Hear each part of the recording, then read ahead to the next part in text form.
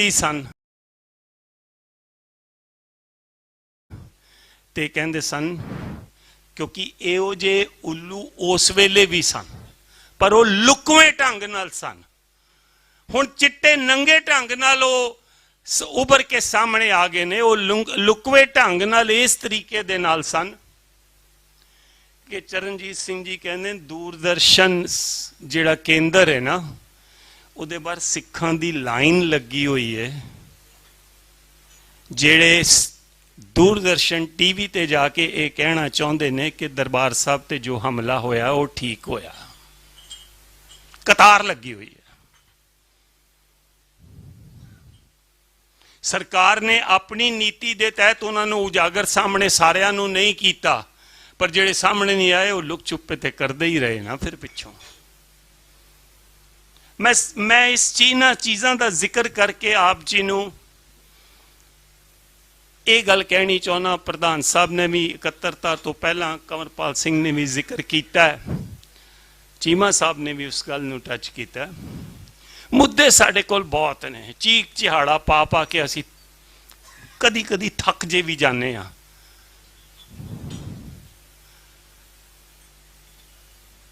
ਹੱਲ ਕਿਵੇਂ ਹੋਣਗੇ?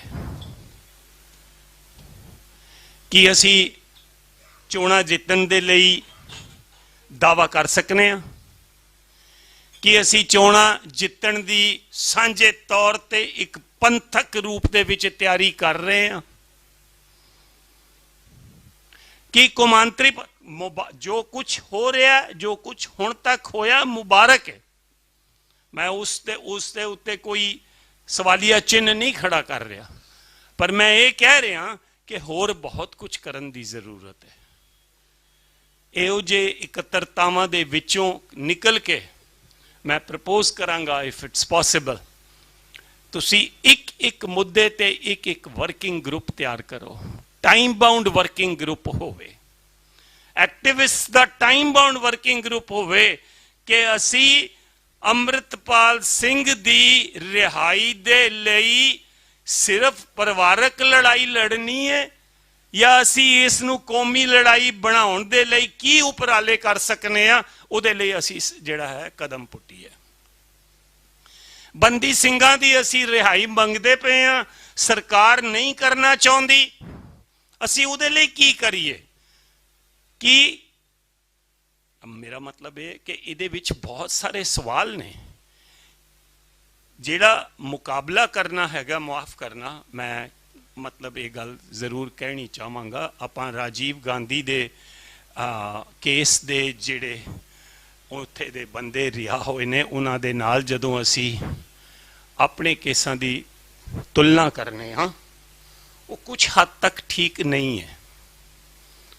ਇਸ ਕਰਕੇ ਨਹੀਂ ਹੈ ਕਿ ਉੱਥੇ ਤਾਮਿਲਨਾਡੂ ਹਾਊਸ ਨੇ ਮਤਾ ਪਾਸ ਕਰਕੇ, ਤਾਮਿਲਨਾਡੂ ਕੈਬਨਿਟ ਨੇ ਡਾਇਰੈਕਸ਼ਨ ਦਿੱਤੀ ਆਪਣੇ ਕਾਉਂਸਲ ਨੂੰ ਕਿ ਤੂੰ ਅਦਾਲਤ ਵਿੱਚ ਜਾ ਕੇ ਕਹਿ ਕਿ ਸੂਬਾ ਸਰਕਾਰ ਚਾਹੁੰਦੀ ਹੈ ਕਿ ਇਹਨਾਂ ਦੀ ਰਿਹਾਈ ਕੀਤੀ ਜਾਏ। ਫਿਰ ਜਿਹੜਾ ਹੈਗਾ ਉਹ ਜਿਹੜਾ ਜਸਟਿਸ ਹੈ, ਉਹ ਜਿਹੜਾ ਜਸਟਿਸ ਸਿਸਟਮ ਹੈ, ਉਹ ਉਸ ਨੂੰ ਫਿਰ ਰੋਕ ਨਹੀਂ ਸਕਦਾ। It's a decision of the representatives of the assembly. ਹੁਣ ਇੱਥੇ ਤੁਹਾਨੂੰ ਵੀ ਪਤਾ ਹੈ, ਪਿਛਲੀ ਵਾਰੀ ਉਹ ਬੋਲ ਕੇ ਗਏ ਨੇ, ਮੰਜਪੁਰ ਨੇ ਬਾਦਲ ਦਲ 'ਚ ਵੀ ਕੋਸ਼ਿਸ਼ ਕੀਤੀ ਤੇ ਆਮ ਆਦਮੀ ਪਾਰਟੀ ਵਿੱਚ ਵੀ ਕੋਸ਼ਿਸ਼ ਕੀਤੀ ਕਿ ਤੁਸੀਂ ਦਵਿੰਦਰਪਾਲ ਸਿੰਘ ਭੁੱਲਰ ਨੂੰ ਬੜੀ ਆਸਾਨੀ ਨਾਲ, ਰਾਜਸਥਾਨ ਦੇ ਵਿੱਚ ਇੱਕ ਕਾਨੂੰਨ ਹੈ ਜਿਹਦੇ ਤਹਿਤ ਇਹੋ ਜਿਹੇ ਕੈਦੀਆਂ ਨੂੰ ਪਰਮਾਨੈਂਟ ਪੈਰੋਲ ਦਿੱਤੀ ਜਾ ਸਕਦੀ ਹੈ, ਤੇ ਤੁਸੀਂ ਉਸ ਕਾਨੂੰਨ ਨੂੰ ਜਿਹੜਾ ਹੈਗਾ ਪੰਜਾਬ ਦੀ ਅਸੈਂਬਲੀ ਦੇ ਵਿੱਚ ਪਾਸ ਕਰ ਦਿਓ, ਤੇ ਇਹ ਜਿਹੜੇ ਸਿੰਘ ਨੇ ਇਹਨਾਂ ਨੂੰ, ਮੇਰਾ ਮਤਲਬ ਹੈ, ਤੁਸੀਂ ਪਰਮਾਨੈਂਟ ਪੈਰੋਲ ਦੇ ਦਿਓ, ਤੁਹਾਨੂੰ ਅਮਿਤ ਸ਼ਾਹ ਨੂੰ ਪੁੱਛਣ ਦੀ ਲੋੜ ਨਹੀਂ ਪੈਣੀ। ਪਰ ਅਸੀਂ ਉਹ ਦਬਾਅ, ਉਹਨਾਂ ਨੇ ਆਪਣੇ ਵੱਲੋਂ ਪੂਰੀ ਕੋਸ਼ਿਸ਼ ਕੀਤੀ, ਅਸੀਂ ਦਬਾਅ ਨਹੀਂ ਬਣਾ ਪਾਏ, ਨਹੀਂ ਬਣਿਆ। ਉਹ ਕਬੂਲ ਵੀ ਸ਼ਾਇਦ ਨਾ ਕਰਦੇ, ਲੇਕਿਨ ਉਹਨਾਂ ਨੂੰ ਵੀ ਪਤਾ ਹੈ ਤੇ ਮੈਨੂੰ ਵੀ ਪਤਾ ਹੈ, ਜਦੋਂ ਬਾਦਲ ਦਲ ਤਿਆਰ ਹੋ ਗਿਆ ਤਾਂ ਅਮਿਤ ਸ਼ਾਹ ਦੀ ਟੀਮ ਦੇ ਵਿੱਚੋਂ ਮਨਜਿੰਦਰ ਸਿੰਘ ਸਿਰਸੇ ਨੇ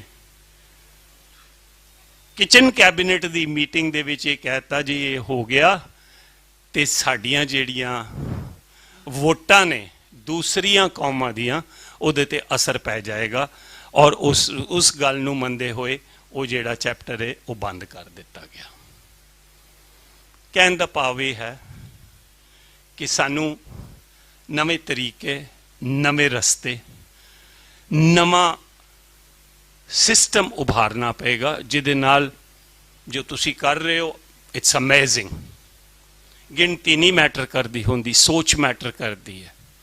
ਜ਼ਰੂਰੀ ਨਹੀਂ ਹੈ ਕਿ ਅਸੀਂ ਮੋਗੇ ਜਾ ਕੇ ਹੀ ਉੱਥੇ ਗ੍ਰਿਫਤਾਰੀਆਂ ਦੇ ਕੇ ਹੀ ਆਪਣੀ ਗੱਲ ਕਹਿਣੀ ਹੈ। ਅਸੀਂ ਇਹ ਗੱਲ ਅੱਜ ਆਪਣੀ ਕਹਿ ਰਹੇ ਹਾਂ ਔਰ ਬੜੇ ਠੋਕ ਕੇ ਕਹਿ ਰਹੇ ਹਾਂ ਔਰ ਸਾਰੇ ਕਹਿਣਗੇ।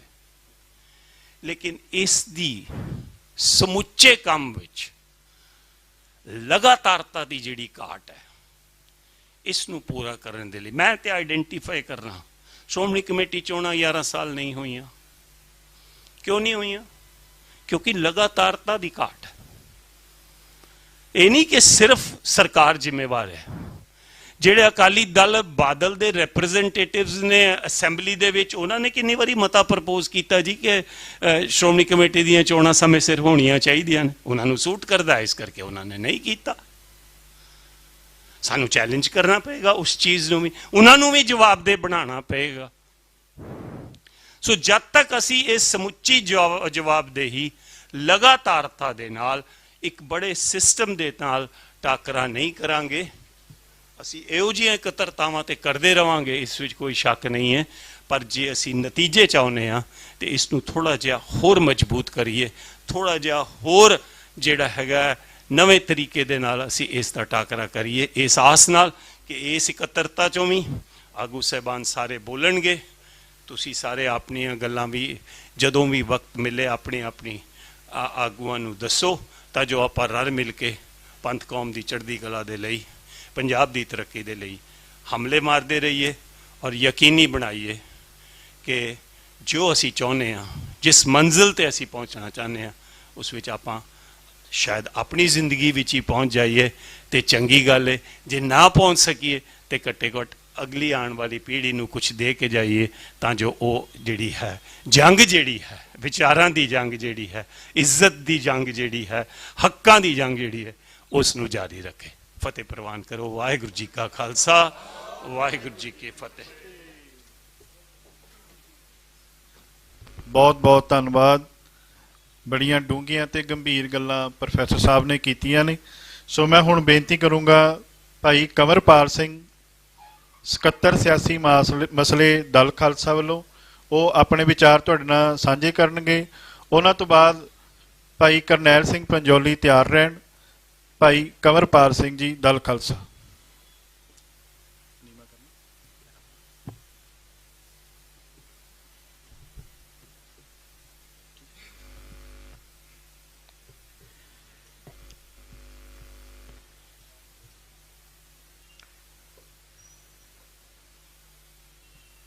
ਹਾਜ਼ਰੀਨ, ਖਾਲਸਾ ਪੰਥ ਦੇ ਸਿਧਾਂਤਕ ਵਾਰਸੋ ਅਤੇ ਸਟੇਜ ਤੇ ਬੈਠੇ ਆਗੂ ਸਾਹਿਬਾਨ,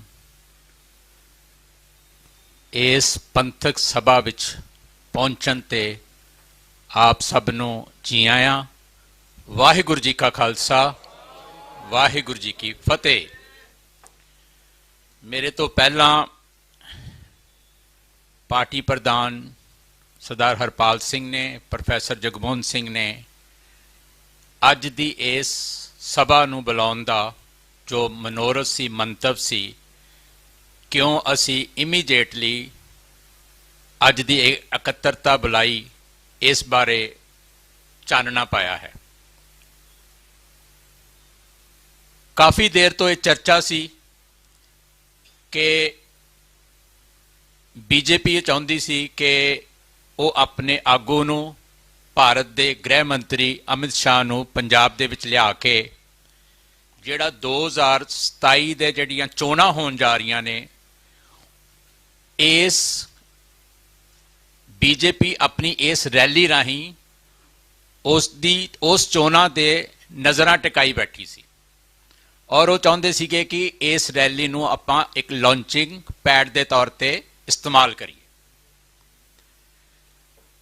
ਬਟ ਕਿਉਂਕਿ ਸਾਡੇ ਕੋਲ ਅਮਿਤ ਸ਼ਾਹ ਦੇ ਆਉਣ ਦੀ ਡੇਟ ਨਹੀਂ ਸੀ, ਸੋ ਅਸੀਂ ਲੰਮਾ ਸਮਾਂ ਇਸ ਚੀਜ਼ ਦਾ ਇੰਤਜ਼ਾਰ ਕੀਤਾ। ਚਾਹੁੰਦੇ ਤੇ ਸੀ ਕਿ ਅਸੀਂ ਮੋਗੇ ਦੇ ਵਿੱਚ ਇੱਕ ਵੱਡਾ ਇਕੱਠ ਕਰਦੇ, ਪੈਰਲਲ ਇਕੱਠ ਕਰਦੇ, ਲੇਕਿਨ ਅਸੀਂ ਸਮਾਂ ਖੁੰਝ ਗਏ। ਫੈਸਲਾ ਕਰਦੇ ਕਰਦੇ ਸਾਨੂੰ ਜਦੋਂ ਡੇਟ ਪਤਾ ਲੱਗੀ, ਉਸ ਤੋਂ ਬਾਅਦ ਵੀ ਜੋ ਫੈਸਲੇ ਦੀ ਇੱਕ ਪ੍ਰਕਿਰਿਆ ਸੀ ਉਹਦੇ ਵਿੱਚ ਅਸੀਂ ਸਮਾਂ ਖੁੰਝਾ ਲਿਆ, ਮਿਸ ਕਰ ਗਏ।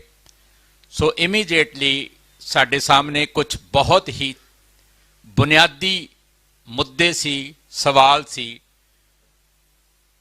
ਜੋ ਅਸੀਂ ਇਸ ਮੁਲਕ ਦੇ ਗ੍ਰਹਿ ਮੰਤਰੀ ਦੇ ਸਾਹਮਣੇ ਰੱਖਣਾ ਚਾਹੁੰਦੇ ਸੀ, ਉਹਨਾਂ ਨੂੰ ਜਵਾਬਦੇਹ ਬਣਾਉਣਾ ਚਾਹੁੰਦੇ ਸੀ, ਉਹਨਾਂ ਨੂੰ ਘੇਰਨਾ ਵੀ ਚਾਹੁੰਦੇ ਸੀ। ਅਮਿਤ ਸ਼ਾਹ ਕਿਉਂ? ਉਸ ਦਾ ਵਿਰੋਧ ਕਿਉਂ? ਕਿਉਂਕਿ ਉਹ ਇਸ ਮੁਲਕ ਦਾ ਗ੍ਰਹਿ ਮੰਤਰੀ ਹੈ, ਔਰ ਗ੍ਰਹਿ ਮੰਤਰੀ ਦੇ ਰਾਹੀਂ ਜਿਹੜਾ ਗ੍ਰਹਿ ਮੰਤਰਾਲੇ ਹੁੰਦਾ ਹੈ, ਉਹ ਪੂਰੇ ਸਰਕਾਰ ਦੀਆਂ ਨੀਤੀਆਂ ਨੂੰ ਘੜਨ ਦੇ ਵਿੱਚ ਸੈਂਟਰਲ ਫਿਗਰ ਹੁੰਦਾ ਹੈ, ਕੇਂਦਰੀ ਵਿਅਕਤੀ ਹੁੰਦਾ ਹੈ। ਔਰ ਜਿਹੜੇ ਮੁੱਦੇ ਅਸੀਂ, ਕਿਉਂਕਿ ਮੇਰੇ ਤੋਂ ਪਹਿਲਾਂ ਮੇਰੇ ਸਾਥੀਆਂ ਨੇ ਮੁੱਦੇ ਦੱਸ ਦਿੱਤੇ ਨੇ, ਮੈਂ ਇਸ ਕਰਕੇ ਉਹਨਾਂ ਦਾ ਦੁਹਰਾ ਨਹੀਂ ਕੀਤਾ। ਜਿਹੜੇ ਮੁੱਦੇ ਅਸੀਂ ਬੋਰਡ ਤੇ ਲਿਖੇ ਨੇ, ਜਿਹੜੇ ਮੁੱਦਿਆਂ ਬਾਰੇ ਅਸੀਂ ਮੇਰੇ ਸਾਥੀਆਂ ਨੇ ਦੱਸਿਆ, ਇਹ ਸਾਰੇ ਦੇ ਸਾਰੇ ਮੁੱਦੇ ਕੇਂਦਰੀ ਮੰਤਰੀ ਤੇ ਕੇਂਦਰੀ ਮੰਤਰਾਲੇ ਦੇ ਡੋਮੇਨ ਹੇਠ ਆਉਂਦੇ ਨੇ। ਸ਼੍ਰੋਮਣੀ ਕਮੇਟੀ ਚੋਣਾਂ ਕਰਾਉਣੀਆਂ, ਫੇਕ ਇਨਕਾਊਂਟਰਸ ਤੇ ਵਿਦੇਸ਼ਾਂ ਦੇ ਵਿੱਚ ਮਿੱਥ ਕੇ ਸਿੱਖਾਂ ਦੇ ਕਤਲ ਕਰਾਉਣੇ, ਇਹ ਏਜੰਸੀਆਂ, ਇਹ ਪੁਲਿਸ ਗ੍ਰਹਿ ਮੰਤਰਾਲੇ ਦੇ ਅਧੀਨ ਨੇ। ਜਿਹੜੀ ਇਹਨਾਂ ਨੂੰ ਗੈਰ ਨਿਆਇਕ ਤੇ ਗੈਰ ਕਾਨੂੰਨੀ ਖੁੱਲ੍ਹ ਦਿੱਤੀ ਜਾਂਦੀ ਏ, ਉਹ ਪਾਰਲੀਮੈਂਟ ਦਿੰਦਾ, ਇਸ ਮੁਲਕ ਦੇ ਲਾਜ਼ ਦਿੰਦੇ ਨੇ ਤੇ ਕੇਂਦਰ ਦੀ ਸਰਕਾਰਾਂ ਦਿੰਦੀਆਂ ਨੇ। ਬੇਸ਼ੱਕ ਜਿਹੜਾ ਲਾਅ ਐਂਡ ਆਰਡਰ ਸਬਜੈਕਟ ਹੈ ਉਹ ਸਟੇਟ ਸਬਜੈਕਟ ਹੈ, ਬਟ ਜਿੰਨੀ ਦੇਰ ਤੱਕ ਕੇਂਦਰ ਸਰਕਾਰਾਂ ਦੇ ਪਿੱਛੇ ਉਹਨਾਂ ਦੀ ਪੁਸ਼ਤ ਬਣਾਈ ਨਹੀਂ ਕਰਦਾ, ਉਹਨਾਂ ਨੂੰ ਥਾਪੜਾ ਨਹੀਂ ਦਿੰਦਾ, ਉਨੀ ਦੇਰ ਤੱਕ ਪੰਜਾਬ ਸਰਕਾਰ ਜਾਂ ਕੋਈ ਵੀ ਸੂਬਾ ਸਰਕਾਰ ਆਪਣੇ ਤੌਰ ਤੇ ਵੱਡੇ ਫੈਸਲੇ ਨਹੀਂ ਕਰਦੀ। ਸਿਕਿਉਰਿਟੀ ਪੁਆਇੰਟ ਆਫ ਵਿਊ ਨਾਲ ਮੈਂ ਗੱਲ ਕਰ ਰਿਹਾ, ਸੁਰੱਖਿਆ ਦੇ ਨੁਕਤੇ ਤੋਂ ਗੱਲ ਕਰ ਰਿਹਾ। ਔਰ ਸਾਡੇ ਸਾਹਮਣੇ ਇੱਕ ਬਹੁਤ ਵੱਡੀ ਐਗਜ਼ਾਮਪਲ ਹੈ, ਭਾਈ ਅੰਮ੍ਰਿਤਪਾਲ ਸਿੰਘ ਤੇ ਜਿਹੜਾ ਕ੍ਰੈਕਡਾਊਨ ਸੀ, ਉਹ ਉਸ ਦਿਨ ਪੰਜਾਬ ਸਰਕਾਰ ਨੇ ਸ਼ੁਰੂ ਕੀਤਾ ਜਿਸ ਦਿਨ ਇੱਥੋਂ ਦਾ ਸੂਬੇਦਾਰ ਭਗਵੰਤ ਮਾਨ ਅਮਿਤ ਸ਼ਾਹ ਦੇ ਨਾਲ ਮਿਲ ਕੇ, ਉਹਦੇ ਨਾਲ ਮੀਟਿੰਗ ਕਰਕੇ ਵਾਪਸ ਜਦੋਂ ਆਉਂਦਾ, ਉੱਥੋਂ ਮਿਲ ਕੇ ਆਉਂਦਾ, ਅਮਿਤ ਸ਼ਾਹ ਨੂੰ ਅਗਲੇ ਦਿਨ ਆ ਕੇ ਅੰਮ੍ਰਿਤਪਾਲ ਤੇ ਕ੍ਰੈਕਡਾਊਨ ਦਾ ਜਿਹੜੀ ਇਹ ਪਾਲਿਸੀ ਹੈ ਉਹ ਬਣਦੀ ਹੈ ਔਰ ਕ੍ਰੈਕਡਾਊਨ ਸਟਾਰਟ ਹੁੰਦਾ। ਸੋ ਇਹ ਥਾਪੜਾ ਉੱਥੋਂ ਮਿਲਿਆ। ਬੇਸ਼ੱਕ ਅਸੀਂ ਕਹਿੰਦੇ ਹਾਂ ਕਿ ਜਿਹੜੀ NSA ਅੰਮ੍ਰਿਤਪਾਲ ਤੇ ਹਰ ਸਾਲ ਵਧਾਈ ਜਾਂਦੀ ਹੈ, ਉਹ DC ਅੰਮ੍ਰਿਤਸਰ ਵਧਾਉਂਦਾ, ਸਾਈਨ ਉਹਦੇ ਹੁੰਦੇ ਨੇ, ਬਟ ਉਹਦੇ ਪਿੱਛੇ ਪੰਜਾਬ ਸਰਕਾਰ ਤੇ ਪੰਜਾਬ ਸਰਕਾਰ ਦੇ ਪਿੱਛੇ ਕੇਂਦਰ ਸਰਕਾਰ ਖੜੀ ਹੈ, ਇੰਡੀਅਨ ਸਟੇਟ ਖੜੀ ਹੈ। ਅਸੀਂ ਸਾਰਾ ਗੁੱਸਾ DC ਤੇ ਕੱਢ ਦਿੰਨੇ ਆ, ਪਰ DC ਕੌਣ ਹੈ? ਇੱਕ ਸਿੰਪਲ ਇੱਕ ਸ਼ਹਿਰ ਦਾ ਬਿਊਰੋਕਰੈਟ। ਜਿੰਨੀ ਦੇਰ ਤੱਕ ਕੰਟਰੀ ਦੀ ਪੋਲੀਟੀਕਲ ਲੀਡਰਸ਼ਿਪ ਤੇ ਸਟੇਟ ਦੀ ਪੋਲੀਟੀਕਲ ਲੀਡਰਸ਼ਿਪ ਡਿਟਰਮਿਨਡ ਨਾ ਹੋਵੇ, ਉਨੀ ਦੇਰ ਤੱਕ DC ਦੀ ਔਕਾਤ ਨਹੀਂ ਹੁੰਦੀ, ਨਾ ਕਿਸੇ ਕਮਿਸ਼ਨ ਦੀ ਤੇ ਨਾ ਕਿਸੇ SSP ਦੀ, ਕਿ ਉਹ ਇਸ ਤਰੀਕੇ ਦੇ ਨਾਲ ਕ੍ਰੈਕਡਾਊਨ ਕਰੇ ਔਰ ਇਸ ਤਰੀਕੇ ਦੇ ਨਾਲ ਨੌਜਵਾਨਾਂ ਨੂੰ ਚੁੱਕ ਕੇ ਮੁਲਕ ਦੇ ਦੂਸਰੇ ਪਾਸੇ ਲੈ ਕੇ ਜਾ ਕੇ ਨਜ਼ਰਬੰਦ ਕਰ ਦੇਵੇ। ਫੇਕ ਇਨਕਾਊਂਟਰ ਦੀ ਗੱਲ ਹੋ ਰਹੀ ਹੈ। ਜਦੋਂ ਤੋਂ ਆਪ ਸਰਕਾਰ ਆਈ ਹੈ 325 ਤੋਂ ਉੱਪਰ ਫੇਕ ਇਨਕਾਊਂਟਰ ਹੋ ਚੁੱਕੇ ਨੇ ਔਰ 25 ਮੌਤਾਂ ਹੋਈਆਂ, ਉਹਦੇ ਵਿੱਚ 200 ਦੇ ਕਰੀਬ ਜ਼ਖਮੀ ਹੋਏ ਨੇ। ਪਿਛਲੇ 3 ਮਹੀਨਿਆਂ ਦੀ ਗੱਲ ਅਸੀਂ ਬਾਰ-ਬਾਰ ਕਰਦੇ ਹਾਂ, 36 ਇਨਕਾਊਂਟਰ ਹੋ ਚੁੱਕੇ ਨੇ ਔਰ ਸਾਰੇ ਫੇਕ ਨੇ। ਮੇਰੇ ਖਿਆਲ ਕੋਈ ਇੱਕ ਅੱਧਾ ਜਿਹੜਾ ਰੀਅਲ ਹੋਇਆ, ਜਿਹੜਾ ਫੜਨ ਲੱਗਿਆ ਮੁਕਾਬਲਾ ਹੋਇਆ, ਬਾਕੀ ਸਾਰੇ ਫੇਕ ਹੋਏ ਨੇ। ਉਹਨਾਂ ਵਿੱਚੋਂ 6 ਮੌਤਾਂ ਨੇ ਤੇ 47 ਜ਼ਖਮੀ ਨੇ। 47 ਜ਼ਖਮੀ ਮਤਲਬ ਉਹਨਾਂ ਦੀਆਂ ਲੱਤਾਂ ਤੇ ਗੋਲੀਆਂ ਮਾਰ ਕੇ ਉਹਨਾਂ ਨੂੰ ਨਕਾਰਾ ਕੀਤਾ ਗਿਆ। ਲੇਟੈਸਟ ਜਿਹੜਾ ਫੇਕ ਇਨਕਾਊਂਟਰ ਦਾ ਵਿਕਟਮ ਹੈ ਉਹ ਨੌਜਵਾਨ ਰਣਜੀਤ ਸਿੰਘ ਹੈ ਗੁਰਦਾਸਪੁਰ ਤੋਂ। ਫੇਕ ਇਨਕਾਊਂਟਰ ਦੇ ਵਿੱਚ ਨਕਾਰਾ ਹੋਣ ਵਾਲੇ, ਜਾਨਾਂ ਗਵਾਉਣ ਵਾਲੇ ਬੇਸ਼ੱਕ ਬਹੁਤਾਤ ਗੈਂਗਸਟਰ, ਐਕਸਟੋਰਸ਼ਨਿਸਟ, ਡਰੱਗ ਸਮਗਲਰਸ ਸ਼ਾਮਲ ਨੇ। ਅਸੀਂ ਨਹੀਂ ਕਹਿੰਦੇ ਉਹ ਠੀਕ ਕਰ ਰਹੇ ਨੇ, ਬਿਲਕੁਲ ਉਹ ਗਲਤ ਕਰ ਰਹੇ ਨੇ। ਜੋ ਵੀ ਕਰ ਰਹੇ ਨੇ, ਜੇ ਫਰੋਤੀਆਂ ਮੰਗ ਰਹੇ ਨੇ, ਡਰੱਗ ਸਪਲਾਈ ਕਰਦੇ ਨੇ, ਲੋਕਾਂ ਨੂੰ ਨਸ਼ਿਆਂ ਦੇ ਵਿੱਚ ਲਾ ਰਹੇ ਨੇ, ਜਾਂ ਕਿਸੇ ਵੀ ਕਾਰਨਾਂ ਕਰਕੇ ਇੱਥੇ ਅਰਾਜਕਤਾ ਫੈਲਾ ਰਹੇ ਨੇ, ਉਹ ਗਲਤ ਕਰ ਰਹੇ ਨੇ।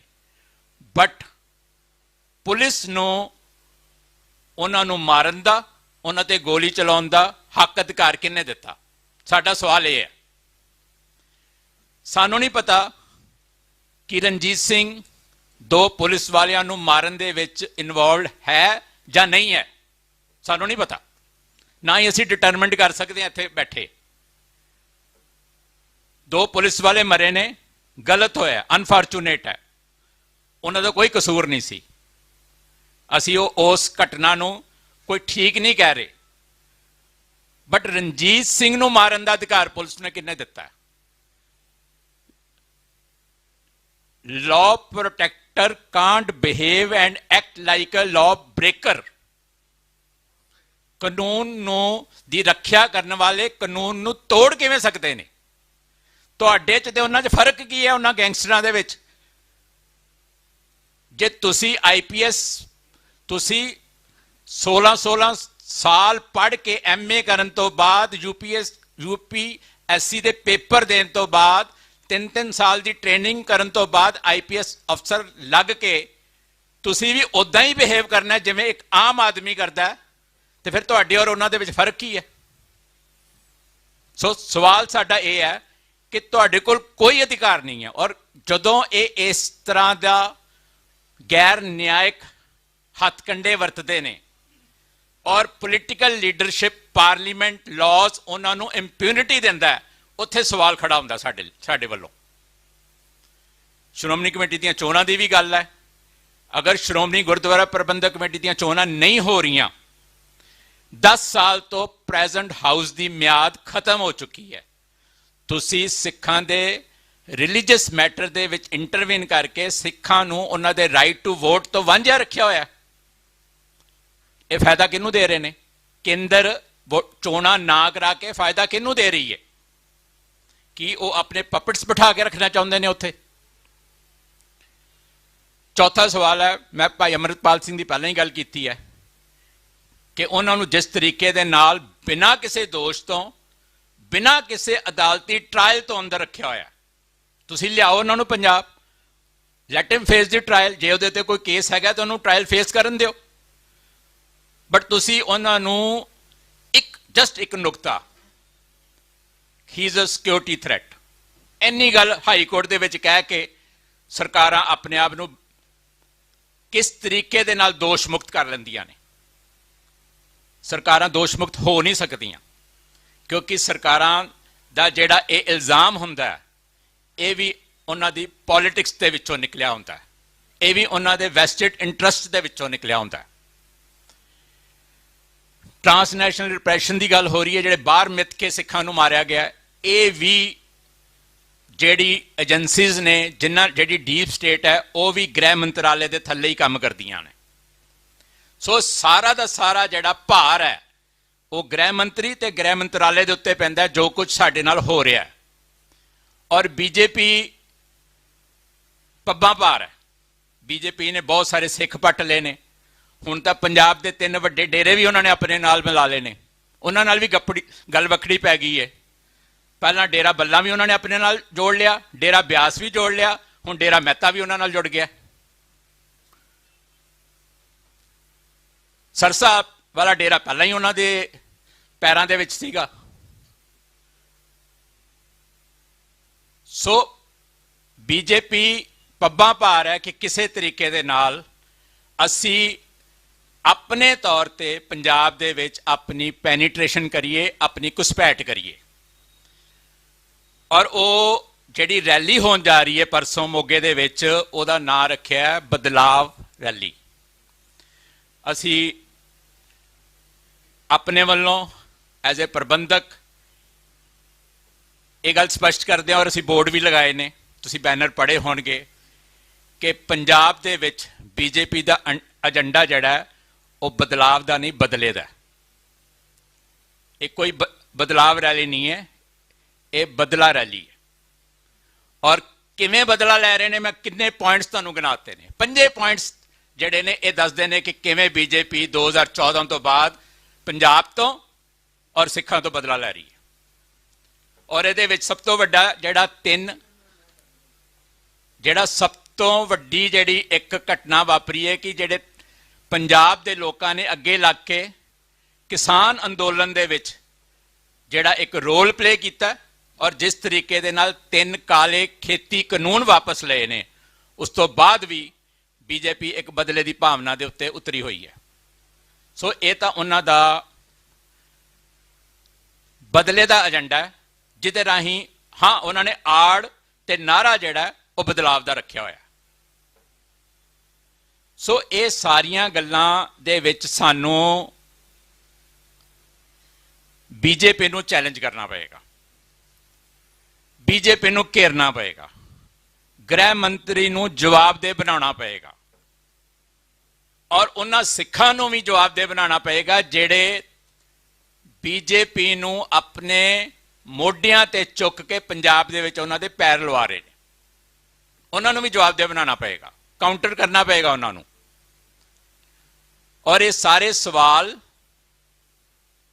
ਇੱਕ ਤਰੀਕੇ ਦੇ ਨਾਲ ਸਾਨੂੰ ਲੋਕਾਂ ਦੀ ਕਚਹਿਰੀ ਵਿੱਚ ਵੀ ਲੈ ਕੇ ਜਾਣੇ ਪੈਣਗੇ।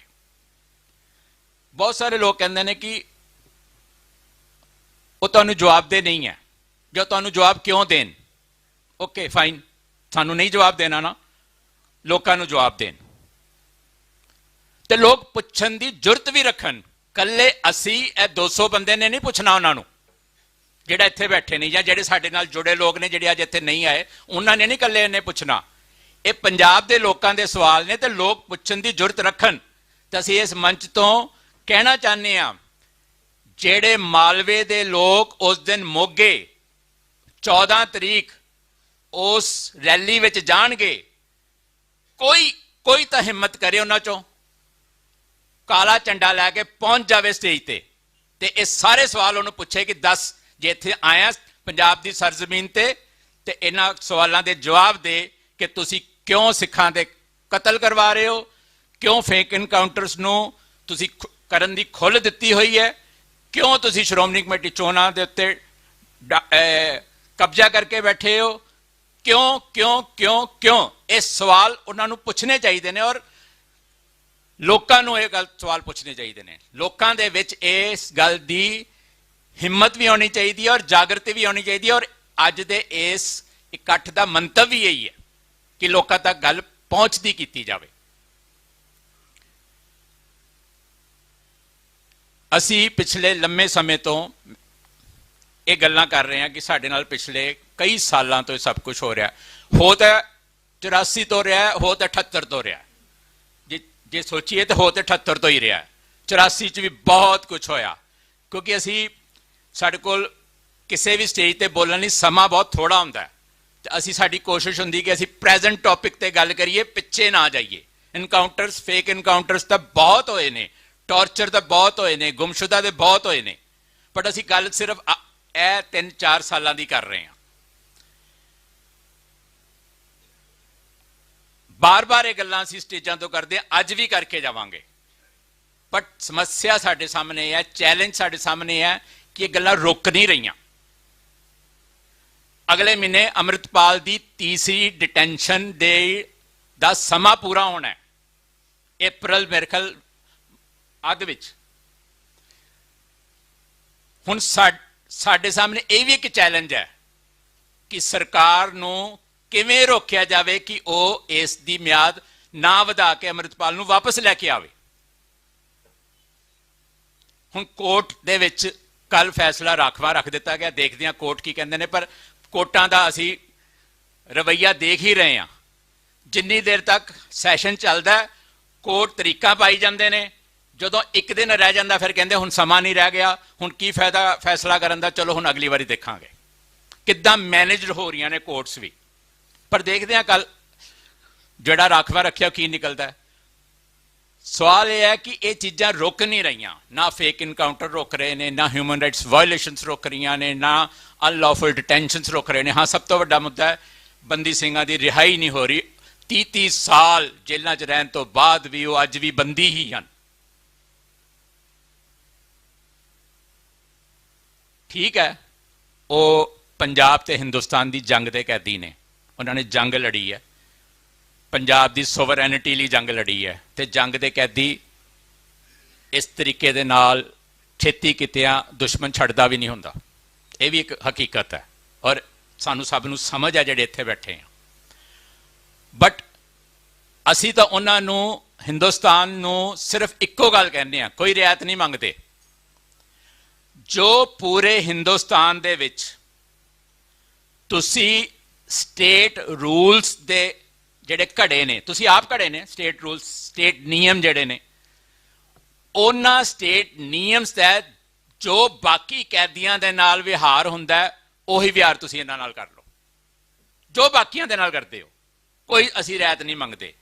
ਜਾਂ ਫਿਰ ਇਹ ਐਲਾਨ ਕਰੋ ਕਿ ਇਹ ਜੰਗ ਦੇ ਕੈਦੀ ਨੇ ਅੰਡਰ ਜਨੀਵਾ ਕਨਵੈਨਸ਼ਨਸ, ਕਹੋ ਕਿ ਇਹ ਜੰਗ ਦੇ ਕੈਦੀ ਨੇ, ਤੇ ਜਾਂ ਫਿਰ ਜੋ ਬਾਕੀ ਪ੍ਰਿਜ਼ਨਰਸ ਦੇ ਨਾਲ ਜੋ ਜਿਸ ਤਰ੍ਹਾਂ ਟਰੀਟ ਕੀਤਾ ਜਾਂਦਾ, ਜੋ ਰੂਲਸ ਉਹਨਾਂ ਤੇ ਅਪਲਾਈ ਹੁੰਦੇ ਨੇ, ਤੁਸੀਂ ਇਹਨਾਂ ਤੇ ਵੀ ਕਰੋ।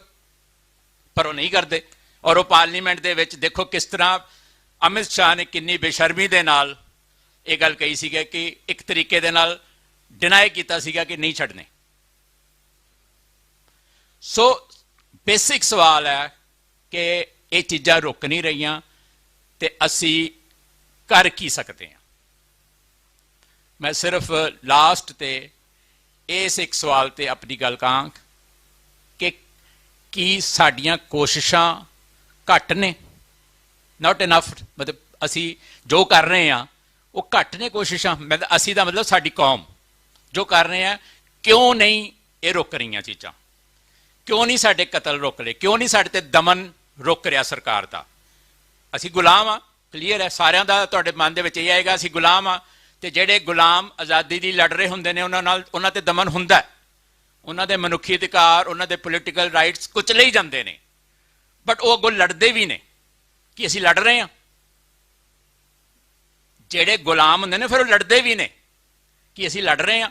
ਤੇ ਜਿਹੜੀ ਲੜਾਈ ਅਸੀਂ ਲੜ ਰਹੇ ਹਾਂ, ਕੀ ਇਹ ਘੱਟ ਹੈ, ਥੋੜੀ ਹੈ, ਹੋਰ ਚਾਹੀਦੀ ਹੈ? ਹੋਰ ਸਾਨੂੰ ਤਿੱਖਾ ਕਰਨਾ ਚਾਹੀਦਾ ਸੰਘਰਸ਼? ਸਾਡੇ ਲਈ ਇੱਕ ਸਵਾਲ ਹੈ।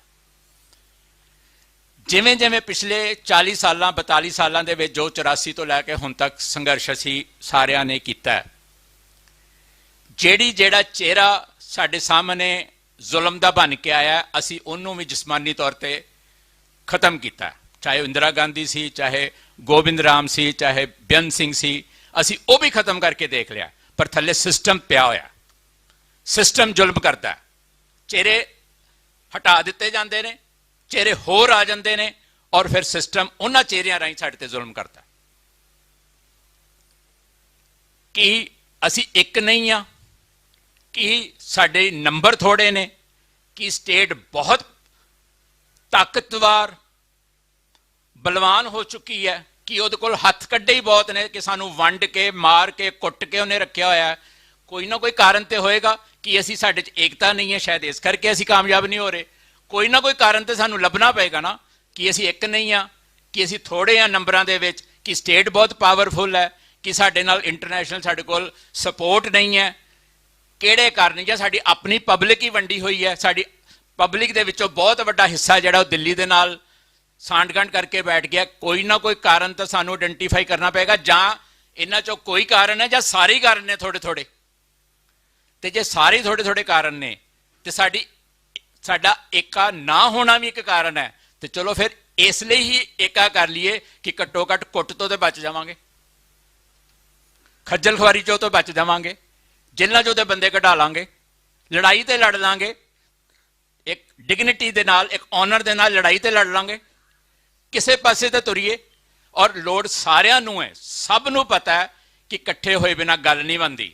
ਬਟ ਆਪਣੀ ਆਪਣੀ ਪੋਜੀਸ਼ਨਸ ਤੋਂ ਹਟਣ ਲਈ ਹੱਲੀ ਅਸੀਂ ਮਾਈਂਡ ਵਾਈਜ਼ ਤਿਆਰ ਨਹੀਂ ਆ, ਮਾਨਸਿਕ ਤੌਰ ਤੇ ਤਿਆਰ ਨਹੀਂ ਆ ਆਪਣੀ ਆਪਣੀ ਪੋਜੀਸ਼ਨ ਤੋਂ ਹਟਣ ਲਈ।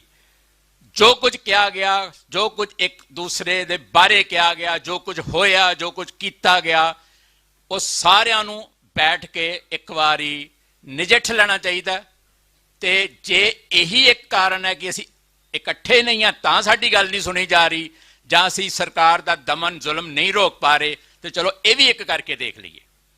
ਸੋ ਪਰ ਆਪਣੀ ਸ਼ਾਰਟਕਮਿੰਗ, ਆਪਣੀਆਂ ਕਮੀਆਂ ਪੇਸ਼ੀਆਂ ਨੂੰ ਜ਼ਰੂਰ ਆਇਡੈਂਟੀਫਾਈ ਕਰੀਏ, ਨਹੀਂ ਤਾਂ ਇਸ ਤਰ੍ਹਾਂ ਦੇ ਸੈਮੀਨਾਰ, ਇਸ ਤਰ੍ਹਾਂ ਦੇ ਇਕੱਠ ਵੀ ਅਸੀਂ ਕਰਦੇ ਰਹਾਂਗੇ ਤੇ ਜਿਹੜਾ ਸਾਡੇ ਤੇ ਦੁਸ਼ਮਣ ਹੈ ਉਹ ਹਾਵੀ ਹੋ ਕੇ ਚੜਿਆ ਵੀ ਰਹੇਗਾ ਤੇ ਕੋਈ ਪਤਾ ਨਹੀਂ, ਲੋਕਾਂ ਦਾ ਕੋਈ ਪਤਾ ਨਹੀਂ ਜੇ ਜਿਨ੍ਹਾਂ ਨੇ ਆਪ ਵਰਗਿਆਂ ਨੂੰ ਲੈ ਆਂਦਾ ਉਹ ਬੀਜੇਪੀ ਵਰਗਿਆਂ ਨੂੰ ਵੀ ਲੈ ਆਣ, ਕੋਈ ਪਤਾ ਨਹੀਂ ਲੋਕਾਂ ਦਾ। ਸੋ ਤੁਹਾਨੂੰ ਸਾਵਧਾਨ ਹੋਣਾ ਪਏਗਾ। ਜਿਹੜੀਆਂ ਚੈਲੰਜਸ ਇੰਡੀਅਨ ਸਟੇਟ ਤੇ ਬੀਜੇਪੀ ਦੀ ਗਵਰਨਮੈਂਟ ਸਾਨੂੰ ਦੇ ਰਹੀ ਹੈ, ਉਹਦੇ ਖਿਲਾਫ ਸਾਨੂੰ ਰੈਜ਼ਿਸਟੈਂਸ ਕਰਨੀ ਬਹੁਤ ਜ਼ਰੂਰੀ ਹੈ, ਉਹਦੇ ਖਿਲਾਫ ਖੜਨਾ ਬਹੁਤ ਜ਼ਰੂਰੀ ਹੈ। ਇਹ ਮੈਨੂੰ ਲੱਗਦਾ ਕਿ ਅੱਜ ਸਾਡਾ ਇਸ ਸਮਿਟ ਦਾ ਮਨੋਰਥ ਹੋਣਾ ਚਾਹੀਦਾ ਔਰ ਇਹਦੇ ਵਿੱਚੋਂ ਸਾਨੂੰ ਕੁਛ ਨਾ ਕੁਛ ਅੱਗੇ ਵਾਸਤੇ ਜ਼ਰੂਰ ਕੱਢਣਾ ਚਾਹੀਦਾ। ਵਾਹਿਗੁਰੂ ਜੀ ਕਾ ਖਾਲਸਾ, ਵਾਹਿਗੁਰੂ ਜੀ ਕੀ ਫਤਿਹ।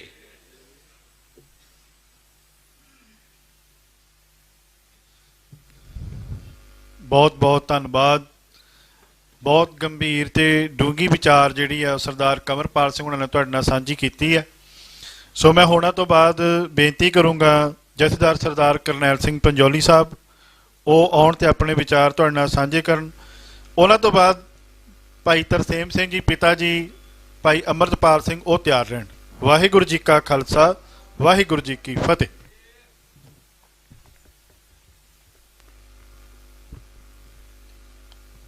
परम सन्मानयोग सरदार सिमरनजीत सिंह जी मान साहब, प्रधान श्रोमणी अकाली दल ਅੰਮ੍ਰਿਤਸਰ, जस्टिस रणजीत सिंह जी, सरदार तरसेम सिंह जी, उन्हां तो बाद ਵੱਖ-ਵੱਖ ਖੇਤਰਾਂ ਵਿੱਚ ਸਿੱਖ ਪੰਥ ਦੀ ਸੇਵਾ ਕਰ ਰਹੇ ਆਗੂ ਸਾਹਿਬਾਨ ਤੇ ਮੇਰੇ ਸਾਹਮਣੇ ਸੁਭਾਇਮਾਨ ਗੁਰੂ ਰੂਪ ਸਾਧ ਸੰਗਤ, ਬੁਲਾਓ ਫਤਿਹ। ਵਾਹਿਗੁਰੂ ਜੀ ਕਾ ਖਾਲਸਾ, ਵਾਹਿਗੁਰੂ ਜੀ ਕੀ ਫਤਿਹ। ਜਿਸ ਗੱਲ ਦੀ ਜ਼ਰੂਰਤ ਸੀ ਉਹ ਦਲ ਖਾਲਸਾ ਵੱਲੋਂ ਰੱਖੀ ਗਈ ਹੈ ਤੇ ਉਹਦੇ ਉੱਤੇ ਵਿਚਾਰ ਕਰਨ ਲਈ ਵੀ ਸਾਨੂੰ ਕੁਝ ਏਜੰਡਾ ਵੀ ਦਿੱਤਾ ਗਿਆ। ਗੱਲਾਂ ਉਹੀ ਨੇ ਜਿਹੜੀਆਂ ਗੱਲਾਂ ਤਕਰੀਬਨ ਅਸੀਂ ਹਰ ਰੋਜ਼ ਕਿਤੇ ਨਾ ਕਿਤੇ ਕਿਸੇ ਨਾ ਕਿਸੇ ਪਲੇਟਫਾਰਮ ਉੱਤੇ ਕਰਨ ਦਾ ਯਤਨ ਕਰ ਰਹੇ ਹਾਂ। ਪੰਜਾਬ ਦੀ ਸਰਜ਼ਮੀਨ ਦੇ ਉੱਤੇ ਮੇਰਾ ਖਿਆਲ ਹੈ ਵੀ ਸ਼ਾਇਦ 68-69 ਦੇ ਵਿੱਚ ਸਭ ਤੋਂ ਪਹਿਲਾਂ 80 ਸਾਲ ਦੇ ਇੱਕ ਬਜ਼ੁਰਗ ਬਾਬਾ ਬੂਝਾ ਸਿੰਘ ਦਾ ਪੁਲਿਸ ਮੁਕਾਬਲਾ ਹੋਇਆ ਸੀ ਤੇ ਜਿਹੜੀ ਕਹਾਣੀ ਪੁਲਿਸ ਨੇ ਉਦੋਂ ਘੜੀ ਸੀ, ਉਦੋਂ ਬਣਾਈ ਸੀ, ਉਹੀ ਕਹਾਣੀ ਅੱਜ ਦੇ ਸਮੇਂ ਤੱਕ ਆਖਰੀ ਜਿਹੜਾ ਝੂਠਾ ਪੁਲਿਸ ਮੁਕਾਬਲਾ ਰਣਜੀਤ ਸਿੰਘ ਦਾ, ਉਹਦੀ ਕਹਾਣੀ ਵੀ ਉਸੇ ਤਰ੍ਹਾਂ ਦੀ ਹੈ। ਮੇਰੇ ਪਿੰਡ ਦੇ ਲਾਗੇ ਇੱਕ 80 ਸਾਲ ਦਾ ਬਜ਼ੁਰਗ ਸੀ ਗ੍ਰੰਥੀ ਸਿੰਘ, ਬਾਬਾ ਹਰੀ ਸਿੰਘ ਮਰਗਿੰਦ, ਉਹਦਾ ਪੁਲਿਸ ਮੁਕਾਬਲਾ ਵੀ 68-69 ਵਿੱਚ ਹੋਇਆ। ਉਹਦੀ ਕਹਾਣੀ ਵੀ ਇਸੇ ਤਰ੍ਹਾਂ ਦੀ ਸੀ ਕਿ ਉਹ ਪਿੰਡ ਨੂੰ ਆ ਰਿਹਾ ਸੀ, ਪੁਲਿਸ ਗਸ਼ਤ ਕਰ ਰਹੀ ਸੀ ਤੇ ਗਸ਼ਤ ਕਰ ਰਹੀ ਪੁਲਿਸ ਉੱਤੇ ਉਹਨਾਂ ਨੇ ਫਾਇਰਿੰਗ ਕੀਤੀ ਤੇ ਉਹ ਜਦੋਂ ਭੱਜਣ ਲੱਗੇ 3 ਬੰਦੇ ਮਾਰੇ ਗਏ। ਇੱਕ ਉਹਨਾਂ ਵਿੱਚ ਬਾਬਾ ਬੂਝਾ ਸਿੰਘ ਸੀ ਜਿਹੜਾ ਬਹੁਤ ਸਾਰੇ ਕਾਤਲਾਂ ਵਿੱਚ ਲੋੜੀਂਦਾ ਸੀ ਤੇ 2 ਉਹਦੇ ਨਾਲ ਨੌਜਵਾਨ ਸਨ। ਇਹ ਕਹਾਣੀ ਬਹੁਤ ਲੰਮਾ ਸਮਾਂ ਪਹਿਲਾਂ ਵਾਪਰੀ ਤੇ ਅੱਜ ਵੀ ਇਸੇ ਕਿਸਮ ਦੀ ਕਹਾਣੀ ਵਾਪਰ ਰਹੀ ਹੈ। ਲੇਕਿਨ ਮੈਂ ਜੋ ਮਹਿਸੂਸ ਕਰਦਾ, ਮੈਂ ਸਰਦਾਰ ਕੰਵਰਪਾਲ ਸਿੰਘ ਦੀ ਇਸ ਗੱਲ ਦੀ ਤਾਇਦ ਕਰਦਾ ਕਿ ਜਿਹੜੀ ਉਹਨਾਂ ਨੇ ਗੱਲ ਕਹੀ ਸੀ ਕਿ ਇਹ ਸਾਰਾ ਕੁਝ ਕੇਂਦਰੀ ਗ੍ਰਹਿ ਮੰਤਰੀ ਅਮਿਤ ਸ਼ਾਹ ਦੀ ਹਦਾਇਤਾਂ ਉੱਤੇ ਹੀ ਭਾਈ ਅੰਮ੍ਰਿਤਪਾਲ ਸਿੰਘ ਦੀ ਗ੍ਰਿਫਤਾਰੀ ਹੋਈ। ਉਹਨਾਂ ਦੇ ਕਹਿਣ ਤੇ NSA ਲੱਗੀ। ਜਦੋਂ ਉਹ ਫੜੇ ਗਏ ਭਾਈ ਅੰਮ੍ਰਿਤਪਾਲ ਸਿੰਘ, ਮੈਂ ਕੁਦਰਤੀ ਪੰਜਾਬ ਦੇ ਮੁੱਖ ਮੰਤਰੀ ਭਗਵੰਤ ਮਾਨ ਨੂੰ ਮਿਲਣ ਗਿਆ ਮੈਂ ਉਹਨੂੰ ਕਿਹਾ, ਮੈਂ ਕਿਹਾ ਵੀ ਤੁਸੀਂ ਇਸ ਕਿਸਮ ਦਾ ਪਾਪ ਕਿਉਂ ਕਰਨ ਲੱਗੇ ਹੋ? ਤੁਹਾਨੂੰ ਕੀ ਜ਼ਰੂਰਤ ਪੈ ਗਈ ਸੀ ਕਿ ਤੁਸੀਂ ਉਹਨਾਂ ਦੀ ਗ੍ਰਿਫਤਾਰੀ ਕੀਤੀ, NSA ਲਾਈ, ਬਾਕੀ ਉਹਦੇ ਨਾਲ ਦੇ ਸੱਜਣ ਫੜੇ, ਸਾਰਿਆਂ ਨੂੰ NSA ਲਾ ਕੇ ਤੁਸੀਂ ਅਸਾਮ ਦੀ ਡਿਬਰੂਗੜ੍ਹ ਜੇਲ੍ਹ ਵਿੱਚ ਭੇਜ ਦਿੱਤਾ। ਸੇਮ ਸ਼ਬਦ ਉਹਨੇ ਵਰਤੇ ਸੀ ਜਿਹੜੇ ਕਮਰਪਾਲ ਸਿੰਘ ਨੇ ਵਰਤੇ, ਕਹਿੰਦਾ ਜੀ ਇਹ ਦਿੱਲੀ ਦੀ ਹਦਾਇਤ ਸੀ। ਜਿਹੜੇ ਲੋਕ ਪੰਜਾਬ ਦੀ ਧਰਤੀ ਤੇ ਰਾਜ ਭਾਗ ਕਰਕੇ ਦਿੱਲੀ ਦੀ ਗੁਲਾਮੀ ਕਰਨ ਦਾ ਯਤਨ ਕਰਦੇ ਨੇ, ਉਹ ਨਾ ਤਾਂ ਪੰਜਾਬੀਆਂ ਦਾ ਕੁਝ ਸਵਾਰ ਸਕਦੇ ਨੇ ਤੇ ਨਾ ਕੁਝ ਪੰਜਾਬ ਦਾ ਸਵਾਰ ਸਕਦੇ ਨੇ। ਸੋ ਮੈਂ ਇਹ ਗੱਲ ਉਚੇਚੇ ਤੌਰ ਤੇ ਕਹਿਣਾ ਚਾਹੁੰਦਾ, ਬਹੁਤ ਗੱਲਾਂ ਤੁਸੀਂ ਅਦਾਲਤਾਂ ਵਿੱਚ ਜਾ ਕੇ ਕਹਿਣ ਦਾ ਯਤਨ ਕਰਦੇ ਹੋ ਕਿ ਜੇ ਅਮਰਤਪਾਲ ਸਿੰਘ ਦੀ NSA ਖਤਮ ਕਰ ਦਿੱਤੀ ਗਈ ਜਾਂ ਉਹਨੂੰ ਪਾਰਲੀਮੈਂਟ ਵਿੱਚ ਲਿਆਂਦਾ ਗਿਆ, ਉਹ ਜੋ ਕੁਝ ਬੋਲੇਗਾ ਉਹਦੇ ਨਾਲ ਦੇਸ਼ ਟੁੱਟੇਗਾ, ਦੇਸ਼ ਦੇ ਹਾਲਾਤ ਖਰਾਬ ਹੋਣਗੇ। ਤੇ ਮੈਂ ਇੱਕ ਦਿਨ ਪਹਿਲਾਂ ਵੀ ਕਿਹਾ ਸੀ, ਅੱਜ ਵੀ ਕਹਿਣਾ ਚਾਹੁੰਦਾ ਕਿ ਤੁਸੀਂ ਭਾਈ ਅਮਰਤਪਾਲ ਸਿੰਘ ਦੇ ਪੈਰਾਂ ਨੂੰ ਬੇੜੀਆਂ ਲਾ ਕੇ, ਹੱਥਾਂ ਨੂੰ ਹੱਥਕੜੀਆਂ ਲਾ ਕੇ ਉਹਨੂੰ ਦਿੱਲੀ ਦੀ ਤਿਹਾੜ ਜੇਲ੍ਹ ਵਿੱਚ ਬੰਦ ਕਰ ਦਿਓ ਤੇ ਸਵੇਰੇ ਉਹਨੂੰ ਪਾਰਲੀਮੈਂਟ ਵਿੱਚ ਲਿਆਇਆ ਕਰੋ ਤੇ ਜੰਜੀਰਾਂ ਵਿੱਚ ਜਕੜੇ ਹੋਏ ਬੰਦੇ ਨੂੰ ਆਪਣੀ ਗੱਲ ਕਹਿਣ ਦਾ ਮੌਕਾ ਦਿਓ। ਤੇ ਜੇ ਉਹਦੀ ਗੱਲ ਨਾਲ ਦੇਸ਼ ਟੁੱਟਦਾ ਹੋਇਆ ਫਿਰ ਅਗਲੀ ਵਾਰ ਨਾ ਲੈ ਕੇ ਆਇਓ, ਲੇਕਿਨ ਇੱਕ ਵਾਰ ਉਹਨੂੰ ਮੌਕਾ ਤਾਂ ਦਿਓ ਇਸ ਗੱਲ ਦਾ ਕਿ ਉਹ ਆਪਣੀ ਸਟੇਟ ਦਾ, ਆਪਣੇ ਲੋਕਾਂ ਦਾ, ਆਪਣੇ ਹਲਕੇ ਦੀ ਗੱਲ ਤਾਂ ਕਹਿ ਸਕੇ, ਕਰ ਸਕੇ। ਵੇਖੋ ਤਾਂ ਸਹੀ ਕਿ ਲੋਕਾਂ ਦਾ ਚੁਣਿਆ ਹੋਇਆ ਨੁਮਾਇੰਦਾ ਆਪਣੀ ਗੱਲ ਕਿਸ ਤਰ੍ਹਾਂ ਰੱਖਣ ਦਾ ਯਤਨ ਕਰਦਾ। ਪਰਸੋਂ ਚੌਥੇ ਮਨਪ੍ਰੀਤ ਸਿੰਘ ਆਲੀ ਨੇ ਪੰਜਾਬ ਦੀ ਅਸੈਂਬਲੀ 'ਚ ਗੱਲ ਕੀਤੀ। ਉਹਨੇ ਕਿਹਾ ਵੀ ਭਾਈ ਜਗਤਾਰ ਸਿੰਘ ਹਵਾਰੇ ਦੀ ਮਾਤਾ ਮਰਨ ਦੇ ਕਿਨਾਰੇ ਪਈ ਹੈ, ਉਹਦੀ ਮੁਲਾਕਾਤ ਕਰਵਾ ਦਿਓ, ਪੈਰੋਲ ਦੇ ਦਿਓ। ਤੇ ਕੱਲ ਅਦਾਲਤ ਨੇ ਕਹਿ ਦਿੱਤਾ ਆਪਣਾ ਸਟੇਟ ਗਵਰਨਮੈਂਟ ਦੀ ਰਿਕਮੈਂਡੇਸ਼ਨ ਤੇ ਕਿ ਸਟੇਟ ਗਵਰਨਮੈਂਟ ਉਹਦੀ ਪੈਰੋਲ ਕਰਨ ਦੀ ਆਗਿਆ ਨਹੀਂ ਦੇ ਰਹੀ। ਸੋ ਮੈਂ ਇਹ ਸਮਝਦਾ ਕਿ ਅੱਜ ਦਾ ਜਿਹੜਾ ਸਮਾਗਮ ਆਪਾਂ ਕੀਤਾ ਗਿਆ, ਇਹਦਾ ਕੋਈ ਨਾ ਕੋਈ ਕਿਸੇ ਧਿਰ ਨੂੰ ਦਾ ਇੱਕ ਮੈਸੇਜ ਦੇਣਾ ਚਾਹੀਦਾ। ਇੱਕ ਧਿਰ ਤਾਂ ਸਿੱਧੇ ਰੂਪ ਦੇ ਵਿੱਚ ਸਾਡੇ ਨਾਲ ਦੁਸ਼ਮਣੀ ਕਮਾ ਰਹੀ ਹੈ, ਜਿਹਨੂੰ ਅਸੀਂ ਭਾਰਤੀ ਜਨਤਾ ਪਾਰਟੀ ਕਹਿੰਦੇ ਹਾਂ। ਦੂਜੀ ਧਿਰ ਉਹ ਹੈ ਜਿਹੜੀ ਉਹਦਾ ਉਸ ਕੁਹਾੜੇ ਦਾ ਦਸਤਾ ਬਣ ਕੇ ਆਪਣਾ ਰੋਲ ਅਦਾ ਕਰਨ ਦਾ ਯਤਨ ਕਰਦੀ ਹੈ। ਉਹਨਾਂ ਦੇ ਪਹਿਰਾਵੇ ਸਿੱਖਾਂ ਵਾਲੇ ਨੇ, ਕਿਰਪਾਨਾਂ ਉਹਨਾਂ ਨੇ ਪਹਿਨੀਆਂ ਹੋਈਆਂ, ਸਿਰਾਂ ਤੇ ਦਸਤਾਰਾਂ ਨੇ। ਉਹਨਾਂ ਦਾ ਰੋਲ ਉਸ ਕੁਹਾੜੇ ਵਿੱਚ ਪਏ ਹੋਏ ਦਸਤੇ ਵਰਗਾ ਹੀ ਹੈ। ਸੋ ਮੈਂ ਇੱਕ ਗੱਲ ਅੱਜ ਦੇ ਇਸ ਸਟੇਜ ਦੇ ਉੱਤੇ ਕਹਿਣਾ ਚਾਹੁੰਦਾ ਵੀ ਸਾਨੂੰ ਇੱਕ ਤਾਂ ਸਾਂਝੇ ਰੂਪ ਦੇ ਵਿੱਚ ਇੱਕ ਮਤਾ ਲਿਆਉਣਾ ਚਾਹੀਦਾ, ਪਾਸ ਕਰਨਾ ਚਾਹੀਦਾ, ਪਾਉਣਾ ਚਾਹੀਦਾ ਕਿ ਜਿਹੜੇ ਲੋਕ BJP ਦੀ ਪਰਿਕਰਮਾ ਕਰਦੇ ਨੇ, ਜੇ ਉਹਨਾਂ ਵਿੱਚ ਤਾਕਤ ਆ, ਬਲ ਆ, ਦਿੱਲੀ ਉਹਨਾਂ ਦੀ ਗੱਲ ਮੰਨਦੀ ਹੈ, ਤਾਂ ਜਿਹੜੀਆਂ ਗੱਲਾਂ ਅਸੀਂ ਇੱਥੇ ਅੱਜ ਕਰ ਰਹੇ ਹਾਂ, ਭਾਵੇਂ ਉਹ ਝੂਠੇ ਪੁਲਿਸ ਮੁਕਾਬਲਿਆਂ ਦੀ ਕਹਾਣੀ ਆ, ਭਾਵੇਂ ਅਮਰਤਪਾਲ ਸਿੰਘ ਦੀ ਰਿਹਾਈ ਦਾ ਮਸਲਾ, ਭਾਵੇਂ ਬੰਦੀ ਸਿੰਘਾਂ ਦਾ ਮਸਲਾ, ਭਾਵੇਂ ਹੋਰ ਮਸਲੇ ਨੇ, ਜਾਂ ਤਾਂ ਉਹ ਮਸਲੇ ਹੱਲ ਕਰਵਾਉਣ ਦਾ ਯਤਨ ਕਰਨ, ਫਿਰ ਦਿੱਲੀ ਦੀ ਪਰਿਕਰਮਾ ਕਰਨਾ ਚਾਹੁੰਦੇ ਨੇ, ਜੀ ਸਦਕੇ ਕਰੀ ਜਾਣ। ਲੇਕਿਨ ਜੇ ਉਹ ਮਸਲੇ ਦਾ ਕੋਈ ਹੱਲ ਵੀ ਨਹੀਂ ਕਰਵਾਉਣਾ ਚਾਹੁੰਦੇ ਤੇ ਆਪ ਵੀ ਦਿੱਲੀ ਦੀ ਪਰਿਕਰਮਾ ਕਰਦੇ ਨੇ, ਸਿੱਖਾਂ ਨੂੰ ਵੀ ਨਾਲ ਲਿਜਾ ਲਾ ਕੇ ਕਦੇ ਅਮਿਤ ਸ਼ਾਹ ਦੀ, ਕਦੇ ਮੋਦੀ ਦੀ ਪਰਿਕਰਮਾ ਕਰਾਉਣ ਦਾ ਯਤਨ ਕੀਤਾ ਜਾ ਰਿਹਾ ਉਹਨਾਂ ਵੱਲੋਂ, ਫਿਰ ਮੈਂ ਸਮਝਦਾ ਉਹਨਾਂ ਦਾ ਸਮਾਜਿਕ ਬਾਈਕਾਟ ਦਾ ਸੱਦਾ ਦੇ ਦੇਣਾ ਚਾਹੀਦਾ। ਫਿਰ ਉਹਨਾਂ ਪਿੰਡਾਂ ਦੇ ਲੋਕਾਂ ਨੂੰ ਕਹਿਣਾ ਚਾਹੀਦਾ ਵੀ ਤੁਹਾਡੇ ਪਿੰਡ ਵਿੱਚ ਜਿਹੜਾ ਵੀ ਬੰਦਾ BJP ਦੇ ਨਾਲ ਖਲੋਤਾ, ਉਹਦਾ ਮੁਕੰਮਲ ਰੂਪ ਦੇ ਵਿੱਚ ਸਮਾਜਿਕ ਬਾਈਕਾਟ ਕਰੋ। ਇਸ ਤੋਂ ਬਾਅਦ ਜ਼ਬਰ, ਜ਼ੁਲਮ, ਅਤਿਆਚਾਰ, ਬੇਇਨਸਾਫੀ, ਧੱਕਾ ਸਾਡੇ ਨਾਲ ਮੁਗਲਾਂ ਦੇ ਰਾਜ ਵਿੱਚ ਜੇ ਹੋਇਆ ਤਾਂ ਅਸੀਂ ਉਹਦਾ ਮੁਕਾਬਲਾ ਉਸ ਢੰਗ ਨਾਲ ਕੀਤਾ, ਜੇ ਅੰਗਰੇਜ਼ ਦੇ ਰਾਜ ਵਿੱਚ ਉਸ ਤਰ੍ਹਾਂ ਕੀਤਾ। ਜੇ ਅੱਜ ਹਿੰਦੁਸਤਾਨ 'ਚ ਅਸੀਂ ਲੋਕਤੰਤਰ ਦੀ ਗੱਲ ਕਰਦੇ ਹਾਂ ਤਾਂ ਫਿਰ ਡੈਮੋਕ੍ਰੈਟਿਕ ਤਰੀਕਾ ਵੀ ਇਹ ਹੈਗਾ ਕਿ ਉਹਨਾਂ ਲੋਕਾਂ ਦਾ ਬਾਈਕਾਟ ਕਰੋ ਔਰ ਉਹਨਾਂ ਨੂੰ ਕਹੋ ਕਿ ਤੁਸੀਂ ਪੰਥ ਦਾ ਹਿੱਸਾ ਨਹੀਂ, ਜੇ ਤੁਸੀਂ BJP ਨਾਲ ਰਲ ਕੇ ਕੌਮ ਦੇ ਉੱਤੇ ਜ਼ੁਲਮੀ ਕਹਾੜੇ ਦਾ ਦਸਤਾ ਬਣਨ ਦਾ ਯਤਨ ਕਰਨਾ। ਇਹ ਸੁਨੇਹਾ ਉਹਨਾਂ ਤੱਕ ਜ਼ਰੂਰ ਮੈਂ ਸਮਝਦਾ ਪਹੁੰਚਾਉਣ ਦਾ ਉਪਰਾਲਾ ਕਰਨਾ ਚਾਹੀਦਾ।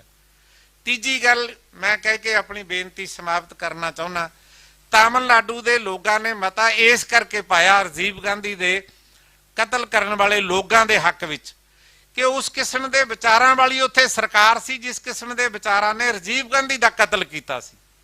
ਲੇਕਿਨ ਇੱਥੇ ਉਲਟ ਹੈ। ਇੱਥੇ ਜਿਸ ਕਿਸਮ ਦੇ ਵਿਚਾਰਾਂ ਵਾਲੇ ਲੋਕ ਜੇਲ੍ਹਾਂ ਦੀਆਂ ਦੀਵਾਰਾਂ ਵਿੱਚ ਕੈਦ ਨੇ, ਉਹਨਾਂ ਦੀ ਸੋਚ ਦੇ ਉਲਟ ਇੱਥੇ ਰਾਜ ਸਥਾਪਿਤ ਹੁੰਦੇ ਨੇ, ਤੇ ਉਹਨਾਂ ਦੀ ਸੋਚ ਦੇ ਉਲਟ ਸਥਾਪਿਤ ਕੀਤੇ ਹੋਏ ਰਾਜਾਂ ਵਿੱਚੋਂ ਰਾਜ ਕੋਲੋਂ ਇਹ ਆਸ ਕਰਨੀ ਕਿ ਉਹ ਸਾਡੇ ਹੱਕ ਵਿੱਚ ਮਤਾ ਪਾ ਦੇਣਗੇ, ਇਹ ਸਾਡਾ ਭਰਮ ਹੈ, ਸਾਡਾ ਭੁਲੇਖਾ ਹੈ। ਇਹਦੇ ਲਈ ਸਰਦਾਰ ਅੰਮ੍ਰਿਤਪਾਲ ਸਿੰਘ ਦੀ ਇਸ ਗੱਲ ਦੀ ਤਾਇਦ ਕਰਦਾ ਹੋਇਆ ਮੈਂ ਆਪਣੀ ਬੇਨਤੀ ਸਮਾਪਤ ਕਰਨੀ ਚਾਹੁੰਦਾ ਕਿ ਸਾਨੂੰ ਉਹਨਾਂ ਲੋਕਾਂ ਨੂੰ ਜਿਹੜੇ ਅਸੀਂ ਲਗਾਤਾਰ 1978 ਤੋਂ ਲੈ ਕੇ 84 ਤੋਂ ਲੈ ਕੇ ਅੱਜ ਤੱਕ ਖਾਲਸਾ ਪੰਥ ਦੀ ਅੱਡਰੀ ਆਜ਼ਾਦ ਤੇ ਨਿਆਰੀ ਹਸਤੀ ਲਈ, ਕੌਮੀ ਆਜ਼ਾਦੀ ਦੇ ਸੰਘਰਸ਼ ਲਈ ਜਦੋਜਹਿਦ ਕਰਦੇ ਆ ਰਹੇ ਹਾਂ, ਸਾਨੂੰ ਇੱਕ ਪਲੇਟਫਾਰਮ ਤੇ ਇਕੱਠੇ ਹੋਣ ਦਾ ਯਤਨ ਕਰਨਾ ਚਾਹੀਦਾ। ਜਦੋਂ ਅਸੀਂ ਆਪ ਇਕੱਠੇ ਹੋਣ ਦਾ ਯਤਨ ਨਹੀਂ ਕਰਦੇ, ਲੋਕ ਤਾਂ ਅਸਲ ਵਿੱਚ ਜਿਹੜੇ ਰਾਹ ਨੂੰ ਤੋੜ ਲਏ ਗਏ ਵੀ ਤੁਹਾਨੂੰ ਜੇ ਤੁਸੀਂ ਵੋਟ ਪਾਓਗੇ ਤਾਂ ਤੁਹਾਨੂੰ ਇੱਕ ਸ਼ਰਾਬ ਦੀ ਬੋਤਲ ਮਿਲੇਗੀ, ਤੁਹਾਨੂੰ ਭੁੱਕੀ ਮਿਲੇਗੀ, ਤੇ ਦੂਜੀ ਧਿਰ ਕਹਿੰਦੀ ਹੈ ਜੇ ਸਾਨੂੰ ਵੋਟ ਪਾਓਗੇ ਅਸੀਂ 2 ਬੋਤਲਾਂ ਦੇਵਾਂਗੇ, ਤੀਜੇ ਆ ਗਏ ਉਹ ਕਹਿੰਦੇ ਜੇ ਤੁਸੀਂ ਸਾਨੂੰ ਵੋਟ ਪਾਓਗੇ ਅਸੀਂ 3 ਬੋਤਲਾਂ ਦੇ ਦਾਂਗੇ। ਇਸ ਕੰਪੀਟੀਸ਼ਨ 'ਚ ਤੁਸੀਂ ਪੈ ਨਹੀਂ ਸਕਦੇ।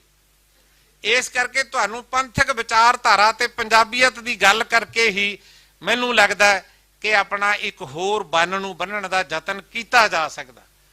ਭਾਵੇਂ ਲਗਾਤਾਰ ਸਰਦਾਰ ਸਿਮਰਨਜੀਤ ਸਿੰਘ ਮਾਨ ਸਾਹਿਬ ਨੇ ਇਸ ਪਲੇਟਫਾਰਮ ਤੋਂ ਇਸ ਕਿਸਮ ਦੀਆਂ ਗੱਲਾਂ ਕੀਤੀਆਂ ਨੇ, ਬਹੁਤ ਕੀਤੀਆਂ, ਲਗਾਤਾਰ ਉਹ ਇਸ ਇਸ਼ੂ ਤੇ ਲੜਦੇ ਵੀ ਆ ਰਹੇ ਨੇ, ਪਰ ਦੂਸਰੇ ਪਾਸੇ ਆਵਾਜ਼ ਐਡੀ ਵੱਡੀ ਸੀ, ਐਡੀ ਉੱਚੀ ਸੀ ਕਿ ਸਰਦਾਰ ਮਾਨ ਦੀ ਆਵਾਜ਼ ਜਿਹੜੀ ਆ ਉਸ ਆਵਾਮ ਦੇ ਪਿੰਡਾਂ ਤੱਕ, ਘਰਾਂ ਤੱਕ, ਦਿਲਾਂ ਤੱਕ ਨਹੀਂ ਜਾ ਸਕੀ, ਜਿਹਦੀ ਮੈਂ ਸਮਝਦਾ ਵੀ ਅੱਜ ਲੋੜ ਹੈ। ਇਸ ਕਰਕੇ ਮੇਰੀ ਗੁਜ਼ਾਰਿਸ਼ ਹੈ ਆਪਣੀਆਂ ਛੋਟੀਆਂ ਛੋਟੀਆਂ ਜਥੇਬੰਦੀਆਂ ਨੂੰ ਖਤਮ ਕਰੋ, ਵੱਡਾ ਜਿਗਰਾ ਕਰਕੇ, ਹਉਮੈ ਤਿਆਗ ਕੇ, ਈਰਖਾ ਤਿਆਗ ਕੇ, ਸਾਰੀਆਂ ਗੱਲਾਂ ਛੱਡ ਕੇ ਇੱਕ ਮਫਾਦ ਚੁਣੋ। ਉਹ ਮਫਾਦ ਕੇਵਲ ਤੇ ਕੇਵਲ ਖਾਲਸਾ ਪੰਥ ਦੀ ਚੜ੍ਹਦੀ ਕਲਾ, ਉਹਦੇ ਲਈ ਇਕੱਠਾ ਹੋਣ ਦਾ ਯਤਨ ਕਰੀਏ। ਭੁੱਲ-ਚੁੱਕ ਦੀ ਖਿਮਾ। ਵਾਹਿਗੁਰੂ ਜੀ ਕਾ ਖਾਲਸਾ, ਵਾਹਿਗੁਰੂ ਜੀ ਕੀ ਫਤਿਹ। ਬਹੁਤ ਬਹੁਤ ਧੰਨਵਾਦ ਜਥੇਦਾਰ ਸਰਦਾਰ ਕਰਨੈਲ ਸਿੰਘ ਪੰਜੋਲੀ ਸਾਹਿਬ ਦਾ। ਸੋ ਮੈਂ ਹੁਣ ਬੇਨਤੀ ਕਰੂੰਗਾ ਭਾਈ ਤਰਸੇਮ ਸਿੰਘ ਜੀ, ਪਿਤਾ ਜੀ ਭਾਈ ਅੰਮ੍ਰਿਤਪਾਲ ਸਿੰਘ ਮੈਂਬਰ ਪਾਰਲੀਮੈਂਟ, ਉਹਨਾਂ ਤੋਂ ਬਾਅਦ ਸਰਦਾਰ ਸਿਮਰਨਜੀਤ ਸਿੰਘ ਮਾਨ ਪ੍ਰਧਾਨ ਸ਼੍ਰੋਮਣੀ ਅਕਾਲੀ ਦਲ ਅੰਮ੍ਰਿਤਸਰ, ਉਹ ਤਿਆਰ ਰਹਿਣ। ਸੋ ਮੈਂ ਬੇਨਤੀ ਕਰੂੰਗਾ ਬਾਪੂ ਤਰਸੇਮ ਸਿੰਘ ਜੀ, ਪਿਤਾ ਜੀ ਭਾਈ ਅੰਮ੍ਰਿਤਪਾਲ ਸਿੰਘ। ਵਾਹਿਗੁਰੂ ਜੀ ਕਾ ਖਾਲਸਾ, ਵਾਹਿਗੁਰੂ ਜੀ ਕੀ ਫਤਿਹ।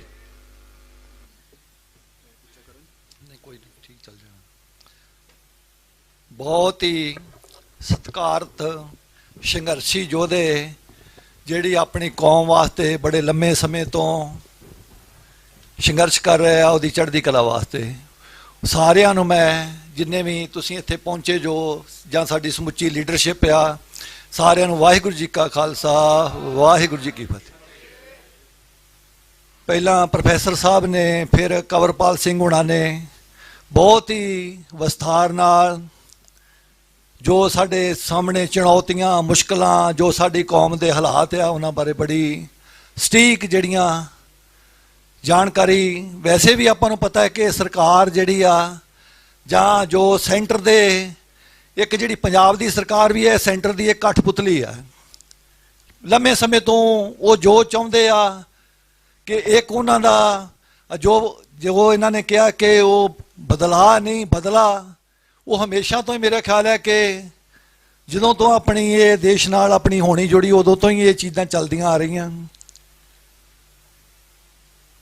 ਪਰ ਉਹ ਇਹਦਾ ਸੰਤਾਪ ਵੀ ਸਾਡੀ ਕੌਮ ਨੇ ਬਹੁਤ ਭੋਗਿਆ, ਤੇ ਉਹਦਾ ਜਿਹੜਾ ਉਹਨਾਂ ਨੇ, ਜਿੰਨਾ ਵੀ ਆਪਣੇ ਯੋਧਿਆਂ ਨੇ ਉਹਦੇ ਬਾਰੇ ਬੜੀ ਵੱਡੀਆਂ ਆਪਣੀਆਂ ਸ਼ਹਾਦਤਾਂ ਦੇ ਕੇ ਇਸ ਜ਼ੁਲਮ ਨੂੰ ਠੱਲਣ ਦਾ ਵੀ ਬਹੁਤ ਵੱਡਾ ਯਤਨ ਕੀਤਾ, ਤੇ ਉਹਦੇ ਨਾਲ ਜੋ ਅੱਜ ਆਪਾਂ ਜੇ ਸਿਰ ਉੱਚਾ ਕਰਕੇ ਜੀ ਰਹੇ ਹਾਂ ਤੇ ਉਹ ਉਹਨਾਂ ਦੀ ਦੇਣ ਹੈ। ਪਰ ਜੋ ਕੁਛ ਇਹ ਦਿਨ ਬ ਦਿਨ ਵੱਧਦਾ ਜਾ ਰਿਹਾ, ਇਹਦੇ ਜੋ ਕਾਰਨ ਵੀ ਆ, ਸਾਡੀ ਫੁੱਟ ਵੀ ਆ, ਸਾਨੂੰ ਇਹ ਇੱਕ ਦੂਜੇ ਨੂੰ ਨੀਵਾਂ ਦਿਖਾਉਣ ਦੀ ਜਿਹੜੀ ਪ੍ਰਵਿਰਤੀ ਆ, ਜਾਂ ਅਸੀਂ ਜਿਹੜੇ ਗੁਰੂ ਸਿਧਾਂਤ ਆ ਸਾਡਾ ਕਿ ਮਿਲ ਜੁਲ ਕੇ ਸਰਬੱਤ ਦੇ ਭਲੇ ਦਾ, ਈਰਖਾ ਨਫ਼ਰਤ ਤੋਂ ਰਹਿਤ ਚੰਗੇ ਸਮਾਜ ਦੀ ਸਿਰਜਣਾ ਦਾ ਜਿਹੜਾ, ਜੇ ਉਹ ਤਾਂ ਹੀ ਹੋ ਸਕੂਗੀ ਜੇ ਅਸੀਂ ਆਪ ਉੱਦਾਂ ਦੇ ਬਣਨ ਦੀ ਕੋਸ਼ਿਸ਼ ਕਰਾਂਗੇ। ਮੇਰਾ ਖਿਆਲ ਹੈ ਕਿ ਸਾਡੇ 'ਚ ਸਾਨੂੰ ਪਤਾ ਤੇ ਸਾਰੀਆਂ ਚੀਜ਼ਾਂ ਦਾ, ਪਰ ਸਾਡੇ 'ਚ ਕਿਰਦਾਰ ਸ਼ਾਇਦ ਅਸੀਂ ਆਪਣਾ ਗੁਰੂ ਦੀ ਕਸਵੱਟੀ ਤੇ ਮਾਪੀਏ ਤੇ ਸ਼ਾਇਦ ਅਸੀਂ ਖਰੇ ਨਾ ਉਤਰੀਏ। ਸਾਨੂੰ ਸਾਰਿਆਂ ਨੂੰ ਇੱਕ ਦੂਜੇ ਨੂੰ ਭੰਡਣ ਨਾਲੋਂ, ਇੱਕ ਦੂਜੇ ਦੀਆਂ ਦੋਸ਼ ਗਿਣਾਉਣ ਨਾਲੋਂ ਕਦੀ ਕਦੀ ਆਪਣੇ ਅੰਦਰ ਵੀ ਥੋੜ੍ਹਾ ਜਿਹਾ ਝਾਤੀ ਮਾਰ ਕੇ ਦੇਖਣ ਦੀ ਲੋੜ ਆ, ਤੇ ਗੁਰੂ ਅੱਗੇ ਤਰਲਾ ਕਰਨ ਦੀ ਲੋੜ ਆ ਕਿ ਸੱਚੇ ਪਾਤਸ਼ਾਹ ਸਾਨੂੰ ਸਮੱਤ ਬਖਸ਼ਣ ਤੇ ਅਸੀਂ ਆਪਣੀ ਭੁੱਲਾਂ ਨੂੰ ਸਵੀਕਾਰ ਕਰ ਲਈਏ, ਤੇ ਜਿੱਥੇ ਆਪਣੀ ਕੌਮ ਦੀ ਚੜ੍ਹਦੀ ਕਲਾ ਵਾਸਤੇ ਕੋਈ ਚੰਗਾ ਪਲੇਟਫਾਰਮ ਸਿਰ ਸਕੀਏ, ਕਿਉਂਕਿ ਸਟੇਟ ਨੇ ਤੇ ਜ਼ੁਲਮ ਕਰਨਾ ਹੀ ਕਰਨਾ। ਉਹ ਤੋਂ ਤੇ ਆਪਾਂ ਇਹ ਤਵੱਜੋ ਨਹੀਂ ਰੱਖ ਸਕਦੇ ਕਿ ਉਹ ਅਗਲੇ ਸਾਲ ਸ਼ਾਇਦ ਇਹ ਸਾਡੇ ਨਾਲ ਚੰਗਾ ਵਿਹਾਰ ਕਰੂ ਜਾਂ ਇਹਦੋਂ ਬਾਅਦ ਚੰਗਾ ਕਰੂ। ਉਹ ਤੇ ਜਿੰਨਾ ਚਿਰ ਅਸੀਂ ਤਕੜੇ ਨਾ ਹੋਏ, ਅਸੀਂ ਉਹ ਜ਼ੁਲਮ ਦਾ ਡਟ ਕੇ ਮੁਕਾਬਲਾ ਨਾ ਕਰ ਸਕਦੇ ਹੋਏ, ਉਹਨਾਂ ਚਿਰ ਤੇ ਇਦਾਂ ਹੀ ਵਾਪਰਨਾ। ਇਹ ਜੋ ਇਹ ਫੇਕ ਐਨਕਾਊਂਟਰਾਂ ਦੀ ਆ, ਜਾਂ ਜੋ ਵੀ ਆਪਣੇ ਜੇਲ੍ਹਾਂ 'ਚ ਬੰਦੀ ਸਿੰਘਾਂ ਦੀ ਆ, ਗੁਰੂ ਸਾਹਿਬ ਦੀਆਂ ਬੇਅਦਬੀਆਂ ਦੀ ਆ, ਇਹ ਦੇਖੋ ਕਿ ਆਪਾਂ ਕੱਲੇ ਕੱਲੇ ਤੌਰ ਤੇ ਕਈ ਜਥੇਬੰਦੀਆਂ ਲੜ ਵੀ ਰਹੀਆਂ, ਪਰ ਉਹ ਦਿਨ ਬ ਦਿਨ ਗੁਰੂ ਸਾਹਿਬ ਦੀਆਂ ਬੇਅਦਬੀਆਂ ਵੀ ਹੋਈ ਜਾ ਰਹੀਆਂ, ਤੇ ਜਿਹੜੇ ਉਹਦੇ ਵਾਸਤੇ ਸੰਘਰਸ਼ ਕਰ ਰਹੇ ਆ ਉਹਨਾਂ ਦੀ ਕੋਈ ਗੱਲ ਵੀ ਨਹੀਂ ਸੁਣੀ ਜਾ ਰਹੀ। ਕਿਉਂ ਨਹੀਂ ਸੁਣੀ ਜਾ ਰਹੀ? ਕਿ ਸਾਡੀ ਜਿਹੜੀ ਕਿ ਲੀਡਰਸ਼ਿਪ ਦੀ ਮੇਰਾ ਖਿਆਲ ਹੈ ਕਿ ਬਹੁਤ ਵੱਡੀ ਜਿਹੜੀ ਕਮਜ਼ੋਰੀ ਉਹਦੇ 'ਚ ਕਿ ਸਾਰੇ ਹੀ ਆਪਾਂ ਇਸ ਚੀਜ਼ ਨੂੰ ਇੱਕ ਜਗ੍ਹਾ ਤੇ ਲਾਮਬੰਦ ਨਹੀਂ ਕਰ ਸਕੇ।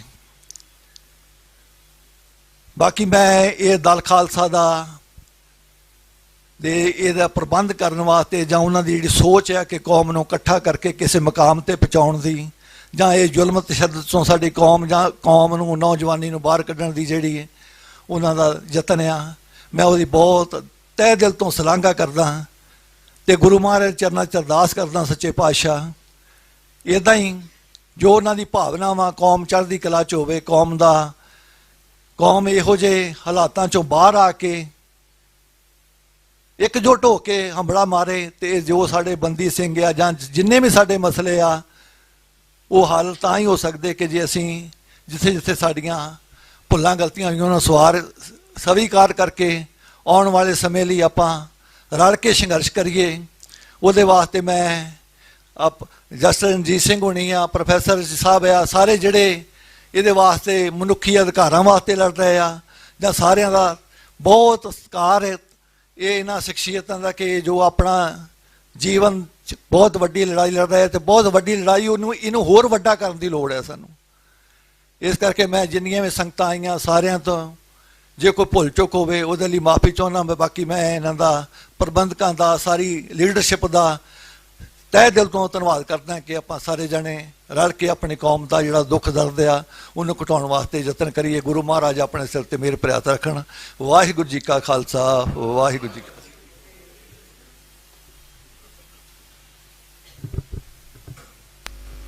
ਬਹੁਤ ਬਹੁਤ ਧੰਨਵਾਦ।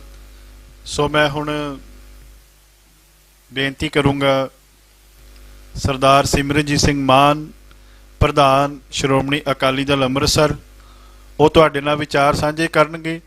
ਉਹਨਾਂ ਤੋਂ ਬਾਅਦ ਭਾਈ ਨਰੈਣ ਸਿੰਘ ਹੁਣੀ ਤਿਆਰ ਰਹਿਣ। ਉਹਨਾਂ ਤੋਂ ਬਾਅਦ ਜਸਟਿਸ ਰਣਜੀਤ ਸਿੰਘ ਹੁਣਾਂ ਨੇ ਤੁਹਾਡੇ ਨਾਲ ਸੰਬੋਧਨ ਹੋਣਾ ਹੈ।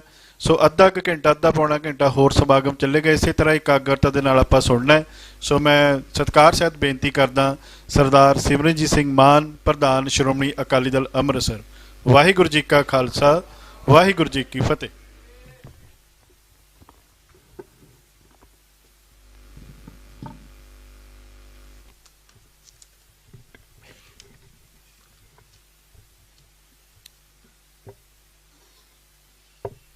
ਸਤਿਕਾਰਯੋਗ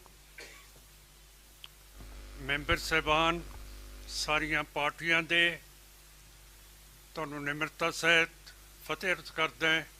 ਵਾਹਿਗੁਰੂ ਜੀ ਕਾ ਖਾਲਸਾ, ਵਾਹਿਗੁਰੂ ਜੀ ਕੀ ਫਤਿਹ। ਦਲ ਖਾਲਸਾ ਨੇ ਬਹੁਤ ਅੱਛੀ ਸੋਚ ਦੇ ਨਾਲ ਇਹ ਪ੍ਰਬੰਧ ਕੀਤਾ ਕਿ ਅਮਿਤ ਸ਼ਾਹ ਦੇ ਆਉਣ ਤੋਂ ਪਹਿਲਾਂ ਉਸ ਨੂੰ ਪਤਾ ਲੱਗ ਜਾਵੇ ਕਿ ਸਿੱਖਾਂ ਦੀ ਮੱਤ ਕੀ ਹੈ, ਕੀ ਚਾਹੁੰਦੇ ਹੈ, ਤੇ ਕੀ ਤਕਲੀਫ ਹੈ, ਤੇ ਕੀ ਖੁਸ਼ੀ ਵੀ ਹੈ। ਪਹਿਲਾਂ ਯਤਨ ਹੋਏ ਸੀਗੇ ਜਦੋਂ ਸੁਪਰੀਮ ਕੋਰਟ ਦੇ ਜਸਟਿਸ ਕੁਲਦੀਪ ਸਿੰਘ ਸੀ, ਉਹਨਾਂ ਨੇ ਪੀਪਲਜ਼ ਕਮਿਸ਼ਨ ਤੈਅ ਕੀਤਾ ਸੀਗਾ। ਉਹਦੇ ਖਿਲਾਫ ਹਾਈ ਕੋਰਟ ਦੇ ਵਿੱਚ ਰਿਟ ਹੋ ਗਈ ਤੇ ਇਹ ਕਮਿਸ਼ਨ ਭੰਗ ਕਰਨਾ ਪਿਆ। ਅੱਜ ਬੜੀ ਖੁਸ਼ੀ ਹੈ ਕਿ ਜਸਟਿਸ ਸਰਦਾਰ ਰਣਜੀਤ ਸਿੰਘ ਅੱਜ ਦੀ ਪ੍ਰਧਾਨਗੀ ਤੇ ਚੇਅਰਮੈਨੀ ਕਰ ਰਹੇ ਹੈ ਤੇ ਇਹਦੇ ਨਾਲ ਅਸੀਂ ਸਮਝਦੇ ਹਾਂ ਕਿ ਇਹ ਵੀ ਪੀਪਲਜ਼ ਕਮਿਸ਼ਨ ਬਣਿਆ ਹੋਇਆ ਹੈ। ਸਾਨੂੰ ਇਹਦੇ ਤੇ ਤਸੱਲੀ ਹੈ ਕਿ ਇਹ ਅੱਗੇ ਚੱਲੂਗਾ। ਹੁਣ ਅਮਿਤ ਸ਼ਾਹ ਜਿਹੜਾ ਹੋਮ ਮਿਨਿਸਟਰ ਹੈ ਉਹ 14 ਤਰੀਕ ਨੂੰ ਇੱਥੇ ਆ ਰਹੇ ਹੈ ਔਰ ਉਹਦੇ ਬਾਰੇ ਆਪਾਂ ਸਾਰਿਆਂ ਨੇ ਤਿਆਰੀ ਕੀਤੀ ਹੈ ਕਿ ਉਸ ਨੂੰ ਕਿਵੇਂ ਅਸੀਂ ਟੱਕਰਨਾ ਹੈ। ਗੱਲ ਹੁੰਦੀ ਹੈ ਕਿ ਤਾਮਿਲਨਾਡੂ ਦੇ MLAs ਨੇ ਮਤਾ ਪਾਸ ਕਰਤਾ ਕਿ ਰਾਜੀਵ ਗਾਂਧੀ ਦੇ ਕਾਤਲਾਂ ਨੂੰ ਰਿਹਾ ਕੀਤਾ ਜਾਵੇ। ਤਾਮਿਲਨਾਡੂ ਦੇ MLAs ਦੇ ਵਿੱਚ ਤਾਮਿਲ ਨੈਸ਼ਨਲਿਜ਼ਮ ਕੌਮੀਅਤ ਸੀਗੀ, ਪਰ ਸਾਡੇ ਵਿੱਚ MLAs ਦੇ ਵਿੱਚ ਕੌਮੀਅਤ ਨਹੀਂ ਹੈ। ਜੇ ਕੌਮੀਅਤ ਹੁੰਦੀ ਤਾਂ ਆਪਾਂ ਅੱਜ ਝਾੜੂ ਨਾ ਫੜਦੇ, ਜਿਹੜਾ ਕਿ ਗੁਰੂ ਨਾਨਕ ਸਾਹਿਬ ਨੇ ਖਤਮ ਕਰਤਾ ਸੀਗਾ ਮਨੂ ਸਮ੍ਰਿਤੀ ਨੂੰ, ਉਹਦੇ ਖਿਲਾਫ ਬਗਾਵਤ ਕਰਕੇ। 6ਵੇਂ ਪਾਤਸ਼ਾਹ ਨੇ ਸਾਨੂੰ ਉਸ ਸਮੇਂ ਕਿਰਪਾਨ ਦਿੱਤੀ ਜਦੋਂ ਮੁਗਲ ਹਕੂਮਤ ਦੇ ਵਿੱਚ ਗੈਰ ਮੁਸਲਮਾਨ ਕਿਰਪਾਨ ਨਹੀਂ ਸੀ ਚੱਕ ਸਕਦਾ। ਕਿਰਪਾਨ ਦੇਤੀ, ਰਾਜ ਭਾਗ ਦੀ ਨਿਸ਼ਾਨੀ, ਬਾਦਸ਼ਾਹੀ ਦੀ ਨਿਸ਼ਾਨੀ ਹੈ ਇਹ। ਦੂਜੀ ਨਿਸ਼ਾਨੀ ਦਿੱਤੀ ਘੋੜੇ ਦੀ ਸਵਾਰੀ। ਤੀਜੀ ਸਾਨੂੰ ਨਿਸ਼ਾਨੀ ਦਿੱਤੀ ਕਿ ਅਸੀਂ ਬਾਜ ਦੇ ਨਾਲ ਸ਼ਿਕਾਰ ਖੇਡ ਸਕਦੇ ਹਾਂ।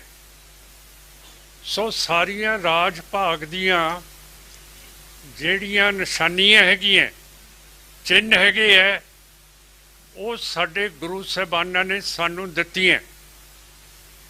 ਪਰ ਹੁਣ ਪਤਾ ਨਹੀਂ ਕਿਉਂ ਹੁਣ ਮਨੂ ਸਮ੍ਰਿਤੀ ਨੂੰ ਅਸੀਂ ਉੱਪਰ ਕਰਕੇ ਤੇ ਝਾੜੂ ਫੜ ਲਿਆ।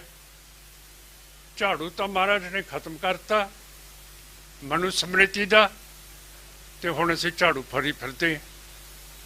ਸੋ ਇਹ ਜਿਹੜੀ ਸਿੱਖ ਕੌਮ ਦੇ ਵਿੱਚ ਇਹ ਸੋਚ ਪੈਦਾ ਹੋਈ ਹੈ, ਇਹ ਕਿਵੇਂ ਹੋਈ ਹੈ, ਇਹਦੀ ਵੀ ਰਿਸਰਚ ਕਰਨੀ ਬਹੁਤ ਜ਼ਰੂਰੀ ਹੈ। ਹੁਣ ਅਮਿਤ ਸ਼ਾਹ ਜੀ ਕਹਿੰਦੇ ਹੈ ਕਿ ਜਿੰਨੇ ਵੀ ਗੁਰੂ ਸਾਹਿਬਾਨ ਸੀਗੇ ਉਹ ਰੱਖਿਆ ਕਰਦੇ ਸੀਗੇ ਸਨਾਤਨ ਧਰਮ ਦੀ। ਹੁਣ ਸਨਾਤਨ ਧਰਮ ਦੇ ਖਿਲਾਫ ਤਾਂ ਸਿੱਖ ਮਜ਼ਹਬ ਖੜਾ ਕੀਤਾ ਗਿਆ, ਨਾ ਕੋਈ ਹਿੰਦੂ ਨਾ ਕੋਈ ਮੁਸਲਮਾਨ। ਫਿਰ ਗੁਰੂ ਗ੍ਰੰਥ ਸਾਹਿਬ ਦੇ ਵਿੱਚ ਬੇਗਮਪੁਰੇ ਦੀ ਗੱਲ ਹੋਈ ਹੈ, ਆਜ਼ਾਦੀ ਦੀ ਗੱਲ ਹੋਈ ਹੈ। 10ਵੇਂ ਪਾਤਸ਼ਾਹ ਨੇ ਕਿਹਾ ਇਨ ਗਰੀਬ ਸਿੱਖੋਂ ਕੋ ਦੋ ਪਾਤਸ਼ਾਹੀ। ਹੁਣ ਜੇ ਗੁਰੂ ਗ੍ਰੰਥ ਸਾਹਿਬ ਦੇ ਵਿੱਚ ਆਜ਼ਾਦੀ ਦੀ ਗੱਲ ਲਿਖੀ ਹੈ, ਸਟੇਟ ਦੀ ਗੱਲ ਕੀਤੀ ਹੈ, ਤੇ 10ਵੇਂ ਪਾਤਸ਼ਾਹ ਨੇ ਕੀਤੀ ਹੈ, ਤੇ ਸਾਰੇ ਗੁਰੂਆਂ ਨੇ ਕੀਤੀ ਹੈ, ਤੇ ਗੁਰੂ ਅਮਰਦਾਸ ਸਾਹਿਬ ਨੇ ਗੋਇੰਦਵਾਲ ਬੈਠੇ 22 ਮੰਜੀਆਂ ਤੈਅ ਕਰਤੀਆਂ ਸੀਗੀਆਂ। 22 ਮੰਜੀਆਂ ਕਿਉਂ ਤੈਅ ਕੀਤੀਆਂ? ਕਿਉਂ ਕਰਕੇ ਉਸ ਸਮੇਂ ਦੇ ਵਿੱਚ ਮੁਗਲ ਰਾਜ ਦੇ ਵਿੱਚ 22 ਸੂਬੇ ਸੀਗੇ। ਇਹਦਾ ਮਤਲਬ ਹੈ ਕਿ ਸਾਡੇ ਗੁਰੂਆਂ ਦੀ ਸੋਚ ਸੋਵਰਨ ਬਾਦਸ਼ਾਹੀ ਸੀ ਕਿ ਅਸੀਂ ਤੁਹਾਡਾ ਮੁਕਾਬਲਾ ਕਰਨਾ ਹੈ। ਅਸੀਂ ਲਹਿਦਾ ਕੌਮ ਹੈ, ਅਸੀਂ ਤੁਹਾਡੇ ਵਿੱਚੋਂ ਨਹੀਂ ਹੈ। ਹੁਣ ਇੱਕ ਫਕੀਰ ਆਦਮੀ ਮੁਗਲ ਹਕੂਮਤ ਦਾ ਮੁਕਾਬਲਾ ਕਰੇ ਤੇ ਉਹਦੇ ਬਰਾਬਰ ਮੰਜੀਆਂ ਖੜੀਆਂ ਕਰ ਦੇਵੇ, ਜਿਹੜੀਆਂ ਮੰਜੀਆਂ ਸਾਰੀ ਰਿਪੋਰਟ ਗੁਰੂ ਸਾਹਿਬ ਨੂੰ ਪਹੁੰਚਾਵੇ ਕਿ ਉੱਥੋਂ ਦੇ ਸਿੱਖਾਂ ਦੇ ਉੱਥੋਂ ਦੇ ਹਾਲਾਤ ਕਿਹੋ ਜਿਹੇ ਹੈ। ਸੋ ਇਹ ਸਾਰੀਆਂ ਚੀਜ਼ਾਂ ਸਾਨੂੰ ਪ੍ਰਾਪਤ ਹੋਈਆਂ, ਪਰ ਇਹਨਾਂ ਨੂੰ ਅਸੀਂ ਛੱਡ ਦਿੱਤੇ ਹੈ। ਇਹ ਮੇਰੀ ਸਮਝ ਤੋਂ ਬਹੁਤ ਦੂਰ ਹੈ। ਸੋ ਸਤਿਕਾਰਯੋਗ ਸਾਧ ਸੰਗਤ ਜੀ, ਦੂਸਰੀ ਚੀਜ਼ ਹੈ ਜਿਹੜਾ ਅਮਿਤ ਸ਼ਾਹ ਨੂੰ ਅਸੀਂ ਦੱਸਣਾ ਚਾਹੁੰਦੇ ਹਾਂ ਕਿ ਤੁਸੀਂ ਸਾਡੇ ਜਿੰਨੇ ਵੀ ਦਰਿਆ ਹੈ ਉਹਨਾਂ ਨੂੰ ਇੱਕ ਬਣਾਉਣਾ ਚਾਹੁੰਦੇ ਹੋ। ਇੰਡਸ ਬੇਸਨ ਦੇ ਜਿੰਨੇ ਵੀ ਦਰਿਆ ਹੈ, ਇੱਕ ਇੰਡਸ ਹੈ, ਇੱਕ ਸਤਲੁਜ ਹੈ, ਇੱਕ ਬਿਆਸ ਹੈ, ਰਾਵੀ ਹੈ, ਜੇਹਲਮ ਹੈ, ਚਨਾਬ ਹੈ, ਇਹ ਸਾਰਿਆਂ ਨੂੰ ਇੱਕ ਕਰਕੇ ਤੁਸੀਂ ਰਾਜਸਥਾਨ, ਯੂਪੀ, ਦਿੱਲੀ ਦੇ ਵਿੱਚ ਲੈ ਕੇ ਜਾਣਾ ਚਾਹੁੰਦੇ ਹੋ। ਇਹ ਕੁਦਰਤ ਦੇ ਖਿਲਾਫ ਹੈ, ਇਕੋਲੋਜੀ ਦੇ ਖਿਲਾਫ ਹੈ ਕਿ ਤੁਸੀਂ ਐਡਾ ਵੱਡਾ ਇਹ ਨਹਿਰ ਜਾਂ ਪਾਣੀ ਬਣਾ ਰਹੇ ਹੋ ਜਿਹੜਾ ਪੰਜਾਬ ਦੇ ਵਿੱਚੋਂ ਨਿਕਲ ਜੂਗਾ, ਤੇ ਪੰਜਾਬ ਦੇ ਵਿੱਚ ਤਾਂ ਅੱਗੇ ਸੁੱਕ ਪਈ ਹੋਈ ਹੈ ਕਿ ਸਾਨੂੰ ਹੁਣ ਤੁਸੀਂ ਇਸ ਤਰ੍ਹਾਂ ਮਾਰਨਾ। ਫਿਰ ਤੁਹਾਡੇ ਕੋਲ ਡੈਮਾਂ ਹੈਗੀਆਂ, ਸਤਲੁਜ ਤੇ ਹੈ, ਬਿਆਸ ਤੇ ਹੈ, ਰਾਵੀ ਤੇ ਹੈ।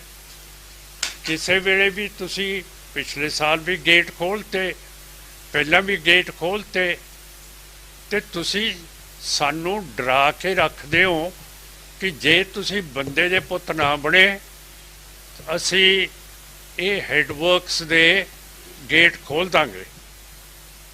ਹੁਣ ਤੁਸੀਂ ਦੱਸੋ, ਇਸ ਨੂੰ ਅੰਗਰੇਜ਼ੀ ਦੇ ਵਿੱਚ ਕਹਿੰਦੇ ਹੈ ਹਾਈਡਰੋਲੋਜੀਕਲ ਵਾਰ। ਮੈਂ ਤੇ ਸਾਡੀ ਪਾਰਟੀ ਨੇ UN ਨੂੰ ਲਿਖਿਆ ਕਿ ਇਹਦੇ ਉੱਤੇ ਪਹਿਰਾ ਜਿੰਨੇ ਵੀ ਹੈਡਵਰਕਸ ਹੈ UN ਦੀ ਫੌਜ ਦਾ ਹੋਣਾ ਚਾਹੀਦਾ ਹੈ, ਜਿਵੇਂ UN ਦੀ ਫੌਜ ਜੰਮੂ ਕਸ਼ਮੀਰ 'ਚ ਵੀ ਹੈ ਤੇ ਇੱਥੇ ਵੀ ਹੋਣੀ ਚਾਹੀਦੀ ਹੈ। ਇਹ ਮਨੁੱਖਤਾ ਨੂੰ ਖਤਮ ਕਰਨ ਵਾਲੇ ਡੈਮਜ਼ ਹੈ। ਸਿਰਫ ਪੰਜਾਬ ਜਿਹੜਾ ਲੈਂਡ ਚੜ੍ਹਦੇ ਪਾਸੇ ਹੈ ਉਹ ਨਹੀਂ, ਜਿਹੜਾ ਦੂਜਾ ਪੰਜਾਬ ਹੈ ਲਹਿੰਦੇ ਵੈਸਟ ਪੰਜਾਬ, ਲਹਿੰਦਾ ਪੰਜਾਬ, ਉਹ ਵੀ ਸਾਰਾ ਬੇੜਾ ਗਰਕ ਹੋ ਜਾਊਗਾ। ਫਿਰ ਅਮਿਤ ਸ਼ਾਹ ਜੀ, ਤੁਸੀਂ ਇੰਡਸ ਵਾਟਰ ਟ੍ਰੀਟੀ ਨੂੰ ਰੱਦ ਕਰਤਾ ਹੈ। ਉਹ ਇੰਟਰਨੈਸ਼ਨਲ ਟ੍ਰੀਟੀ ਹੈ, ਉਹ ਤੁਸੀਂ ਰੱਦ ਕਿਵੇਂ ਕਰ ਸਕਦੇ ਹੋ? ਪਾਕਿਸਤਾਨ ਦੇ ਦਰਿਆਵਾਂ ਨੂੰ ਪਾਣੀ ਨਹੀਂ ਜਾਣਾ ਕਿਹੜਾ ਕਾਨੂੰਨ ਹੈ? ਰਿਪੇਰੀਅਨ ਕਾਨੂੰਨ ਦੇ ਮੁਤਾਬਕ ਜਿਹੜੇ ਸੂਬੇ ਦੇ ਵਿੱਚੋਂ ਨਦੀ ਨਿਕਲਦੀ ਹੈ ਉਸੇ ਸੂਬੇ ਨੂੰ ਉਸ ਦਾ ਫਾਇਦਾ ਹੋਣਾ ਚਾਹੀਦਾ ਹੈ, ਕਿਉਂ ਕਰਕੇ ਉਹੀ ਸੂਬਾ, ਉਹੀ ਧਰਤੀ ਉਹਦਾ ਹੜ੍ਹ ਵੀ ਦੇਖਦੀ ਹੈ ਤੇ ਉਹਦਾ ਜਿਹੜਾ ਵੀ ਕੁਛ ਹੁੰਦਾ ਹੈ ਮਾੜਾ ਉਹ ਵੀ ਉਹੀ ਸੂਬਾ ਦੇਖਦਾ। ਸੋ ਪਾਕਿਸਤਾਨ ਦੇ ਵਿੱਚੋਂ ਇਹ ਸਾਰੇ ਦਰਿਆ ਨਿਕਲਦੇ ਆ, ਸਾਡੇ ਕੋਲੋਂ ਵੀ ਨਿਕਲਦੇ ਆ, ਪਾਕਿਸਤਾਨ ਦੇ ਪੰਜਾਬ ਦੇ ਵਿੱਚੋਂ ਵੀ ਨਿਕਲਦੇ ਆ। ਪਾਕਿਸਤਾਨ ਨੂੰ, ਪੰਜਾਬ ਨੂੰ ਜ਼ਿਆਦਾ ਹੱਕ ਹੈ ਇਹਨਾਂ ਪਾਣੀਆਂ ਦਾ ਕਾਨੂੰਨ ਦੇ ਮੁਤਾਬਕ, ਨਾ ਕਿ ਰਾਜਸਥਾਨ, ਦਿੱਲੀ, ਯੂਪੀ, ਸ਼ੂਪੀ। ਸੋ ਇਹ ਸਾਰੀਆਂ ਚੀਜ਼ਾਂ ਜਿੰਨਾ ਚਿਰ ਅਸੀਂ ਨਹੀਂ ਦੇਖਦੇ ਤੇ ਸਾਰਾ ਰਿਵਰ ਵਾਟਰਸ ਨੂੰ ਤੁਸੀਂ ਇੱਕ ਲੀਹ ਦੇ ਵਿੱਚ ਲੈ ਕੇ ਆਉਣਾ ਚਾਹੁੰਦੇ ਹੋ ਤੇ ਇਹ ਬਿਲਕੁਲ ਅਸੀਂ ਹੋਣ ਨਹੀਂ ਦੇਣਾ ਹੈ। ਇਹਦੇ ਤੇ ਜੰਗ ਵੀ ਲੱਗ ਸਕਦਾ, ਇਹਦੇ ਤੇ ਵੱਡਾ ਜੰਗ ਵੀ ਲੱਗ ਸਕਦਾ। ਉਧਰੋਂ ਚੀਨ ਜਿਹੜਾ ਤੁਹਾਡਾ ਬ੍ਰਹਮਪੁੱਤਰ ਹੈ ਤੇ ਹੋਰ ਦਰਿਆ ਚੜ੍ਹਦੇ ਵਾਲੇ ਪਾਸੇ ਹੈ, ਉਹ ਵੀ ਬੰਦ ਕਰਨ ਨੂੰ ਤਿਆਰ ਹੈ। ਸੋ ਮੇਰਾ ਮਤਲਬ ਹੈ ਕਿ ਤੁਸੀਂ ਚਾਹੁੰਦੇ ਹੋ ਕਿ ਅਸੀਂ ਪਾਕਿਸਤਾਨ ਦੇ ਵੀ ਹਮਦਰਦੀ ਹੋਈਏ ਤੇ ਚੀਨ ਦੇ ਵੀ ਹਮਦਰਦੀ ਹੋਈ ਹੈ, ਜਿਨ੍ਹਾਂ ਨਾਲ ਤੁਹਾਡਾ ਇੱਟ ਕੁੱਤੇ ਦਾ ਵੈਰ ਹੈ। ਇਹ ਸਾਨੂੰ ਜਬਰਨ ਤੁਸੀਂ ਕਰ ਰਹੇ ਹੋ। ਅਸੀਂ ਵਫਾਦਾਰ ਹੈ ਆਪਣੇ ਸੂਬੇ ਨੂੰ, ਆਪਣੀ ਕੌਮ ਨੂੰ, ਪਰ ਤੁਸੀਂ ਜਬਰਨ ਇਹੋ ਜਿਹੇ ਕੰਮ ਕਰਕੇ ਸਾਡੀ ਵਫਾਦਾਰੀ ਦੇ ਵਿੱਚ ਤਰੇੜ ਤੁਸੀਂ ਅਮਿਤ ਸ਼ਾਹ ਜੀ, ਮੋਦੀ ਜੀ, ਤੁਸੀਂ ਪਾ ਰਹੇ ਹੋ। ਜੇ ਇਹ ਕਰਦੇ ਰਹੋਗੇ ਕਰੀ ਚੱਲੋ, ਪਰ ਤੁਸੀਂ ਮੈਨੂੰ ਦੱਸੋ ਕਿ ਜਿਹੜੇ ਨੇ ਦਰਬਾਰ ਸਾਹਿਬ ਦੇ ਉੱਤੇ ਅਟੈਕ ਕੀਤਾ, ਸਲਾਹ ਕੀਤੀ ਜਾਂ ਹੱਥ ਦਿੱਤਾ, ਉਹ ਆਪਣੀ ਮੌਤ ਤੇ ਮਰਿਆ? ਮੈਨੂੰ ਦੱਸ ਦਿਓ ਕਿਹੜਾ ਮਰਿਆ। ਆਪਣੀ ਮੌਤ ਤੇ ਤਾਂ ਨਹੀਂ ਮਰੇ ਸਾਰੇ। ਮੈਂ ਹੁਣ ਨਾਂ ਤਾਂ ਨਹੀਂ ਲੈਣਾ ਚਾਹੁੰਦਾ, ਤੁਹਾਨੂੰ ਸਾਰਿਆਂ ਨੂੰ ਪਤਾ ਕਿ ਆਪਣੀ ਮੌਤ ਤੇ ਨਹੀਂ ਮਰੇ ਹੈਗੇ। ਸੋ ਅਸੀਂ ਮਾੜੇ ਨਹੀਂ ਹੈ। ਹੁਣ ਗੱਲ ਕੀ ਹੈ ਕਿ ਪ੍ਰੈਜ਼ੀਡੈਂਟ ਟਰੰਪ ਨੇ ਕਿਹਾ ਕਿ ਜਿਹੜਾ ਸੰਦੂਰ ਆਪਰੇਸ਼ਨ ਤੁਸੀਂ ਕੀਤਾ ਉਹਦੇ ਵਿੱਚ ਮੋਦੀ ਤੇ ਸਿਕਿਉਰਿਟੀ ਕਮੇਟੀ ਪਾਕਿਸਤਾਨ ਦੇ ਪ੍ਰਾਈਮ ਮਿਨਿਸਟਰ ਨੂੰ ਕਤਲ ਕਰਨਾ ਚਾਹੁੰਦੀ ਸੀ, ਪਰ ਟਰੰਪ ਸਾਹਿਬ ਕਹਿੰਦੇ ਹੈ ਮੈਂ ਇਹ ਜੰਗ ਰੋਕਤਾ।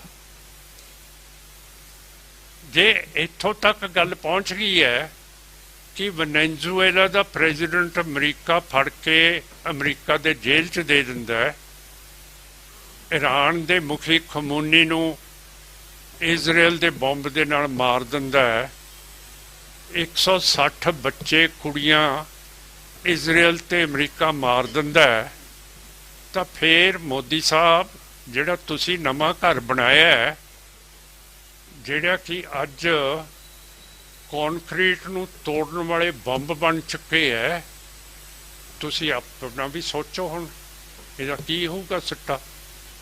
ਜੇ ਤੁਸੀਂ ਕਿਸੇ ਦੇ ਘਰ ਨੂੰ ਅੱਗ ਲਾਓਗੇ, ਤੁਹਾਡੇ ਘਰ ਨੂੰ ਅੱਗ ਨਹੀਂ ਲੱਗੂਗੀ। ਅਸੀਂ ਨਹੀਂ ਚਾਹੁੰਦੇ, ਕਿਉਂ ਕਰਕੇ ਅਸੀਂ ਵਿੱਚ ਆ ਜਾਂਦੇ। ਅਸੀਂ ਜੰਗ ਨਹੀਂ ਚਾਹੁੰਦੇ। ਅਸੀਂ ਚਾਹੁੰਦੇ ਹਾਂ ਕਿ ਇੱਜ਼ਤ ਦੇ ਨਾਲ ਅਸੀਂ ਆਪਣਾ ਘਰ ਬਣਾਈਏ, ਸਾਡਾ ਘਰ ਹੋਵੇ ਪਰਮਾਣੂ ਹਥਿਆਰਾਂ ਨਾਲ ਲਾਂਸ ਪਾਕਿਸਤਾਨ, ਹਿੰਦੂ ਇੰਡੀਆ ਤੇ ਕਮਿਊਨਿਸਟ ਚੀਨ ਦੇ ਵਿਚਕਾਰ ਹੋਵੇ, ਜਿਹੜੀ ਕਿ ਇੱਕ ਬਫਰ ਸਟੇਟ ਬਣੇ, ਤੇ ਇਹ ਤਿੰਨੇ ਮੁਲਕ ਜਿਨ੍ਹਾਂ ਕੋਲੇ ਨਿਊਕਲੀਅਰ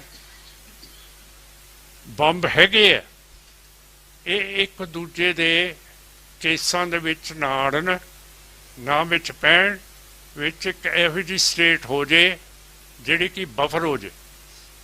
ਸੋ ਇਹ ਸਾਰੀਆਂ ਚੀਜ਼ਾਂ ਜਿੰਨਾ ਚਿਰ ਨਹੀਂ ਹੁੰਦੀਆਂ ਉਨਾ ਚਿਰ ਸਾਡਾ ਜਿਉਣਾ ਬਹੁਤ ਹਰਾਮ ਕੀਤਾ ਪਿਆ। ਇਹ ਮੈਂ ਅਮਿਤ ਸ਼ਾਹ ਨੂੰ ਵੀ ਦੱਸਣਾ ਚਾਹੁੰਦਾ।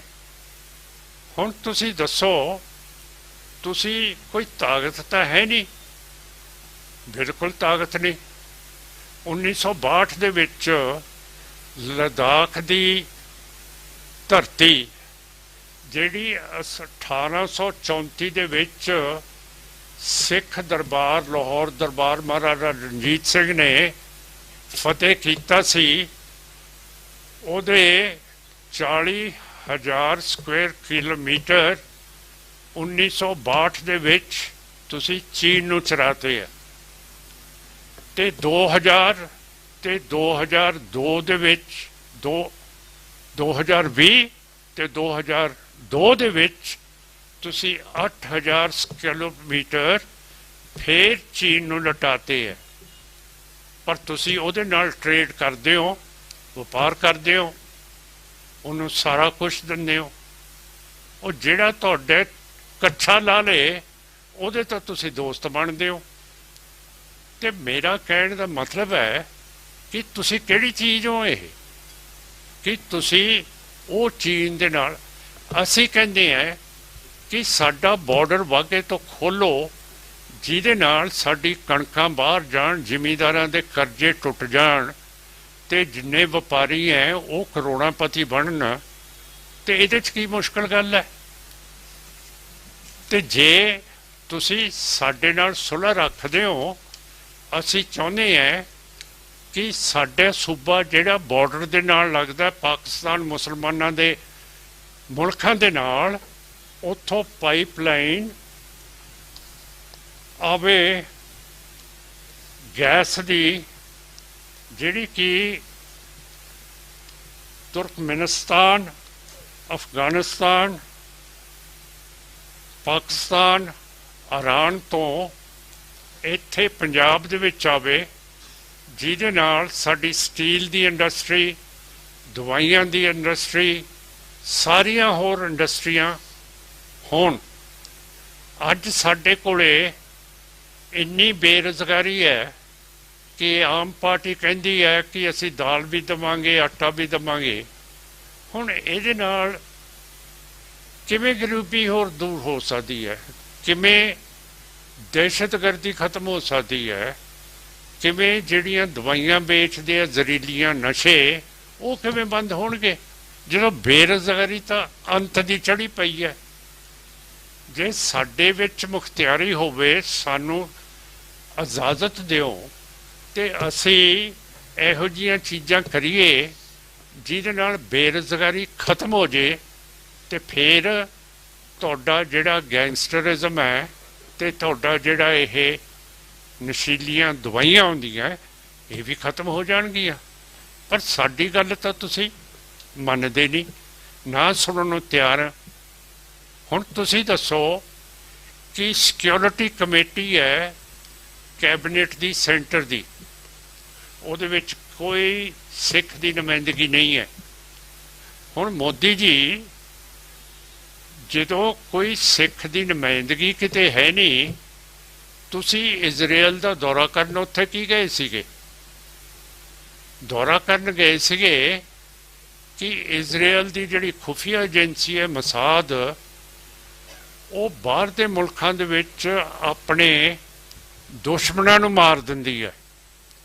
ਤੇ ਉਸੇ ਲੀਹ ਦੇ ਉੱਤੇ ਚੱਲਦਿਆਂ ਹੋਇਆਂ ਜਿਹੜੀ ਇੱਕ ਜੁੰਡਲੀ ਬਣਾਈ ਹੈ ਮੋਦੀ ਨੇ, ਉਹਦੇ ਵਿੱਚ ਅਮਿਤ ਸ਼ਾਹ ਹੈ, ਰਾਜਨਾਥ ਸਿੰਘ ਹੈ, ਜੈ ਸ਼ੰਕਰ ਹੈ, ਰਵੀ ਸਿਨਹਾ ਹੈ, ਰੌ ਦਾ ਮੁਖੀ ਸੁਮੰਤ ਗੋਇਲ ਹੈ, ਜਿਹੜਾ ਤੁਹਾਡੇ ਗੁਰਦਾਸਪੁਰ ਦਾ ਵੀ SSP ਰਿਹਾ ਤੇ ਜਿਹਨੇ ਬਹੁਤ ਜ਼ੁਲਮ ਕੀਤੇ ਹੈ, ਸਿੱਖਾਂ ਨੂੰ ਮਾਰਿਆ, ਉਹ ਵੀ ਹੈ, ਤੇ ਅਜੀਤ ਡੋਇਲ ਹੈ। ਹੁਣ ਤੁਸੀਂ ਇੰਟਰਨੈਸ਼ਨਲ ਕਾਨੂੰਨ ਨੂੰ ਤੋੜਤਾ। ਤੁਸੀਂ ਕੈਨੇਡਾ ਦੀ, ਅਮਰੀਕਾ ਦੀ, ਵਲਾਇਤ ਦੀ, ਪਾਕਿਸਤਾਨ ਦੀ ਬਾਦਸ਼ਾਹੀ ਤੇ ਸੋਵਰੇਨਿਟੀ ਤੋੜ ਕੇ ਤੁਸੀਂ ਉੱਥੇ ਸਾਡੇ ਸਿੱਖ ਅਸੈਸੀਨੇਟ ਤੇ ਕਤਲ ਕੀਤੇ ਹੈ। ਕੈਨੇਡਾ ਦੇ ਵਿੱਚ ਹਰਦੀਪ ਸਿੰਘ ਨਿੱਜਰ ਨੂੰ, ਰਿਪੁਦਮਨ ਸਿੰਘ ਮਲਿਕ ਨੂੰ, ਸੁਖਦੂਲ ਸਿੰਘ ਮੋਗੇ ਦਾ ਸੀ, ਇਹ ਤਿੰਨ ਕੈਨੇਡਾ ਦੇ ਵਿੱਚ। ਅਵਤਾਰ ਸਿੰਘ ਖੰਡਾ, ਜਿਹਨੂੰ ਇੱਕ ਜ਼ਹਿਰ ਦਿੱਤਾ ਗਿਆ, ਜਿਹੜਾ ਕਿ ਰੂਸ ਦੀ ਏਜੰਸੀ ਕੋਲੇ ਹੁੰਦਾ ਹੈ, ਤੇ ਰੂਸ ਤੇ ਹਿੰਦੂਤਵਾ ਦਾ ਇੱਕ ਜਿਹਾ ਮੇਲ ਹੈ, ਉਹਦੇ ਤੋਂ ਤੁਸੀਂ ਲੈ ਕੇ ਖੰਡੇ ਨੂੰ ਜ਼ਹਿਰ ਦਿੱਤਾ ਵਲਾਇਤ ਦੇ ਵਿੱਚ। ਤੇ ਇੱਥੇ ਨੇੜੇ ਪਾਕਿਸਤਾਨ ਦੇ ਵਿੱਚ ਪਰਮਜੀਤ ਸਿੰਘ ਪੰਜਵਾੜ ਨੂੰ ਮਾਰਤਾ, ਲਖਵੀਰ ਸਿੰਘ ਰੋਡੇ ਨੂੰ ਮਾਰਤਾ,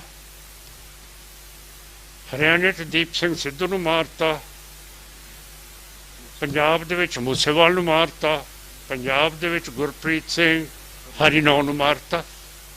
ਮੇਰਾ ਮਤਲਬ ਹੈ ਕਿ ਇਹ ਕਿੱਧਰ ਦਾ ਕਾਨੂੰਨ ਹੈ ਕਿ ਤੁਸੀਂ ਆਪਣੀ ਧਰਤੀ ਦੇ ਵਿੱਚ ਵੀ ਕਤਲ ਕਰਾ ਰਹੇ ਹੋ, ਦੂਜੇ ਮੁਲਕਾਂ ਦੇ ਵਿੱਚ ਤੁਸੀਂ ਉਹਨਾਂ ਦੀ ਬਾਦਸ਼ਾਹੀ ਤੋੜ ਕੇ, ਸੋਵਰੇਨਿਟੀ ਤੋੜ ਕੇ ਤੁਸੀਂ ਉੱਥੇ ਕਤਲ ਕਰਾ ਰਹੇ ਹੋ। ਫਰਜ਼ ਕਰ ਲਓ ਤੁਸੀਂ ਇੱਥੇ ਦਲਾਈ ਲਾਮਾ ਨੂੰ ਪਨਾਹ ਦਿੱਤੀ ਹੋਈ ਹੈ, ਜਿਹੜੀ ਬੰਗਲਾਦੇਸ਼ ਦੀ ਬੇਗਮ ਹੈ ਉਹਨੂੰ ਪਨਾਹ ਦਿੱਤੀ ਹੈ। ਹੁਣ ਦੂਜੇ ਮੁਲਕ ਦਾ ਆਦਮੀ ਆ ਕੇ ਜਾਂ ਕਾਤਲ ਇਹਨਾਂ ਨੂੰ ਕਤਲ ਕਰਦੇ ਤਾਂ ਤੁਸੀਂ ਤਾਂ ਇਹੀ ਕਹੋਗੇ ਸਾਡੀ ਬਾਦਸ਼ਾਹੀ ਤੋੜਤੀ, ਸਾਨੂੰ ਤਾਂ ਬਹੁਤ ਸ਼ਰਮਿੰਦਾ ਕੀਤਾ। ਕਿ ਫਿਰ ਇਹਨਾਂ ਮੁਲਕਾਂ ਦੇ ਵਿੱਚ ਅਣਖ ਨਹੀਂ ਹੈ, ਅਜੇ ਤੱਕ ਨਹੀਂ ਹੈਗੀ।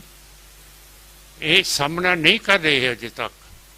ਥੋੜੀ ਬਹੁਤੀ ਪੁੱਛਗਿੱਛ ਕੀਤੀ ਹੈ ਜਦੋਂ ਪੰਨੂ ਨੂੰ ਕਤਲ ਕਰਨਾ ਸੀਗਾ ਨਿਊਯਾਰਕ ਦੇ ਵਿੱਚ, ਅਮਰੀਕਾ ਦੇ ਵਿੱਚ। ਉਹ ਗੁਪਤਾ ਜਿਹਨੇ ਕਰਨਾ ਸੀ ਕੰਮ, ਉਹਨੂੰ ਤਾਂ ਅਮਰੀਕਾ ਨੇ ਫੜ ਲਿਆ।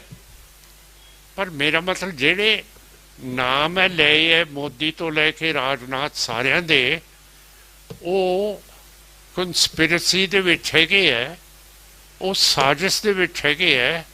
ਉਹਨਾਂ ਨੂੰ ਕਿਉਂ ਨਹੀਂ ਫੜਿਆ ਹੈਗਾ? ਉਹਨਾਂ ਨੂੰ ਅਮਰੀਕਾ ਕਿਉਂ ਨਹੀਂ ਫੜਦਾ? ਇਹ ਮੇਰਾ ਸਵਾਲ ਹੈ। ਹੁਣ ਜਿਹੜੀ ਕੈਨੇਡਾ ਦੀ ਪੁਲਿਸ ਖੂਫੀਆ ਤੇ ਦੂਸਰੀ ਹੈ, ਉਹਨੂੰ ਰਾਇਲ ਮਾਊਂਟਡ ਕੈਨੇਡੀਅਨ ਪੁਲਿਸ ਕਿਹਾ ਜਾਂਦਾ। ਉਸ ਨੇ ਰਿਪੋਰਟ ਕੀਤੀ ਹੈ ਕਿ ਵੈਨਕੂਵਰ ਦੇ ਵਿੱਚ ਜਿਹੜਾ ਸਫੀਰਖਾਨਾ ਛੋਟਾ ਕੈਨੇਡਾ ਦੇ ਵੈਨਕੂਵਰ 'ਚ ਹੈ, ਉੱਥੇ ਇੱਕ ਕਵਰਜੀਤ ਸਿੰਘ ਹੈ ਜਿਹੜਾ ਰੌ ਦਾ ਅਫਸਰ, ਉੱਥੇ ਪਾਸਪੋਰਟ ਅਫਸਰ ਲੱਗਿਆ ਹੋਇਆ ਸੀਗਾ ਇੰਡੀਆ ਦੀ ਵੈਨਕੂਵਰ ਦੇ ਕਾਉਂਸਲੇਟ ਦੇ ਵਿੱਚ। ਉਹਦਾ ਹੱਥ ਹੈ ਜਿਹੜੇ ਜਿਹੜੇ ਬੰਦੇ ਕੈਨੇਡਾ ਦੇ ਵਿੱਚ ਇੰਡੀਆ ਨੇ ਕਤਲ ਕਰਾਏ ਹੈ। ਇਹ ਰਾਇਲ ਕੈਨੇਡੀਅਨ ਪੁਲਿਸ ਦੀ ਰਿਪੋਰਟ ਹੈ। ਹੁਣ ਰਾਇਲ ਕੈਨੇਡੀਅਨ ਪੁਲਿਸ ਇਹ ਵੀ ਕਹਿੰਦੀ ਹੈ ਕਿ ਜਿਹੜੇ ਜਿਹੜੇ ਕਤਲ ਹੁੰਦੇ ਹੈ ਸਾਡੇ ਕੈਨੇਡਾ ਦੇ ਵਿੱਚ, ਉਹ ਗਵਰਨਮੈਂਟ ਆਫ ਇੰਡੀਆ ਕਰਾ ਰਹੀ ਹੈ। ਤੇ ਇੱਥੇ ਪ੍ਰਾਈਮ ਮਿਨਿਸਟਰ ਹੁਣੇ ਆਇਆ ਕਾਨੀ, ਉਹਨੇ ਪ੍ਰੈਸ ਕਾਨਫਰੰਸ ਨਹੀਂ ਕੀਤੀ ਕਿਉਂ ਕਰਕੇ ਇੱਥੇ ਪੁੱਛਿਆ ਜਾਊਗਾ।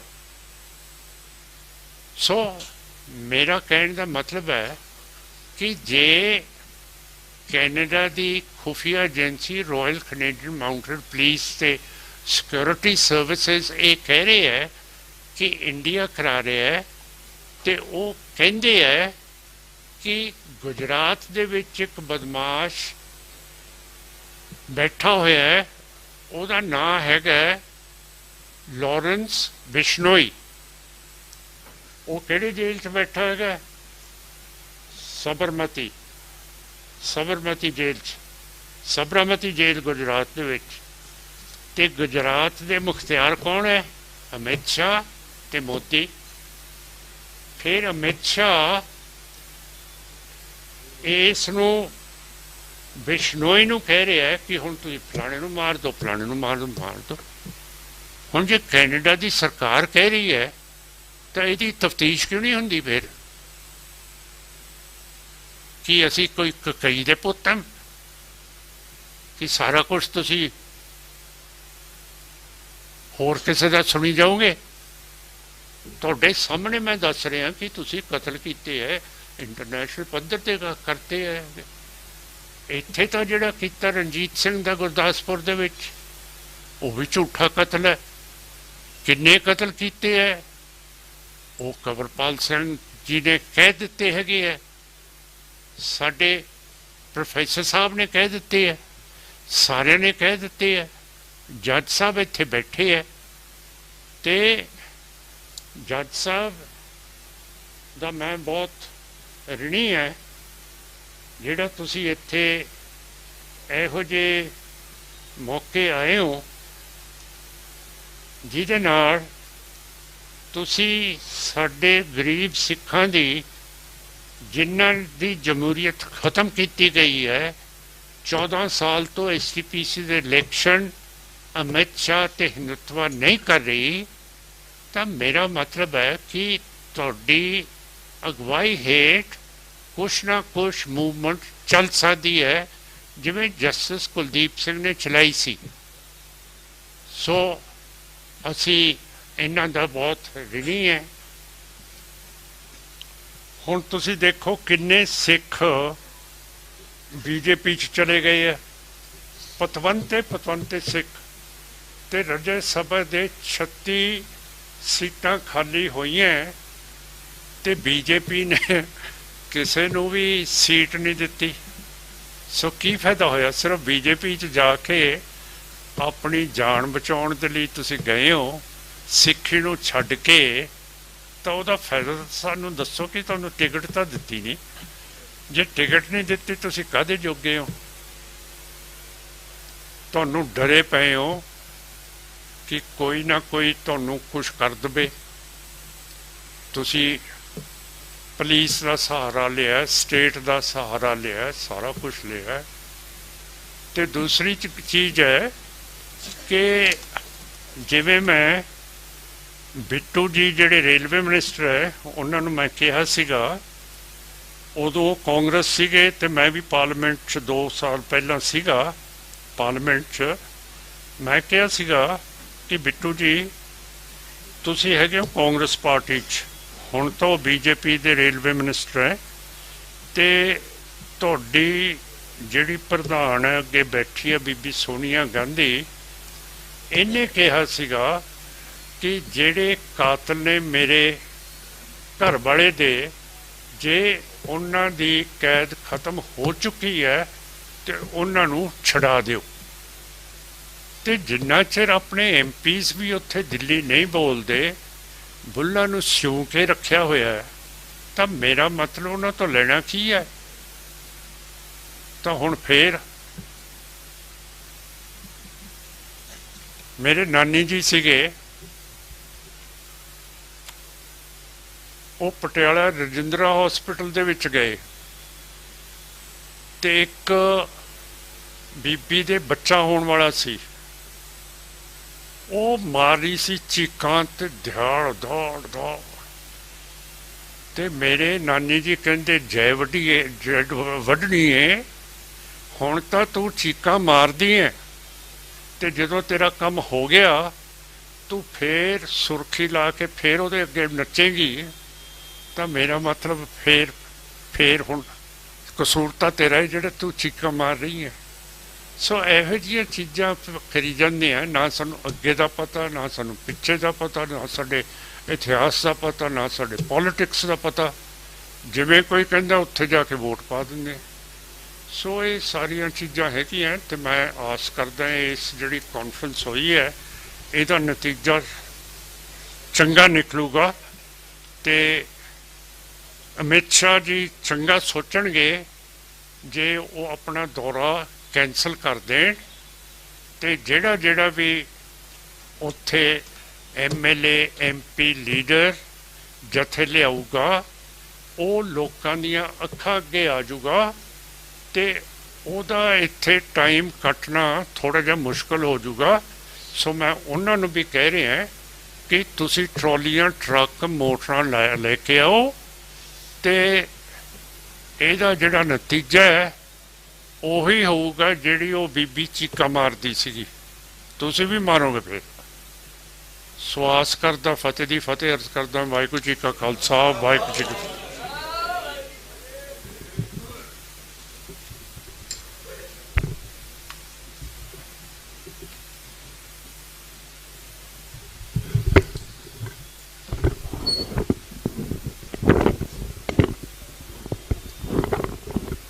ਬਹੁਤ ਬਹੁਤ ਧੰਨਵਾਦ। ਸੋ ਮੈਂ ਹੁਣ ਬੇਨਤੀ ਕਰੂੰਗਾ ਭਾਈ ਨਰੈਣ ਸਿੰਘ ਚੌੜਾ ਜੀ ਨੂੰ ਕਿ ਉਹ ਆਉਣ ਤੇ ਆਪਣੇ ਵਿਚਾਰ ਤੁਹਾਡੇ ਨਾਲ ਸਾਂਝੇ ਕਰਨ। ਉਹਨਾਂ ਤੋਂ ਬਾਅਦ justice Ranjit Singh ji chairman PHRO ਉਹ ਸੰਬੋਧਨ ਹੋਣਗੇ। ਉਹਨਾਂ ਤੋਂ ਬਾਅਦ ਭਾਈ ਪਰਮਜੀਤ ਸਿੰਘ ਮੰਡ ਆਈਆਂ ਹੋਈਆਂ ਸੰਗਤਾਂ ਦਾ ਧੰਨਵਾਦ ਵੀ ਕਰਨਗੇ ਤੇ ਤੁਹਾਡੇ ਨਾਲ ਵਿਚਾਰ ਵੀ ਸਾਂਝੇ ਕਰਨਗੇ। ਸੋ ਮੈਂ ਬੇਨਤੀ ਕਰੂੰਗਾ ਭਾਈ ਨਰੈਣ ਸਿੰਘ ਚੌੜਾ ਜੀ। ਵਾਹਿਗੁਰੂ ਜੀ ਕਾ ਖਾਲਸਾ, ਵਾਹਿਗੁਰੂ ਜੀ ਕੀ ਫਤਿਹ।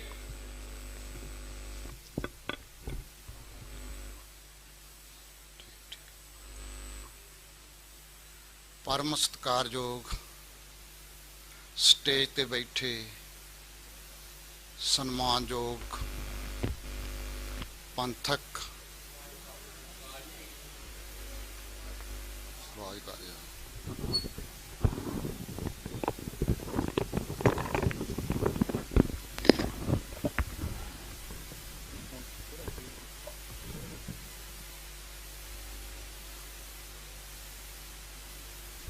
परम सत्कारयोग गुरु रूप खालसा जीओ फतेह प्रवान करो। वाहिगुरू जी का खालसा, ਵਾਹਿਗੁਰੂ ਜੀ ਕੀ ਫਤਿਹ। ਦਲ ਖਾਲਸਾ ਦੇ ਸੱਦੇ ਤੇ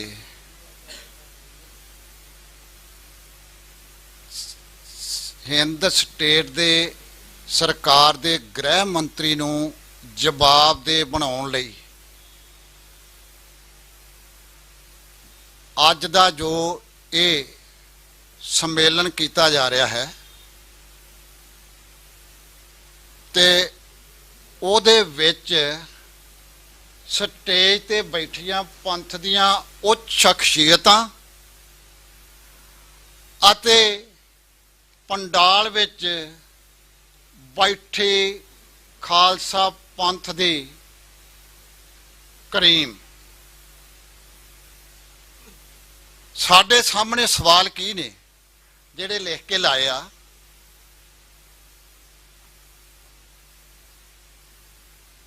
ਉਹਨਾਂ ਦਾ ਜਵਾਬ ਅਸੀਂ ਲੱਭਦੇ ਕਿਹਦੇ ਕੋਲੋਂ ਆ ਜਿਨ੍ਹਾਂ ਸਾਨੂੰ ਆਪਣਾ ਦੁਸ਼ਮਣ ਮੰਨਿਆ। 47 ਤੋਂ ਹੀ ਦੁਸ਼ਮਣ ਡਿਕਲੇਅਰ ਕਰ ਦਿੱਤਾ ਤੇ ਦੁਸ਼ਮਣ ਜਿਹਨੂੰ ਮੰਨ ਲਿਆ ਜਾਂਦਾ ਉਹਦੇ ਨਾਲ ਵਰਤਾਓ ਕੀ ਕੀਤਾ ਜਾਂਦਾ ਦੁਸ਼ਮਣ ਵਾਲਾ।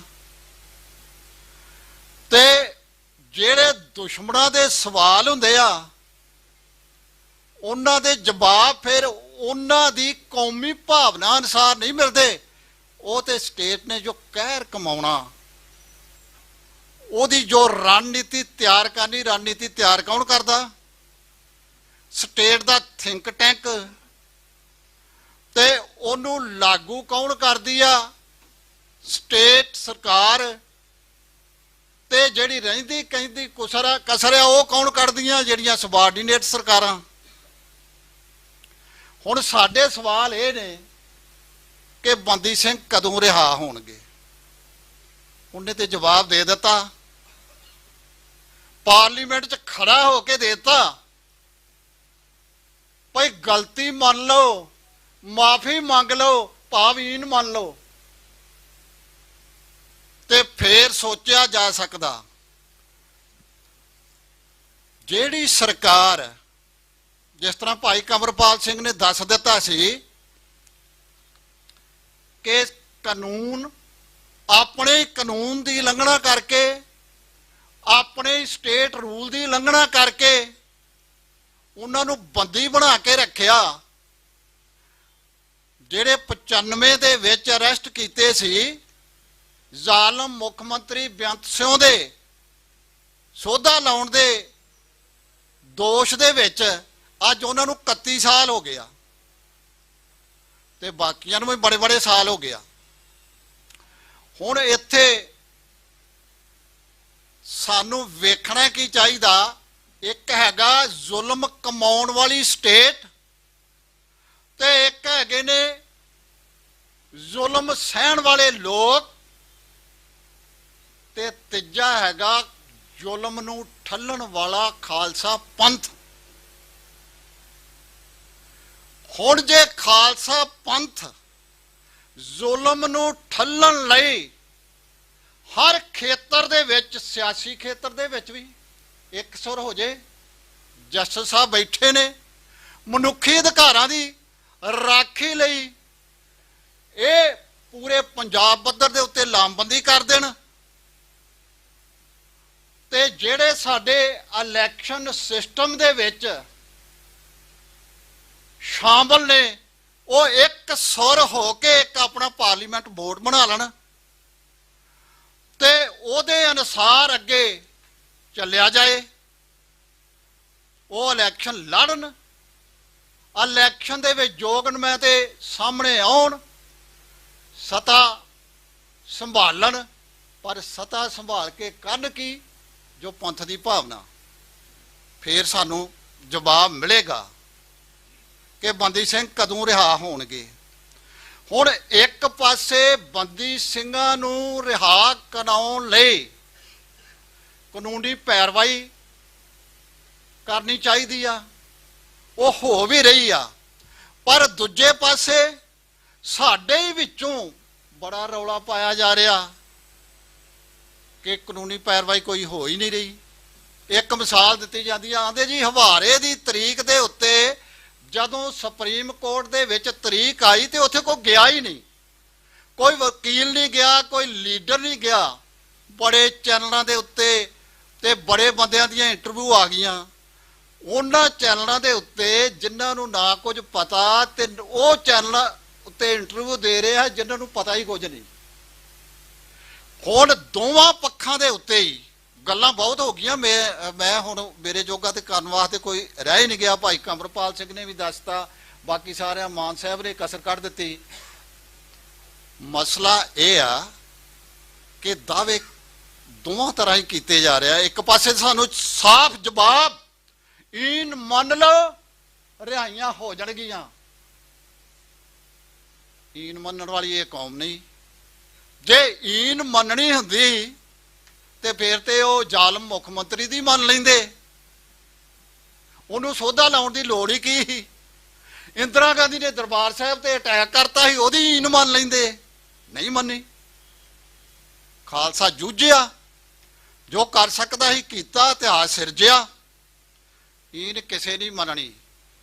ਸੰਤ ਜਰਨੈਲ ਸਿੰਘ ਨੇ ਮੋਰਚਾ ਲਾਇਆ ਸੀ, ਪਰ ਨਾਲ ਮੋਰਚਾ ਰਿਹਾਈਆਂ ਵਾਸਤੇ ਲਾਇਆ ਸੀ, ਨਾਲ ਕਾਨੂੰਨੀ ਕਾਰਵਾਈ ਵੀ ਕੀਤੀ ਸੀ।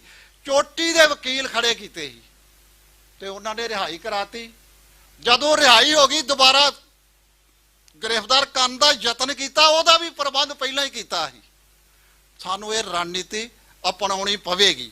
ਹੁਣ ਜਿਹੜੇ ਰੌਲਾ ਪਾ ਰਹੇ ਆ ਕਿ ਕੋਈ ਪੈਰਵਾਈ ਹੋ ਹੀ ਨਹੀਂ ਰਹੀ, ਸਾਨੂੰ ਉਹਨਾਂ ਤੋਂ ਅਸੀਂ, ਸਾਡੀ ਕੌਮ ਦੇ ਵਿੱਚ ਇੱਕ ਪ੍ਰਭਾਵ ਜਾ ਰਿਹਾ ਕਿ ਕੋਈ ਪੈਰਵਾਈ ਨਹੀਂ ਹੋ ਰਹੀ, ਇਸ ਕਰਕੇ ਰਿਹਾਈਆਂ ਨਹੀਂ ਹੋ ਰਹੀਆਂ।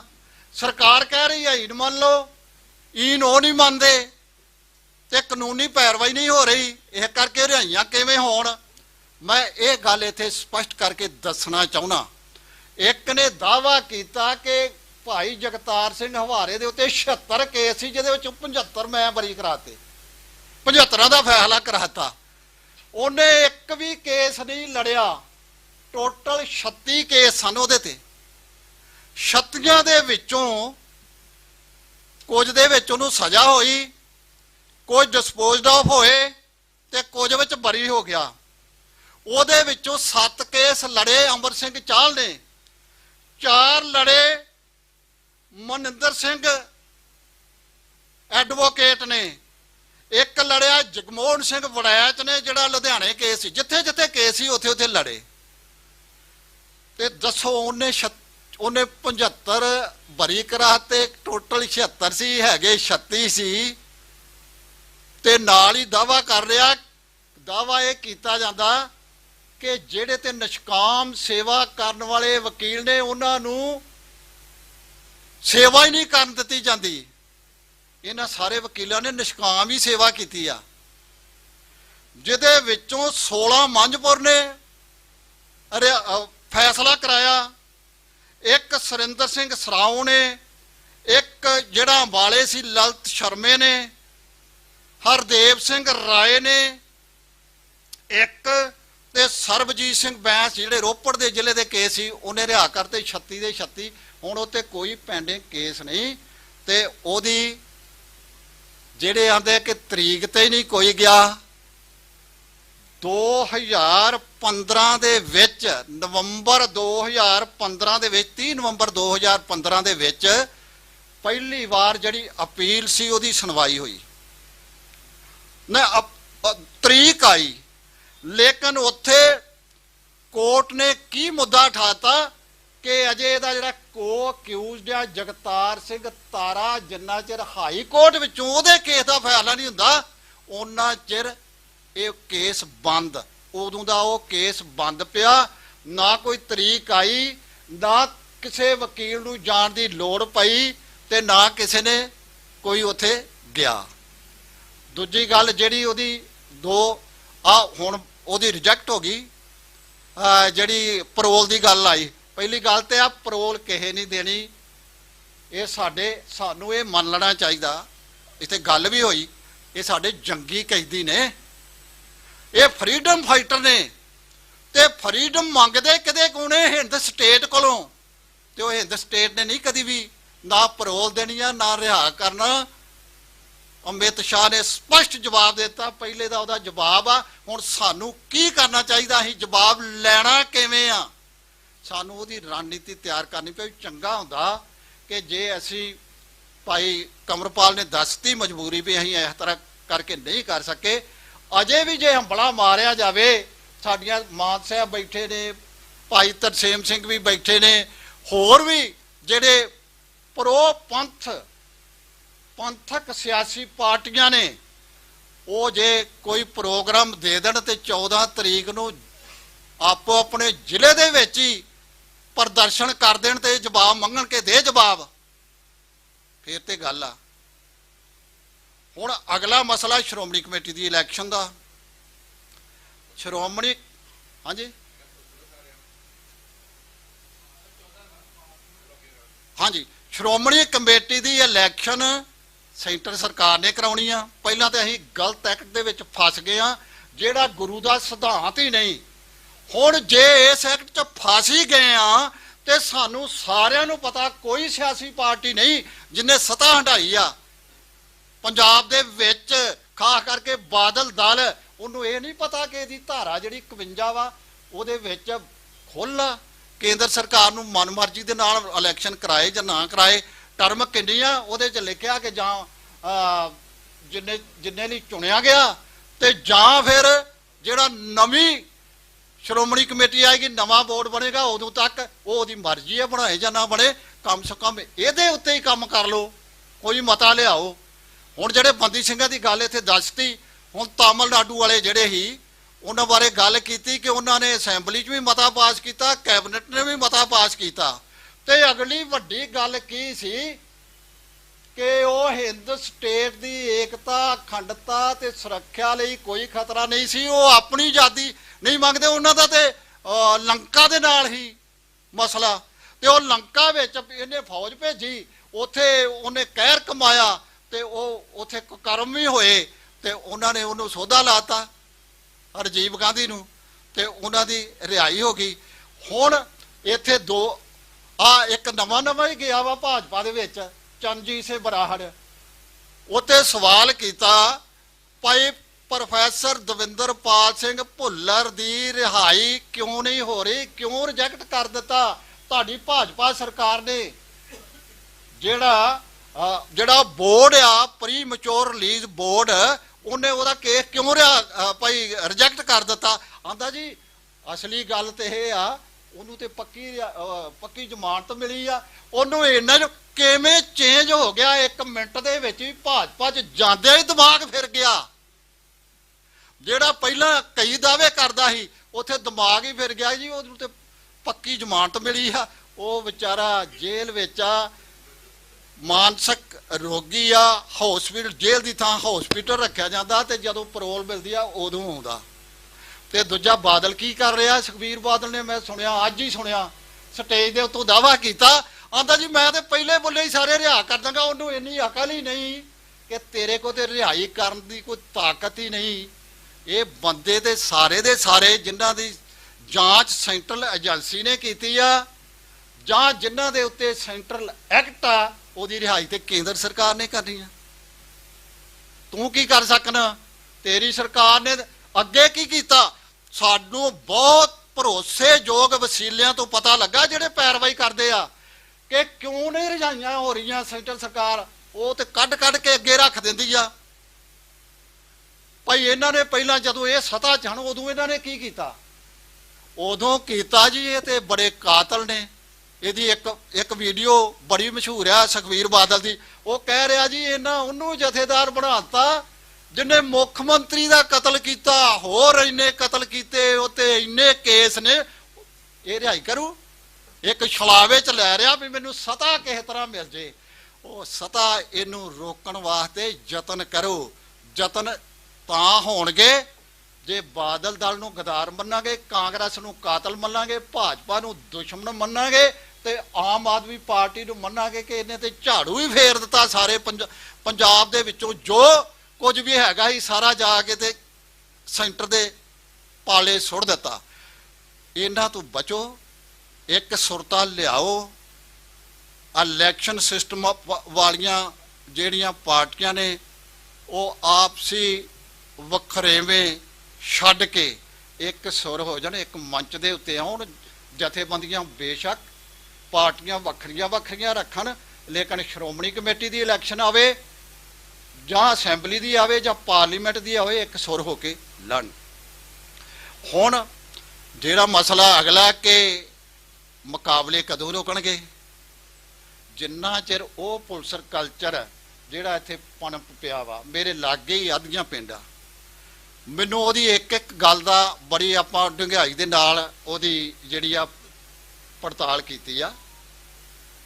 ਉਸ ਨੌਜਵਾਨ ਨੂੰ ਪਹਿਲੀ ਗੱਲ ਆਂਦੇ ਆ, ਮੈਂ ਇੱਥੇ ਦਾਅਵਾ ਕਰਨਾ ਕੋਈ ਸਾਬਤ ਕਰ ਦੇ ਕਿ ਉਹ ISI ਦਾ ਜਾਂ ਪਾਕਿਸਤਾਨ ਦਾ ਏਜੰਟ ਆ, ਬਿਲਕੁਲ ਸਰਾਸਰ ਝੂਠੀ ਗੱਲ ਆ।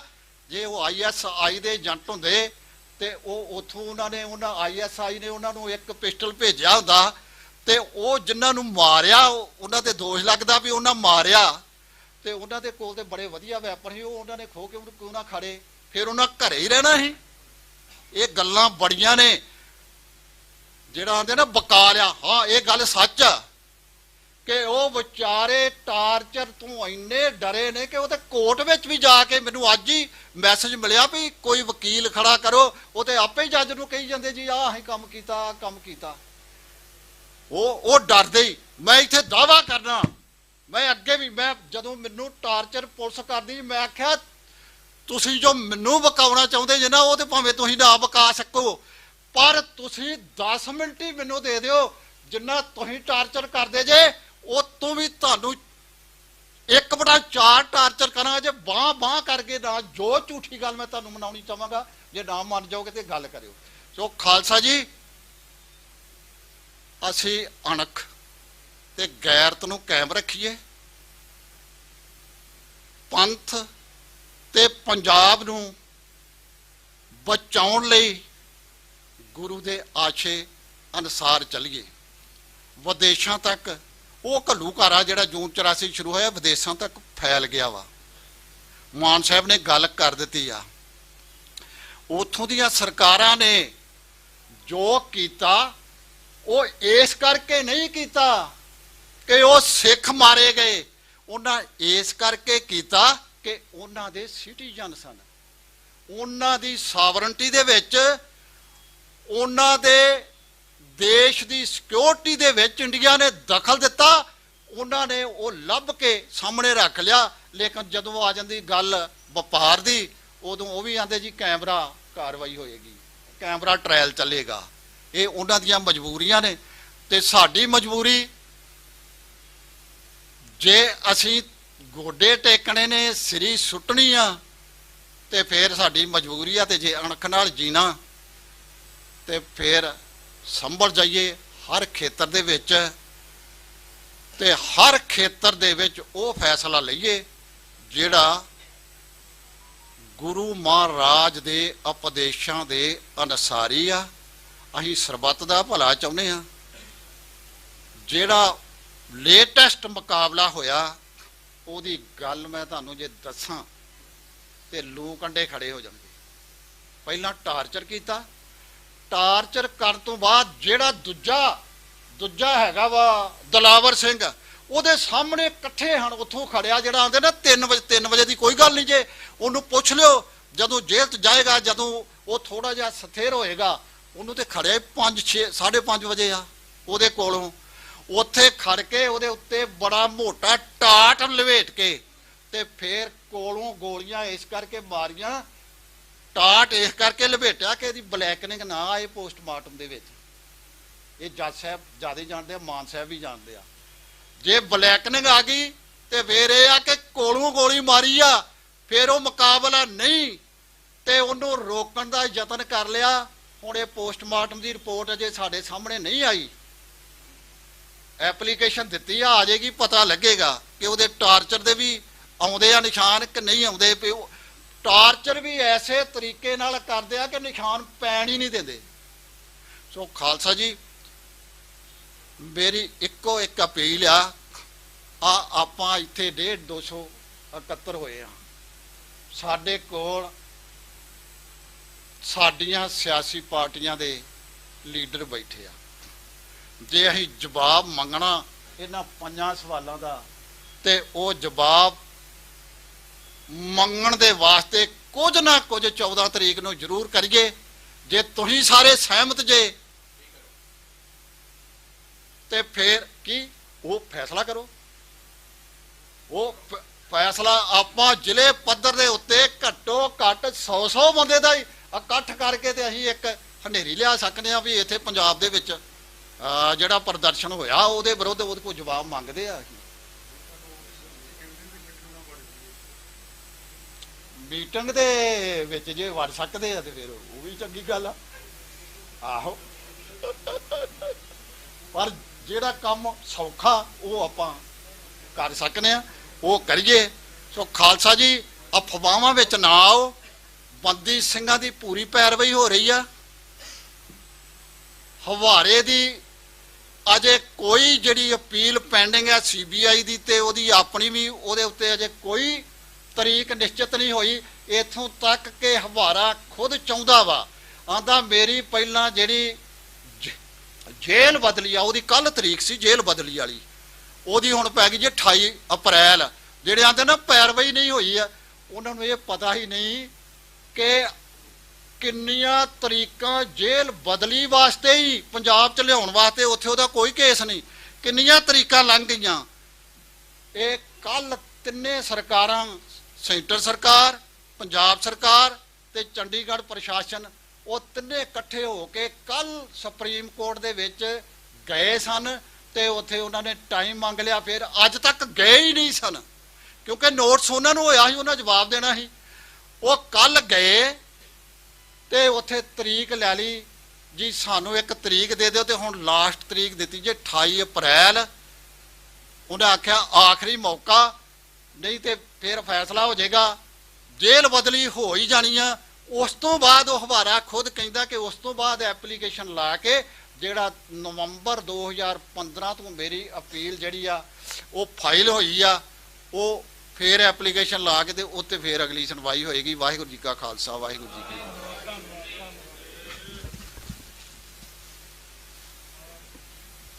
ਬਹੁਤ ਬਹੁਤ ਧੰਨਵਾਦ। ਸੋ ਮੈਂ ਹੁਣ ਬੇਨਤੀ ਕਰੂੰਗਾ ਬਹੁਤ ਹੀ ਸਤਿਕਾਰਯੋਗ ਜਸਟਿਸ ਰਣਜੀਤ ਸਿੰਘ ਜੀ, ਉਹ ਆਉਣ ਆਪਣੇ ਵਿਚਾਰ ਤੁਹਾਡੇ ਨਾਲ ਸਾਂਝੇ ਕਰਨ। ਉਹਨਾਂ ਤੋਂ ਬਾਅਦ ਭਾਈ ਪਰਮਜੀਤ ਸਿੰਘ ਮੰਡ ਆਈਆਂ ਹੋਈਆਂ ਤੁਹਾਡੀਆਂ ਸਾਰੀਆਂ ਸੰਗਤਾਂ ਧੰਨਵਾਦ ਕਰਨਗੇ।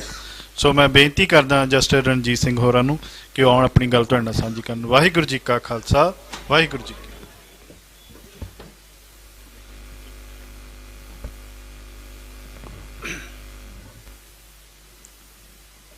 ਬਹੁਤ ਹੀ ਸਤਿਕਾਰਯੋਗ ਮਾਨ ਸਾਹਿਬ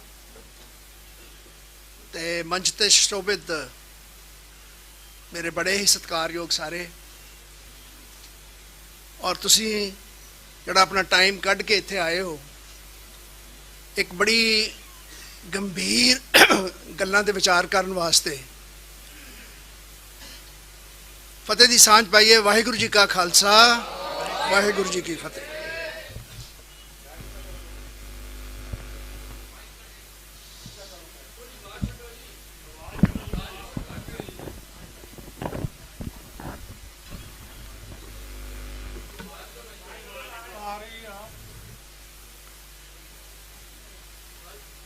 ਅੱਜ ਆਪਾਂ ਸਾਰੇ ਇੱਥੇ ਇਕੱਠੇ ਹੋਏ ਆ ਬੜੇ ਗੰਭੀਰ ਵਿਸ਼ੇ ਨੂੰ ਵਿਚਾਰਨ ਵਾਸਤੇ। ਜੇ ਆਪਾਂ ਸੋਚੀਏ ਤੇ ਪੰਜਾਬ ਦੇ ਇਹ 3-4 ਮੁੱਦੇ ਜਿਹੜੇ ਅੱਜ ਆਪਾਂ ਡਿਸਕਸ ਕਰ ਰਹੇ ਆ, ਉਹ ਜਿਹੜੇ ਨੇ ਮੇਰਾ ਖਿਆਲ ਹੈ ਇੰਨੇ ਹੀ ਨਹੀਂ, ਪੰਜਾਬ ਤੇ ਮੁੱਦਿਆਂ ਦੇ ਨਾਲ ਘਿਰਿਆ ਪਿਆ ਹੈ। ਪੰਜਾਬ 'ਚ ਅੱਜ ਦੀ ਹਾਲਾਤ ਜਿਹੜੀ ਹੈ ਉਹ ਇਹਨਾਂ 3-4 ਮੁੱਦਿਆਂ ਤੇ ਜਿਹੜੀ ਹੈ ਉਹ ਸੀਮਤ ਨਹੀਂ ਹੈ। ਪੰਜਾਬ ਦੇ ਵਿੱਚ ਹਾਲਾਤ ਜਿਹੜੇ ਨੇ ਬਹੁਤ ਗੰਭੀਰ ਤੇ ਖਰਾਬ ਨੇ। ਇਸ ਦੀ ਜ਼ਿੰਮੇਵਾਰੀ ਕਿਹਨੂੰ ਦਿੱਤੀ ਜਾ ਸਕਦੀ ਹੈ? ਇਹ ਸਾਡੀ, ਮੇਰਾ ਖਿਆਲ ਸਾਰਿਆਂ ਦੀ, ਸਾਡੀ ਸਾਰਿਆਂ ਦੀ ਸਾਂਝੀ ਜ਼ਿੰਮੇਵਾਰੀ ਹੈ ਕਿ ਅਸੀਂ ਜੋ ਇੱਕ ਇਲੈਕਟ ਕੀਤਾ ਔਰ ਉਹਨਾਂ ਨੂੰ ਆਪਣੀ ਸੱਤਾ ਦਿੱਤੀ ਤੇ ਉਹਨਾਂ ਨੇ ਸਾਡੇ ਨਾਲ ਕੀ ਕਾਰਗੁਜ਼ਾਰੀ ਕੀਤੀ। ਮੈਨੂੰ ਯਾਦ ਹੈ ਕਿ ਜਦੋਂ ਆਮ ਆਦਮੀ ਪਾਰਟੀ ਦੀ ਆਗਮਨ ਹੋਈ ਇਸ ਪੰਜਾਬ ਸਟੇਟ ਦੇ ਵਿੱਚ, ਤੇ ਇੱਕ ਨਾਰਾ ਚੱਲਿਆ ਜੀ, ਕੇਜਰੀਵਾਲ ਕੇਜਰੀਵਾਲ ਸਾਰਾ ਪੰਜਾਬ ਤੇਰੇ ਨਾਲ। ਮੈਨੂੰ ਸਮਝਾਓ ਕਿ ਉਹ ਨਾਰਾ ਆਪਾਂ ਕਿਉਂ ਐਕਸੈਪਟ ਕੀਤਾ? Who is Kejriwal? ਕੇਜਰੀਵਾਲ ਕੌਣ ਹੈ? ਉਹ ਪੰਜਾਬ ਦਾ ਬੰਦਾ ਹੈ, ਉਹ ਹਰਿਆਣੇ ਦਾ ਬੰਦਾ ਹੈ, ਜਿਹਦੇ ਨਾਲ ਸਾਡੀ ਬਿਲਕੁਲ ਹਰ ਕਈ ਤਰ੍ਹਾਂ ਦੇ ਸਾਡੇ ਉਹਦੇ ਨਾਲ ਵੱਖਵਾਦ ਨੇ ਉਹ ਸਟੇਟ ਨਾਲ। ਸਾਨੂੰ ਇੰਨੀ ਸਮਝ ਨਹੀਂ ਆਈ ਕਿ ਉਹ ਇੱਕ RSS ਜਿਹੜੀ ਕਿ ਇੱਕ ਸੰਸਥਾ ਹੈ, ਉਹਦਾ ਇੰਪਲਾਂਟਡ ਹੈ, ਉਹਦਾ ਪੁਰਾਣਾ ਉੱਥੋਂ ਦਾ ਉਹਨਾਂ ਦਾ ਪ੍ਰਚਾਰਕ ਹੈ RSS ਦਾ। ਅਸੀਂ ਆਪਣਾ ਬੇਵਕੂਫਾਂ ਵਾਂਗੂ ਸਾਰੇ ਜਣੇ ਮਗਰ ਲੱਗ ਗਏ ਤੇ ਕੁਝ ਕਸਰ ਨਹੀਂ ਛੱਡੀ ਤੇ 92 ਜਿਤਾ ਦਿੱਤੇ। ਅੱਜ ਭੁਗਤ ਰਹੇ ਹਾਂ ਅਸੀਂ ਉਹ ਜਿਹੜੇ 92 ਅਸੀਂ ਜਿਤਾਏ ਨੇ। ਪ੍ਰੋਫੈਸਰ ਸਾਹਿਬ ਨੇ ਗੱਲ ਕੀਤੀ ਤਾਮਿਲਨਾਡੂ ਦੀ। ਮੈਂ ਸਮਝਦਾ ਹਾਂ ਕਿ ਕੋਈ ਸਟੇਟ ਅਸੈਂਬਲੀ, ਚਾਹੇ ਉਹ ਤਾਮਿਲਨਾਡੂ ਦੀ ਹੈ, ਚਾਹੇ ਉਹ ਪੰਜਾਬ ਦੀ ਹੈ ਜਾਂ ਕਿਸੇ ਹੋਰ ਸਟੇਟ ਦੀ ਹੈ, ਜਿਹੜਾ ਮਰਜ਼ੀ ਰੈਜ਼ੋਲੂਸ਼ਨ ਪਾਸ ਕਰ ਲੇ, ਉਹਦੇ ਤੇ ਸੈਂਟਰ ਦੇ ਉੱਤੇ ਉਹਦਾ ਕੋਈ ਅਸਰ ਨਹੀਂ ਹੈ। ਮੈਂ ਨਹੀਂ ਸਮਝਦਾ ਕਿ ਉਹਨਾਂ ਸ਼ਖਸੀਅਤਾਂ ਦੀ ਰਜਾਈ ਇਸ ਕਰਕੇ ਹੋਈ ਸੀ ਕਿ ਉੱਥੇ ਕੈਬਨਿਟ ਨੇ ਜਾਂ ਉਹਨਾਂ ਦੀ ਮਤਲਬ ਸਟੇਟ ਨੇ, ਅਸੈਂਬਲੀ ਨੇ ਰੈਜ਼ੋਲੂਸ਼ਨ ਪਾਸ ਕੀਤਾ ਸੀ। ਕਿੰਨੇ ਰੈਜ਼ੋਲੂਸ਼ਨ ਪੰਜਾਬ ਸਟੇਟ ਅਸੈਂਬਲੀ ਨੇ ਕੀਤੇ? ਇੱਕ ਅੱਜ ਰੈਜ਼ੋਲੂਸ਼ਨ ਪਾਇਆ ਹੋਇਆ ਉਹਨਾਂ ਨੇ ਕੋਈ, ਕਿੰਨੀ ਵਾਰੀ ਪਾਸ ਕੀਤੇ ਨੇ? ਪਾਣੀ ਦੇ ਰੈਜ਼ੋਲੂਸ਼ਨ ਪਾਸ ਹੋਏ ਨੇ, ਕਿਹੜੇ ਮੰਨੇ ਗਏ ਨੇ ਰੈਜ਼ੋਲੂਸ਼ਨ? ਆਪਾਂ ਨੂੰ ਸੋਚਣ ਦੀ ਲੋੜ ਹੈ ਕਿ ਆਪਾਂ ਕਰ ਕੀ ਸਕਦੇ ਹਾਂ। ਇਹ ਇੱਕ ਬੜਾ ਗੰਭੀਰ ਮਸਲਾ ਹੈ। ਮੈਂ ਸਮਝਦਾ ਹਾਂ ਕਿ ਦਲ ਖਾਲਸਾ ਇੱਕ ਐਸੀ ਆਰਗੇਨਾਈਜੇਸ਼ਨ ਹੈ, ਮੈਂ ਜਦੋਂ ਵੀ ਮੈਨੂੰ ਇਹਨਾਂ ਦੇ ਕੋਲ ਵਿੱਚ ਆਪਣੇ ਵਿਚਾਰ ਵਟਾਂਦਰਾ ਕਰਨ ਦਾ ਮੌਕਾ ਮਿਲਿਆ, ਮੈਂ ਸਮਝਿਆ ਹੈ ਕਿ ਇਹਨਾਂ ਨੇ ਹਮੇਸ਼ਾ ਹੀ ਆਪਣੇ ਆਪ ਨੂੰ ਜਿਹੜਾ ਸਮਾਂ ਹੈ ਨਾ, ਸਮੇਂ ਦੀ ਮੰਗ ਹੈ ਜਾਂ ਸਮੇਂ ਦੀ ਡਿਮਾਂਡ ਹੈ ਜਾਂ ਸਮੇਂ ਦੀ ਜਿਹੜੀਆਂ ਸਾਡੀਆਂ ਮਤਲਬ ਡਿਮਾਂਡਸ ਨੇ, ਉਹਨਾਂ ਨੂੰ ਮੁੱਖ ਰੱਖ ਕੇ ਹੀ ਹਮੇਸ਼ਾ ਸਾਰੀ ਕਾਰਵਾਈ ਕੀਤੀ ਹੈ। ਹਾਂ, ਆਪਾਂ ਸਾਰੇ ਮਸਲੇ ਇਕੱਠੇ ਕਰਕੇ ਅੱਜ ਇਹ ਸੋਚ ਨਹੀਂ ਸਕਦੇ ਸੀ ਆਪਾਂ ਕੀ ਕਰਨਾ ਚਾਹੀਦਾ। ਇਹ ਤਿੰਨ ਮਸਲੇ ਬੜੇ ਗੰਭੀਰ ਨੇ। ਮੈਨੂੰ ਜਦੋਂ ਵੀ ਮੌਕਾ ਮਿਲਿਆ ਮੈਂ ਐਕਸਪਲੇਨ ਕਰਨ ਦੀ ਕੋਸ਼ਿਸ਼ ਕੀਤੀ ਹੈ ਕਿ ਨੈਸ਼ਨਲ ਸਿਕਿਉਰਿਟੀ ਐਕਟ ਕੀ ਚੀਜ਼ ਹੈ। ਨੈਸ਼ਨਲ ਸਿਕਿਉਰਿਟੀ ਐਕਟ ਇੱਕ ਐਸੀ ਪਾਵਰ ਹੈ ਜਿਹਦੇ ਨਾਲ ਬੰਦੇ ਨੂੰ ਪ੍ਰੀਵੈਂਟਿਵਲੀ ਡਿਟੇਨ ਕੀਤਾ ਜਾਂਦਾ, ਉਹਦਾ ਜ਼ੁਲਮ ਨਹੀਂ ਦੇਖਿਆ ਜਾਂਦਾ ਤੇ ਉਹਨੂੰ ਸਿਰਫ ਇਹ ਹੈ ਵੀ ਅਸੀਂ ਤੇਰੀ ਨਾ ਕੋਈ ਸੁਣਾਈ ਕਰਨੀ ਨਾ ਕੋਈ ਸੁਣਨਾ ਹੈ, ਤੈਨੂੰ ਅਸੀਂ ਪਕੜ ਕੇ ਰੱਖਣਾ ਕਿ ਤੂੰ ਸੁਸਾਇਟੀ ਵਾਸਤੇ ਜਾਂ ਕਿਸੇ ਵਾਸਤੇ ਖਤਰਾ ਹੈ। ਉਹਦੇ ਵਿੱਚ ਜਦੋਂ ਪਾਰਲੀਮੈਂਟ 'ਚ ਇਹ ਪ੍ਰੋਵੀਜ਼ਨ ਜਦੋਂ ਆਪਣਾ ਕਨਸਟੀਟਿਊਸ਼ਨ ਬਣਿਆ ਸੀ, ਉਹਦੇ ਬੜੀ ਗੰਭੀਰ ਡਿਬੇਟ ਹੋਈ ਸੀ ਇਹਦੇ ਉੱਤੇ ਕਿ ਕੀ ਪ੍ਰੀਵੈਂਟਿਵ ਡਿਟੈਂਸ਼ਨ ਨੂੰ ਕਨਸਟੀਟਿਊਸ਼ਨ ਦੇ ਵਿੱਚ ਰੱਖਣਾ ਚਾਹੀਦਾ ਹੈ ਕਿ ਨਹੀਂ ਚਾਹੀਦਾ। ਬਹੁਤ ਸਾਰੀ ਡਿਬੇਟ ਤੋਂ ਬਾਅਦ ਫੈਸਲਾ ਇਹ ਹੋਇਆ ਕਿ ਜਿਹੜਾ ਆਰਟੀਕਲ 22 ਆਫ ਅ ਕਨਸਟੀਟਿਊਸ਼ਨ ਹੈ, ਉਹਦੇ ਵਿੱਚ ਸੇਫਗਾਰਡਸ ਪ੍ਰੋਵਾਈਡ ਕੀਤੇ ਗਏ ਨੇ, ਕੁਝ ਐਸੇ ਪ੍ਰੋਵੀਜ਼ਨਸ ਨੇ ਜਿਹਦੇ ਨਾਲ ਜੇ ਕਿਸੇ ਨੂੰ ਗਲਤ ਡਿਟੇਨ ਕੀਤਾ ਜਾਊਗਾ ਉਹਦੀ ਸੁਣਵਾਈ ਹੋਏਗੀ ਤੇ ਉਹਦੀ ਫਿਰ ਰਿਹਾਈ ਹੋ ਜਾਏਗੀ। ਉਸ ਕਾਨੂੰਨ ਦੇ ਵਿੱਚ 1 ਸਾਲ ਤੋਂ ਜ਼ਿਆਦਾ ਤੁਸੀਂ ਕਿਸੇ ਨੂੰ ਡਿਟੇਨ ਨਹੀਂ ਕਰ ਸਕਦੇ। ਕੋਈ ਪ੍ਰੋਵੀਜ਼ਨ ਨਹੀਂ ਹੈ 1 ਸਾਲ ਤੋਂ ਉੱਤੇ ਡਿਟੇਨ ਕਰਨ ਦਾ। ਪੰਜਾਬ ਦੇ ਵਿੱਚ ਇਹਨਾਂ ਨੇ ਸਪੈਸ਼ਲ ਉਹਦੀ ਅਮੈਂਡਮੈਂਟ ਕੀਤੀ ਸੀ NAC ਦੀ, ਜਦੋਂ ਉਹ ਡਿਟੈਂਸ਼ਨ ਜਿਹੜੀ ਸੀ 1 ਸਾਲ ਤੋਂ ਵਧਾ ਕੇ 2 ਸਾਲ ਕਰ ਦਿੱਤੀ ਸਿਰਫ ਪੰਜਾਬ ਵਾਸਤੇ। ਅੱਜ ਉਹ ਕਾਨੂੰਨ ਨਹੀਂ ਹੈ। ਅੱਜ NAC ਦੀ ਡਿਟੈਂਸ਼ਨ ਸਿਰਫ 1 ਸਾਲ ਵਾਸਤੇ ਹੋ ਸਕਦੀ ਹੈ, ਔਰ ਜਿਹੜੀ ਹੋ ਰਿਹਾ ਹੈ ਉਹਦੇ ਨਾਲ 3 ਸਾਲ ਤੋਂ ਉਹ ਅੰਦਰ ਬੈਠਾ ਹੈ। ਇਹ ਬਿਲਕੁਲ ਗੈਰ ਕਾਨੂੰਨੀ ਅਨਕਨਸਟੀਟਿਊਸ਼ਨਲ ਹੈ। ਫਿਰ ਤੁਸੀਂ ਹੈਰਾਨੀ ਵਾਲੀ ਗੱਲ ਦੇਖੋ, ਫਿਰ ਉਹਨੂੰ ਕੋਈ ਕਾਨੂੰਨ ਜਾਂ ਕੋਈ ਕੋਰਟ ਉਹਨੂੰ ਰਾਹਤ ਕਿਉਂ ਨਹੀਂ ਦੇ ਰਿਹਾ? ਕਿੰਨੀ ਵਾਰੀ ਉਹ ਕੋਰਟ ਪੰਜਾਬ ਹਾਈ ਕੋਰਟ 'ਚ ਗਏ, ਉਹਨਾਂ ਨੂੰ ਡਿਟੈਂਸ਼ਨ ਦੀ ਰਾਹਤ ਕੀ ਮਿਲਣੀ ਹੈ ਜੇ ਉਹਨਾਂ ਨੇ ਪਿਛਲੀ ਵਾਰ ਜਦੋਂ ਗਏ ਸੀ ਅੰਮ੍ਰਿਤਪਾਲ ਦੇ ਵਕੀਲ ਕਿ ਇਹਨਾਂ ਨੂੰ ਪਾਰਲੀਮੈਂਟ 'ਚ ਆਉਣ ਦਿੱਤਾ ਜਾਵੇ, ਉਹ ਕੋਰਟ ਨੇ ਤਰੀਕਾ ਪਾ ਕੇ ਪਾਰਲੀਮੈਂਟ ਦਾ ਸੈਸ਼ਨ ਲੰਘਾ ਦਿੱਤਾ।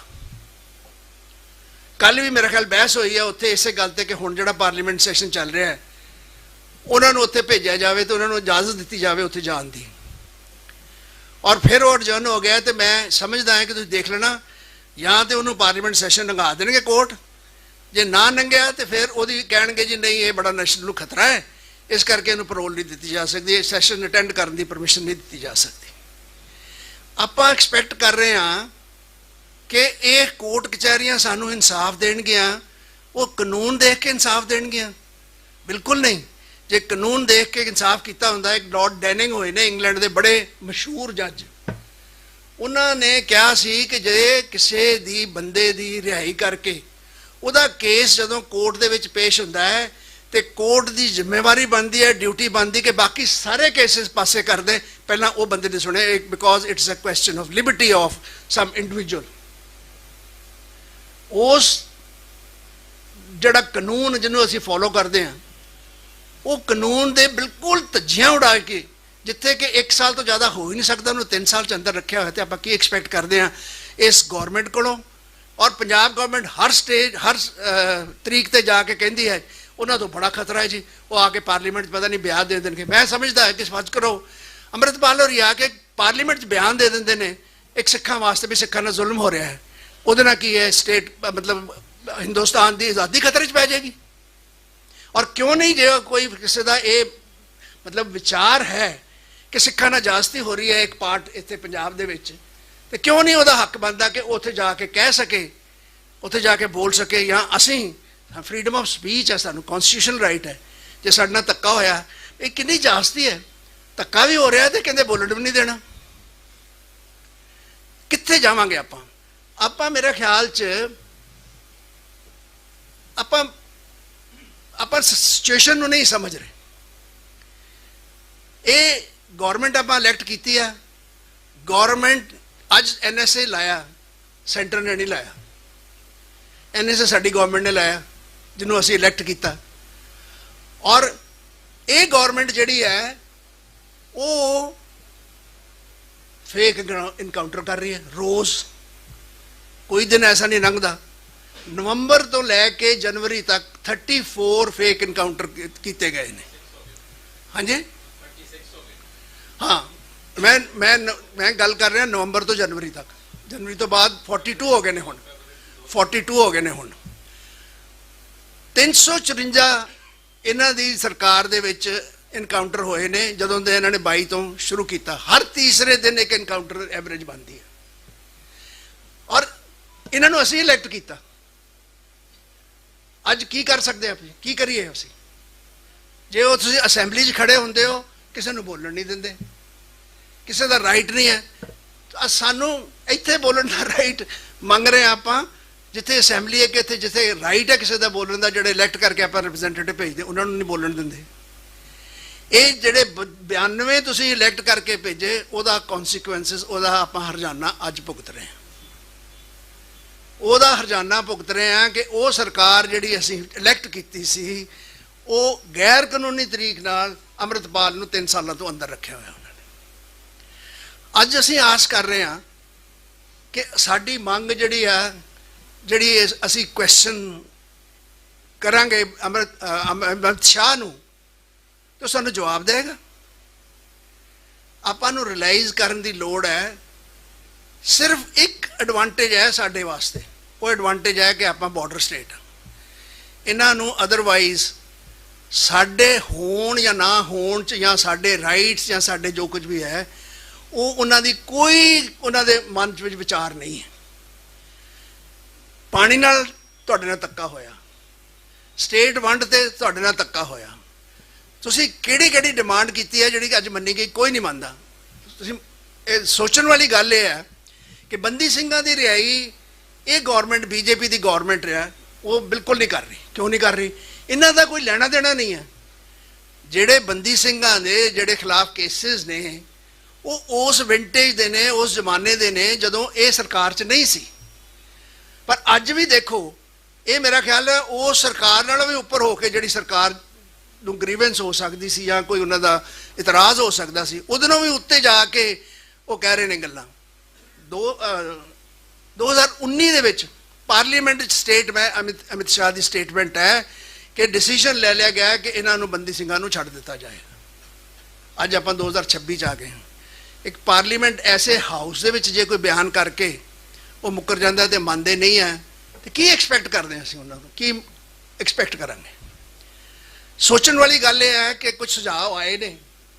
ਆਪਾਂ ਨੂੰ ਪ੍ਰੋਫੈਸਰ ਸਾਹਿਬ ਈਰਾਨ ਵੀ ਲੈ ਕੇ ਗਏ, ਬੜਾ ਬੁਰਾ ਹੋ ਰਿਹਾ ਉੱਥੇ ਈਰਾਨ ਦੇ ਵਿੱਚ। ਆਪਾਂ ਆਪਣੇ ਬਾਰੇ ਸੋਚੀਏ, ਸਾਡੇ ਨਾਲ ਕੀ ਹੋ ਰਿਹਾ। 354 ਇਨਕਾਊਂਟਰ, 24 ਮੌਤਾਂ ਉਹਨਾਂ ਵਿੱਚੋਂ, ਔਰ ਹਰ ਤੀਸਰੇ ਦਿਨ ਇੱਕ ਇਨਕਾਊਂਟਰ, ਔਰ ਕਿਹਨੂੰ ਨਹੀਂ ਪਤਾ ਕਿ ਫੇਕ ਇਨਕਾਊਂਟਰ ਨੇ। ਉਹੀ ਸਟੋਰੀ, ਬੰਦੇ ਨੂੰ ਲੈ ਕੇ ਜਾ ਰਹੇ ਸੀ, ਉਹਨੇ ਵੈਪਨ ਚੁੱਕਿਆ, ਗੋਲੀ ਮਾਰਨ ਲੱਗਾ ਤੇ ਉਹਦੇ ਵੀ ਗੋਲੀ ਮਾਰਤੀ। ਇਨਫੈਕਟ ਹੁਣ ਨਵਾਂ ਇੱਕ ਵਰਤੀਆ ਆ ਗਿਆ।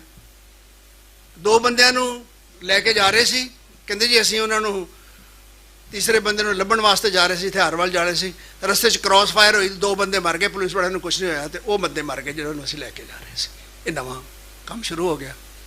ਗੁਰਦਾਸਪੁਰ ਵਿੱਚ ਜਿਸ ਤਰ੍ਹਾਂ ਦੱਸਿਆ ਤੁਹਾਨੂੰ ਨਰੈਣ ਸਿੰਘ ਹੋਰਾਂ ਨੇ, 19 ਸਾਲ ਦਾ ਬੱਚਾ, ਮੈਂ ਸਮਝਦਾ ਹਾਂ ਕਿ ਉਹਦਾ ਕੋਲਡ ਬਲੱਡਡ ਮਰਡਰ ਹੋਇਆ, ਕੋਈ ਇਨਕਾਊਂਟਰ ਨਹੀਂ ਹੈ, ਉਹਨੂੰ ਮਾਰਿਆ ਗਿਆ ਹੈ। ਔਰ ਆਪਾਂ ਕੀ ਕਰ ਰਹੇ ਹਾਂ, ਸਾਡਾ ਕੀ ਰਿਐਕਸ਼ਨ ਹੈ। 354 ਇਨਕਾਊਂਟਰ ਹੋ ਚੁੱਕੇ ਨੇ ਪੰਜਾਬ ਦੇ ਵਿੱਚ, ਅਸੀਂ ਕੀ ਕੀਤਾ। ਮੈਂ ਜਵਾਬ ਮੰਗਦਾ ਤੁਹਾਡੇ ਕੋਲੋਂ।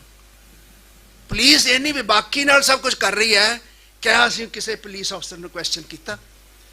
ਅੱਜ ਪੁਲਿਸ ਅਫਸਰ ਇੰਨੀ ਬੇਬਾਕ ਹੋ ਗਈ ਹੈ ਕਿ ਉਹਨਾਂ ਨੂੰ ਪਤਾ ਕਿ ਸਾਨੂੰ ਕਿਸੇ ਨੇ ਪੁੱਛਣਾ ਨਹੀਂ।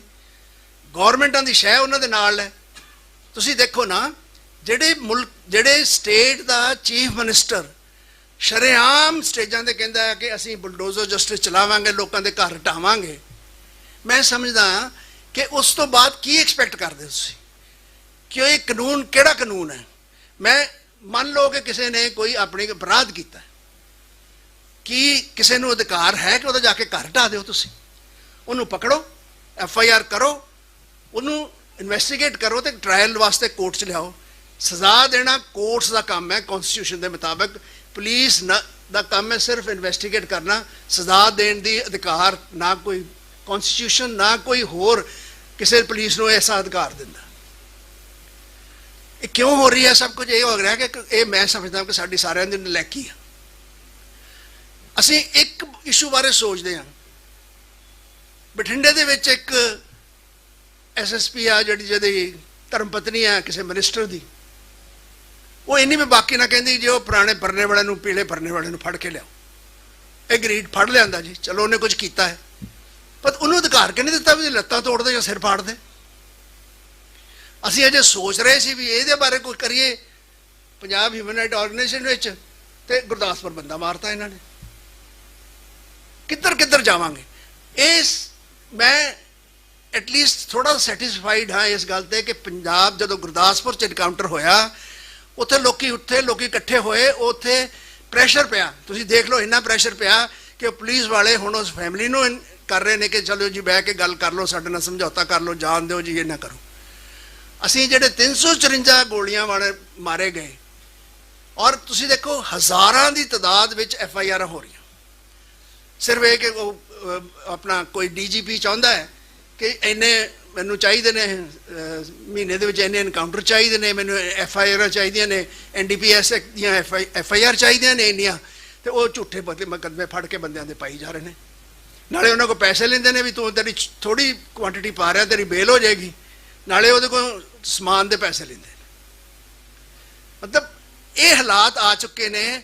ਇਹ ਹਾਲਾਤ ਉਸ ਸਰਕਾਰ ਦੀ ਛਤਰ ਛਾਇਆ 'ਚ ਹੋ ਰਿਹਾ ਜਿਹਨੂੰ ਅਸੀਂ ਇਲੈਕਟ ਕੀਤਾ, ਜਿਹਨੂੰ ਅਸੀਂ 92 ਬੰਦੇ ਜਿਤਾ ਕੇ ਭੇਜੇ। ਮੈਂ ਸਮਝਦਾ ਕਿ ਪੰਜਾਬ ਦੇ ਸਪੈਸ਼ਲੀ ਸਿੱਖ ਕੌਮ ਬੜੀ ਸਿਆਣੀ ਹੈ। ਉਹਨਾਂ ਨੇ ਕਦੀ ਗਲਤ ਫੈਸਲਾ ਨਹੀਂ ਕੀਤਾ, ਮੇਰਾ ਇਹ ਮੰਨਣਾ। ਮੈਨੂੰ ਯਾਦ ਹੈ ਉਹ ਸਮਾਂ ਜਦੋਂ ਮਾਨ ਸਾਹਿਬ, ਜਦੋਂ 84 ਤੋਂ ਬਾਅਦ ਜੋ ਕੁਝ ਵੀ ਹੋਇਆ, ਜੋ ਇਹਨਾਂ ਨਾਲ ਤਸ਼ੱਦਦ ਹੋਇਆ, ਇਹਨਾਂ ਨੂੰ ਜੇਲ੍ਹ 'ਚ ਬੈਠਿਆਂ 4 ਲੱਖ ਵੋਟਾਂ 'ਚ ਆਪਣਾ ਲੋਕਾਂ ਨੇ ਜਿਤਾਇਆ ਸੀ। ਲੋਕਾਂ ਦੀ ਸੈਂਟੀਮੈਂਟ ਦੇਖੋ। ਅੱਜ ਅੰਮ੍ਰਿਤਪਾਲ ਨੂੰ 2 ਲੱਖ ਵੋਟ, ਸਭ ਤੋਂ ਜ਼ਿਆਦਾ ਪੰਜਾਬ 'ਚ ਵੋਟਾਂ ਉਹਨਾਂ ਨੂੰ ਜਿਤਾਇਆ। ਲੋਕਾਂ ਦੀ ਸੋਚ ਗਲਤ ਨਹੀਂ ਹੈ, ਪਰ ਜਿਹੜਾ ਫੈਸਲਾ ਹੁੰਦਾ ਹੈ ਨਾ, ਜਿਹੜੇ ਆਪਾਂ ਜਿਹਨਾਂ ਨੂੰ ਚੁਣਦੇ ਹਾਂ, ਉਹ ਗਲਤ ਸਾਬਤ ਹੁੰਦੇ ਨੇ। ਸੋਚਣ ਵਾਲੀ ਗੱਲ ਇਹ ਹੈ ਕਿ ਇਸ ਦਾ ਸੁਧਾਰ ਕਿੱਦਾਂ ਕਰੀਏ। ਦਲ ਖਾਲਸਾ ਜੀ ਨੇ ਜੋ ਇਹਨਾਂ ਨੇ ਕੁਝ ਸੁਜੈਸ਼ਨ ਦਿੱਤੇ ਨੇ, ਕੋਈ ਨਰੈਣ ਸਿੰਘ ਚੌੜਾ ਜੀ ਨੇ ਕੁਝ ਆਪਣਾ ਚਾਨਣਾ ਪਾਇਆ ਇਸ ਗੱਲ ਦੇ ਉੱਤੇ, ਤੇ ਜੇ ਅਸੀਂ ਅਮਿਤ ਸ਼ਾਹ ਕੋ ਸਵਾਲ ਦਾ ਜਵਾਬ ਮੰਗਣਾ ਹੈ ਤੇ ਫਿਰ ਕੁਛ ਨਾ ਕੁਛ ਕਰਨ ਦੀ ਲੋੜ ਹੈ। ਸਿਰਫ ਸੈਮੀਨਾਰ ਨਾ ਕਰਨਾ ਸ਼ਾਇਦ ਉਹਦੇ ਤੇ ਕੋਈ ਇੰਨਾ ਅਸਰ ਨਾ ਪਵੇ ਕਿ ਉਹ ਸਾਡੇ ਸਵਾਲਾਂ ਦਾ ਜਵਾਬ ਦੇਵੇ। ਕੁਛ ਨਾ ਕੁਛ ਮੈਂ ਸਮਰੱਥ ਹਾਂ, ਮੇਰੀ ਸਮਰੱਥਾ ਇੰਨੀ ਨਹੀਂ ਹੈਗੀ ਕਿ ਮੈਂ ਇਹ ਸੁਜੈਸਟ ਕਰ ਸਕਾਂ ਇੱਦਾਂ ਕਰੋ ਇੱਦਾਂ ਕਰੋ। ਮੇਰੇ ਵਿਚਾਰ ਨਾਲ ਕੋਈ ਵੀ ਜਿਹੜਾ ਸਟੈਪ ਲੈਣਾ ਨਾ ਉਹਦੇ 'ਚ ਕਨਫਰੰਟੇਸ਼ਨ ਨਹੀਂ ਹੋਣੀ ਚਾਹੀਦੀ। ਆਪਾਂ ਨੂੰ ਰਿਅਲਾਈਜ਼ ਕਰਨਾ ਚਾਹੀਦਾ ਹੈ ਭਾਵੇਂ ਆਪਾਂ ਜਿੱਦਾਂ ਮਰਜ਼ੀ ਵੀ ਆ, ਆਪਾਂ ਜਿੰਨੇ ਮਰਜ਼ੀ ਵੀ ਯੋਧੇ ਆ, ਪਰ ਸਟੇਟ ਦੀ ਪਾਵਰ ਨਾਲ ਲੜਨਾ ਮੁਸ਼ਕਲ ਹੁੰਦਾ। ਅੱਗੇ ਵੀ ਆਪਾਂ ਬਹੁਤ ਨੁਕਸਾਨ ਉਠਾਇਆ ਜਦੋਂ ਸਟੇਟ ਨਾਲ ਲੜੇ। ਮੈਂ ਸਪੈਸ਼ਲੀ ਮੈਂਸ਼ਨ ਕਰਨਾ ਚਾਹੂੰਗਾ ਕਿ ਸਾਡੇ 'ਚ ਐਸੇ ਯੋਧੇ ਨੇ ਜਿਨ੍ਹਾਂ ਨੇ ਜਨਰਲ ਵੈਦਿਆ ਨੂੰ ਮਾਰਿਆ। ਉਹਨਾਂ ਨੇ ਕਨਫੈਸ਼ਨ ਕੀਤਾ, ਉਹਨਾਂ ਨੇ ਟ੍ਰਾਇਲ 'ਚ ਜਾ ਕੇ ਕਿਹਾ ਹਾਂ ਅਸੀਂ ਮਾਰਿਆ, ਔਰ ਉਹਨਾਂ ਨੂੰ ਫਾਂਸੀ ਹੋਈ। ਉਹਨਾਂ ਨੇ ਕਿਤੇ ਜਾ ਕੇ ਅਪੀਲ ਨਹੀਂ ਕੀਤੀ ਔਰ ਉਹ ਫਾਂਸੀ ਚੜ੍ਹ ਗਏ। ਕੋਈ ਐਗਜ਼ਾਮਪਲ ਨਹੀਂ ਹੋਏਗੀ ਕਿਤੇ ਕਿਸੇ ਵਿੱਚ ਵੀ ਜਿੱਥੇ ਅਕਿਊਜ਼ ਨੇ ਜਾ ਕੇ ਕਿਹਾ ਮੈਂ ਮਾਰਿਆ, ਮੈਨੂੰ ਫਾਂਸੀ ਦਿਓ। ਸਾਡੇ 'ਚ ਐਸੇ ਯੋਧੇ ਨੇ। ਪਰ ਕੀ ਹੁਣ ਸਮੇਂ ਦੀ ਕੀ ਲੋੜ ਹੈ? ਹੁਣ ਕੀ ਕਰਨਾ? ਆਪਾਂ ਇਹ ਸੋਚ ਵਿਚਾਰ ਕਰਨ ਦੀ ਲੋੜ ਹੈ। ਮੇਰੇ ਵਿਚਾਰ ਨਾਲ ਅੱਜ ਜਿਹੜਾ ਸੈਮੀਨਾਰ ਹੈ ਉਹਦੇ ਤੇ ਤੁਸੀਂ ਜੋ ਕੁਝ ਬੋਲੇ ਹੋ ਜਾਂ ਜੋ ਕੁਝ ਆਪਣੇ ਵਿਚਾਰ ਪ੍ਰਗਟ ਕੀਤੇ ਨੇ ਉਹਦੇ ਨਾਲ ਸ਼ਾਇਦ ਜੇ ਉਹਨਾਂ 'ਚ ਕੋਈ ਸੈਂਸਿਟਿਵਿਟੀ ਹੈ ਉਸ ਸਰਕਾਰ ਦੇ ਵਿੱਚ ਤੇ ਸ਼ਾਇਦ ਉਹ ਇਹਦੇ ਬਾਰੇ ਕੋਈ ਸੋਚ ਵਿਚਾਰ ਕਰਨ, ਪਰ ਮੈਨੂੰ ਉਮੀਦ ਨਹੀਂ ਹੈ। ਆਪਾਂ ਜਿਸ ਤਰ੍ਹਾਂ ਇੱਥੇ ਕਿਹਾ ਗਿਆ ਹੈ, ਮਾਨ ਸਾਹਿਬ ਨੇ ਵੀ ਕੀਤਾ ਕਿ ਬੀਜੇਪੀ 'ਚ ਜਾਣ ਲਈ ਸਿੱਖਾਂ ਦੀ ਲਾਈਨ ਲੱਗੀ ਪਈ ਹੈ। ਮੈਨੂੰ ਸਮਝ ਨਹੀਂ ਆਉਂਦੀ ਉਹਨਾਂ ਦੇ ਵਿੱਚ ਕੀ ਇੰਟਰਸਟ ਹੈ। ਉਹ ਬੀਜੇਪੀ ਕੋ ਕੀ ਲੈਣਾ ਚਾਹੁੰਦੇ ਹਨ? ਕੀ ਬੀਜੇਪੀ ਪੰਜਾਬ ਦਾ ਕੋਈ ਹੱਲ ਕੱਢੇਗੀ? ਕੀ ਬੀਜੇਪੀ ਪੰਜਾਬ ਜਾਂ ਸਿੱਖਾਂ ਦਾ ਕੋਈ ਹੱਲ ਕੱਢੇਗੀ? ਜੇ ਕੱਢੇਗੀ ਤੇ ਉਹ ਕਢਵਾ ਕੇ ਦੇਣ, ਜੇ ਨਹੀਂ ਤਾਂ ਸਿਰਫ ਆਪਣੇ ਪਰਸਨਲ ਵਫਾਦ ਵਾਸਤੇ, ਉਹ ਪਾਵਰ ਮਾਨਣ ਵਾਸਤੇ, ਉਹ ਕਿਉਂਕਿ ਜੀ ਇਹਨਾਂ ਦੀ ਹੈਗੀ ਹੈ। ਹੁਣ ਤੁਸੀਂ ਇਹ ਦੇਖੋ, ਲੋਕਾਂ ਨੂੰ ਵੱਡੀ ਗ੍ਰੀਵੈਂਸ ਸੀ ਬੇਅੰਤ ਸਿੰਘ ਦੇ ਉੱਤੇ ਜਿਹੜਾ ਉਹਨੇ ਜ਼ੁਲਮ ਕੀਤੇ ਇੱਥੇ ਸਿੱਖਾਂ ਦੇ ਉੱਤੇ ਪੰਜਾਬ ਦੇ ਵਿੱਚ। ਉਹਦਾ ਬੇਟਾ ਪਹਿਲਾਂ ਕਾਂਗਰਸ ਸੀ, ਹੁਣ ਬੀਜੇਪੀ ਜਾ ਰਲਿਆ। ਹੁਣ ਉਹ ਦਿਨ ਰਾਤ ਉਹਨਾਂ ਦੀ ਤਾਰੀਫ ਕਰਨੋਂ ਨਹੀਂ ਹਟਦਾ। ਉਹ ਕਹਿੰਦਾ ਅਮਿਤ ਸ਼ਾਹ ਵਰਗਾ ਬੰਦਾ ਹੀ ਕੋਈ ਨਹੀਂ, ਮੋਦੀ ਵਰਗਾ ਬੰਦਾ ਹੀ ਕੋਈ ਨਹੀਂ। ਮੈਂ ਸਮਝਦਾ ਕਿ ਕੀ ਸਿੱਖ ਨੂੰ, ਸਿੱਖ ਦੇ ਰਾਈਟਸ ਵਾਸਤੇ, ਪੰਜਾਬੀਅਤ ਦੇ ਰਾਈਟਸ ਵਾਸਤੇ ਜਿਹੜੀ ਲੜਾਈ ਹੋ ਰਹੀ ਆ, ਇਹਨਾਂ ਦੀ ਕੀ ਕੰਟਰੀਬਿਊਸ਼ਨ ਹੈ? ਇਹ ਤਾਂ ਰੋੜਾ ਬਣੇ ਪਏ ਨੇ, ਉਸ 'ਚ ਰੁਕਾਵਟ ਬਣੇ ਪਏ ਨੇ। ਉਹ ਇਹਨਾਂ ਨੂੰ ਇੱਕ ਫੋਟੋ ਦੀ ਤਰ੍ਹਾਂ ਇਸਤੇਮਾਲ ਕਰਦੇ ਨੇ ਵੀ ਆਹ ਦੇਖੋ ਸਾਡੇ ਕੋਲ ਆਹ ਸਿੱਖ ਨੇ। ਮਨਜਿੰਦਰ ਸਿੰਘ ਸਰਸਾ ਲੈ ਲਓ, ਤੁਸੀਂ ਇੱਥੇ ਜ਼ਿਕਰ ਕੀਤਾ ਗਿਆ ਉਹਦਾ। ਮੈਨੂੰ ਇਹ ਸਮਝਾਓ ਕਿ ਜੇ ਕਾਨੂੰਨ ਦੇ ਵਿੱਚ ਇਹ ਹੈ ਕਿ ਜਿਹੜੇ ਬੰਦੇ ਨੇ ਆਪਣੀ ਮਿਨੀਮਮ 14 ਸਾਲ ਸਜ਼ਾ ਪੂਰੀ ਕਰ ਲਈ ਹੈ ਉਹਦੇ ਵਾਸਤੇ ਮਤਲਬ ਕੌਨਸਟੀਟਿਊਸ਼ਨ 'ਚ ਨਹੀਂ, ਪਰ ਸਾਰੀ ਸਟੇਟਾਂ ਨੇ ਲਾਅ ਬਣਾਇਆ ਹੋਇਆ ਹੈ ਕਿ ਉਹਦੀ ਫਿਰ ਮਾਫੀ ਦੀ ਫਾਈਲ ਚੱਲੇਗੀ। ਔਰ ਵਾਈ ਡਿਸਕ੍ਰਿਮੀਨੇਸ਼ਨ? ਬੰਦੀ ਸਿੰਘਾਂ ਦੀ ਰਿਹਾਈ ਵਾਸਤੇ ਜਿਹੜਾ ਮੋਰਚਾ ਲੱਗਿਆ ਹੋਇਆ, ਕਦੀ ਜਾ ਕੇ ਉੱਥੇ ਦੇਖਿਆ ਤੁਸੀਂ? ਮੈਂ ਕਿਹਾ 5 ਤੋਂ 7 ਤੋਂ ਜ਼ਿਆਦਾ ਬੰਦੇ ਉੱਥੇ ਨਹੀਂ ਬੈਠੇ ਹੁੰਦੇ। ਉਹ ਰੋਜ਼ 5 ਜਣੇ ਜਾਂਦੇ ਨੇ ਵਿਚਾਰੇ, ਸਿੰਬੋਲਿਕ। ਉਹਨਾਂ ਨੂੰ ਪੁਲਿਸ ਰੋਕ ਦਿੰਦੀ ਵੀ ਅਸੀਂ ਗਵਰਨਰ ਵੱਲ ਜਾ ਰਹੇ ਹਾਂ, ਉੱਥੇ ਰੋਕ ਲੈਂਦੇ ਉਹਨਾਂ ਨੂੰ। ਮੈਨੂੰ ਉੱਥੇ ਵੀ ਜਾਣ ਦਾ ਮੌਕਾ ਮਿਲਿਆ, ਮੈਂ ਉੱਥੇ ਪਾਰਟਿਸਿਪੇਟ ਕੀਤਾ। ਮੈਂ ਉਹਨਾਂ ਦੀ ਕਈ ਫੰਕਸ਼ਨਸ 'ਤੇ ਵੀ ਗਿਆ। ਜਿਸ ਦਿਨ ਉਹਨਾਂ ਨੇ ਜਿਹੜਾ ਮਾਰਚ ਕੀਤੀ ਸੀ ਦਿੱਲੀ ਵਾਸਤੇ, ਮੈਂ ਉਹਦੇ 'ਚ ਸ਼ਾਮਲ ਸੀ। ਉੱਥੇ ਅਸੀਂ ਜਦੋਂ ਬੈਠੇ ਸੀ, ਉਹ ਜਿੱਥੇ ਰੋਕ ਲਿਆ ਗਿਆ ਉਹਨੂੰ ਸ਼ੰਭੂ ਬਾਰਡਰ ਦੇ ਉੱਤੇ, ਉੱਥੇ ਇੱਕ home secretary, joint home secretary ਆਇਆ ਉੱਥੇ। ਉਹਦੇ ਨਾਲ ਮੈਂ ਵੀ ਸ਼ਾਮਿਲ ਸੀ ਉਸ ਡੈਲੀਗੇਟ ਦੇ ਜਿਨ੍ਹਾਂ ਨੇ ਉਹਨੂੰ ਮੈਮੋਰੈਂਡਮ ਦਿੱਤਾ। ਆਈ ਸਪੋਕ ਟੂ ਹਿਮ, ਮੈਂ ਉਹਦੇ ਨਾਲ ਗੱਲ ਕੀਤੀ। ਮੈਂ ਕਿਹਾ ਜੀ ਮੈਨੂੰ ਤੁਸੀਂ ਦੱਸੋ, ਤੁਸੀਂ ਅੱਜ ਸਾਨੂੰ ਇੱਥੇ ਰੋਕ ਲਿਆ, ਡਿਮਾਂਡ ਕੀ ਹੈ? ਕਿ ਬੰਦੇ ਇੰਨੇ 35 ਸਾਲ ਤੋਂ ਅੰਦਰ ਨੇ, ਤੁਸੀਂ ਅਜੇ ਫੈਸਲਾ ਕਰਨਾ ਗਵਰਨਮੈਂਟ ਨੇ ਵੀ ਇਹਨਾਂ ਤੇ ਛੱਡਣਾ ਕਿ ਨਹੀਂ ਛੱਡਣਾ, ਮਾਫੀ ਦੇਣੀ ਕਿ ਨਹੀਂ ਦੇਣੀ, ਬਾਕੀ ਸਦਾ ਦੀ। ਪਰ ਤੁਸੀਂ ਪਰੋਲ ਤਾਂ ਕਰ ਸਕਦੇ ਹੋ ਉਹਨਾਂ ਨੂੰ, ਆਪਣੇ ਵਾਕੇ ਘਰ 'ਚ ਮਿਲ ਲੈਣ। ਉਹ ਹਾਂਜੀ ਬਿਲਕੁਲ ਅਸੀਂ ਕੰਸੀਡਰ ਕਰਾਂਗੇ। ਨਹੀਂ, ਕਿਸੇ ਨੇ ਤੁਹਾਨੂੰ ਪਰੋਲ ਵੀ ਨਹੀਂ ਦੇਣੀ। ਇਸ ਸਿਚੁਏਸ਼ਨ 'ਚ ਅਸੀਂ ਫਸੇ ਪਏ ਹਾਂ। ਸੋਚਣ ਵਾਲੀ ਗੱਲ ਇਹ ਹੈ, ਮਾਨ ਸਾਹਿਬ ਨੇ ਬਹੁਤ ਸੈਕਰੀਫਾਈਸ ਕੀਤੀ ਆਪਣੀ ਲਾਈਫ ਦੀ। ਮਾਨ ਸਾਹਿਬ IPS ਅਫਸਰ ਸੀ, ਇੱਕ ਵਧੀਆ, ਇਹ ਬਹੁਤ ਵੱਡੇ ਪਰਿਵਾਰ 'ਚੋਂ ਆਉਂਦੇ ਨੇ, ਬਹੁਤ ਨਾਮੀ ਪਰਿਵਾਰ ਹੈ ਪੰਜਾਬ ਦਾ। ਇਹ ਮਤਲਬ ਸਾਹਿਬੇ ਜਾਇਦਾਦ ਨੇ, ਇਹਨਾਂ ਨੇ ਆਪਣੀ ਸਾਰੀ ਜ਼ਿੰਦਗੀ ਲਾ ਦਿੱਤੀ ਨਾ ਇੱਕ ਟੀਚੇ ਦੇ ਵਾਸਤੇ। ਇਹਨਾਂ ਨੇ ਅਚੀਵ ਕੀਤਾ ਜਾਂ ਨਹੀਂ ਕੀਤਾ, ਦੈਟ ਇਜ਼ ਸੈਪਰੇਟ ਇਸ਼ੂ, ਪਰ ਇਹਨਾਂ ਦੇ ਐਫਰਟਸ ਤਾਂ ਸ਼ਲਾਘਾਯੋਗ ਨੇ ਨਾ। ਇਸ ਜੇ ਐਫਰਟਸ ਦੀ ਸਾਨੂੰ ਲੋੜ ਹੈ। ਅਸੀਂ PHRO ਵਿੱਚ ਅਸੀਂ ਸਮਝਦੇ ਹਾਂ ਕਿ ਅਸੀਂ ਅਜੇ ਪੂਰੇ ਸਮਰੱਥ ਨਹੀਂ ਹਾਂ। ਸਾਡੀ ਆਰਗੇਨਾਈਜੇਸ਼ਨ ਜਿਹੜੀ ਹੈ ਡਿਸਟ੍ਰਿਕਟ ਲੈਵਲ ਤੱਕ ਨਹੀਂ ਬਣ ਸਕੀ। ਇਹਦੇ ਕਈ ਕਾਰਨ ਨੇ, ਮੈਂ ਉਹਦੇ 'ਚ ਨਹੀਂ ਜਾਣਾ ਚਾਹੁੰਦਾ, ਪਰ ਅਸੀਂ ਵਾਅਦਾ ਕਰਦੇ ਹਾਂ ਕਿ ਇਹ ਜਿਹੜੀ ਪੰਜਾਬ ਦੀਆਂ ਜਾਸਤੀਆਂ ਹੋ ਰਹੀਆਂ ਨੇ, ਇਹਨਾਂ ਨੂੰ ਅਸੀਂ ਜ਼ਰੂਰ, ਮੈਂ ਸਮਝਦਾ ਹਾਂ ਕਿ ਜਿਹੜੇ 354 ਇਨਕਾਊਂਟਰ ਪੰਜਾਬ 'ਚ ਹੋਏ ਨੇ ਉਹਨਾਂ ਦਾ ਰਿਕਾਰਡ ਪੂਰਾ ਬਣਨਾ ਚਾਹੀਦਾ। ਮੈਂ ਅਪੀਲ ਕਰੂੰਗਾ ਨਰਾਇਣ ਸਿੰਘ ਜੀ ਨੂੰ, ਇਹਨਾਂ ਨੇ ਬਹੁਤ ਅੱਗੇ ਕੰਮ ਕਰਕੇ ਜਿਹੜੀਆਂ ਮੌਤਾਂ ਹੋਈਆਂ ਸੀ ਪੁਲਿਸ ਦੇ ਇਨਕਾਊਂਟਰ ਜਿਹੜੇ ਪੁਰਾਣੇ ਜ਼ਮਾਨੇ 'ਚ, ਇਹਨਾਂ ਨੇ ਸਾਰੇ ਇਕੱਠੇ ਕੀਤੇ ਨੇ। ਮੈਂ ਸਮਝਦਾ ਕਿ ਉਹਨਾਂ ਸਾਰਿਆਂ ਨੂੰ ਇਕੱਠੇ ਕਰਕੇ ਜਿਹੜੇ ਜ਼ਿੰਮੇਵਾਰ ਨੇ ਉਹਨਾਂ ਦੇ ਨਾਂ ਪਬਲਿਸ਼ ਹੋਣੇ ਚਾਹੀਦੇ ਨੇ, ਔਰ ਉਹ ਇੱਕ ਰਿਕਾਰਡ ਬਣਨਾ ਚਾਹੀਦਾ ਹੈ ਤਾਂ ਕਿ ਇਹ ਆਉਣ ਵਾਲੀ ਪੁਸ਼ਤਾਂ ਵੀ ਦੇਖ ਸਕਣ ਵੀ ਇਸ ਬੰਦਿਆਂ ਨੇ ਕੀ ਕੀਤਾ ਸੀ ਤੇ ਸਾਡੀ ਜਿਹੜੀ ਅੱਜ ਜਨਰੇਸ਼ਨ ਹੈ ਇਹਨੇ ਕੀ ਕੀਤਾ ਸੀ, ਇਹਨੇ ਕੀ ਆਪਣਾ ਯੋਗਦਾਨ ਪਾਇਆ ਸੀ ਉਸ ਗੱਲ ਨੂੰ ਰੋਕਣ ਵਾਸਤੇ। ਪਲੱਸ ਜਿਹੜਾ ਅੱਜ ਵਾਲਾ ਸਮਾਂ ਹੈ ਉਹਦੇ 'ਚ ਤੁਸੀਂ ਜੋ ਸੁਝਾਅ ਦਿਓਗੇ ਅਸੀਂ ਪੂਰੀ ਕੋਸ਼ਿਸ਼ ਕਰਾਂਗੇ ਕਿ ਅਸੀਂ ਪਾਰਟਿਸਿਪੇਟ ਕਰ ਸਕੀਏ ਉਹਦੇ 'ਚ। ਪਰ ਮੇਰੀ ਇਹ ਇਲਤਜਾ ਹੋਏਗੀ, ਮੇਰੀ ਰਿਕੁਐਸਟ ਹੈ ਤੁਹਾਨੂੰ ਕਿ ਕਨਫਰੰਟੇਸ਼ਨ ਵਾਲਾ ਕੰਮ ਨਾ ਕਰਿਓ। ਉੱਥੇ ਭੈਣ ਤੁਹਾਨੂੰ ਮੋਗੇ ਕਿਸੇ ਨੇ ਪਹੁੰਚਣ ਨਹੀਂ ਦੇਣਾ, ਇੰਨਾ ਬੰਦੋਬਸਤ ਹੋਣਾ ਹੈ ਉੱਥੇ, ਤੁਹਾਨੂੰ ਕਿਸੇ ਨੇ ਪਹੁੰਚਣ ਨਹੀਂ ਦੇਣਾ। ਜੇ ਕੋਈ ਆਪਣਾ ਪ੍ਰੋਟੈਸਟ ਦਾ ਕੋਈ ਜ਼ਰੀਆ ਲੱਭਣਾ ਹੈ ਤਾਂ ਕੋਈ ਐਸਾ ਲੱਭਣਾ ਚਾਹੀਦਾ ਜਿਹਦੇ ਨਾਲ ਇਫੈਕਟਿਵ ਵੀ ਹੋਵੇ ਤੇ ਉਹ ਮੈਸੇਜ ਵੀ ਪਹੁੰਚ ਜਾਏ। ਇੰਨੇ ਸ਼ਬਦਾਂ ਨਾਲ ਖਿਮਾ ਦਾ ਜਾਚਕ ਹੈ। ਵਾਹਿਗੁਰੂ ਜੀ ਕਾ ਖਾਲਸਾ, ਵਾਹਿਗੁਰੂ ਜੀ ਕੀ ਫਤਿਹ। ਬਹੁਤ ਬਹੁਤ ਧੰਨਵਾਦ ਆਪਣੇ ਕੀਮਤੀ ਵਿਚਾਰ ਸਾਂਝੇ ਕਰਨ ਲਈ। ਸੋ ਮੈਂ ਹੁਣ ਬੇਨਤੀ ਕਰੂੰਗਾ ਭਾਈ ਪਰਮਜੀਤ ਸਿੰਘ ਮੰਡ, ਕਾਰਜਕਾਰੀ ਪ੍ਰਧਾਨ ਦਲ ਖਾਲਸਾ, ਉਹ ਆਈਆਂ ਹੋਈਆਂ ਸੰਗਤਾਂ ਦਾ ਧੰਨਵਾਦ ਵੀ ਕਰਨਗੇ ਤੇ 2-4 ਮਿੰਟ ਲਈ ਤੁਹਾਡੇ ਨਾਲ ਵਿਚਾਰ ਸਾਂਝੇ ਕਰਨਗੇ। ਇਸ ਤੋਂ ਬਾਅਦ ਸਮਾਪਤੀ ਹੈ। ਚਾਹ ਬਿਲਕੁਲ ਤਿਆਰ ਹੈ, ਸਾਰਿਆਂ ਨੇ ਪੀ ਕੇ ਜਾਣੀ ਹੈ। ਸੋ 5-7 ਮਿੰਟ ਦਾ ਹੋਰ ਪ੍ਰੋਗਰਾਮ ਹੈ। ਸੋ ਮੈਂ ਬੇਨਤੀ ਕਰਦਾ ਭਾਈ ਪਰਮਜੀਤ ਸਿੰਘ ਜੀ ਮੰਡ, ਕਾਰਜਕਾਰੀ ਪ੍ਰਧਾਨ ਦਲ ਖਾਲਸਾ। ਵਾਹਿਗੁਰੂ ਜੀ ਕਾ ਖਾਲਸਾ, ਵਾਹਿਗੁਰੂ ਜੀ ਕੀ ਫਤਿਹ।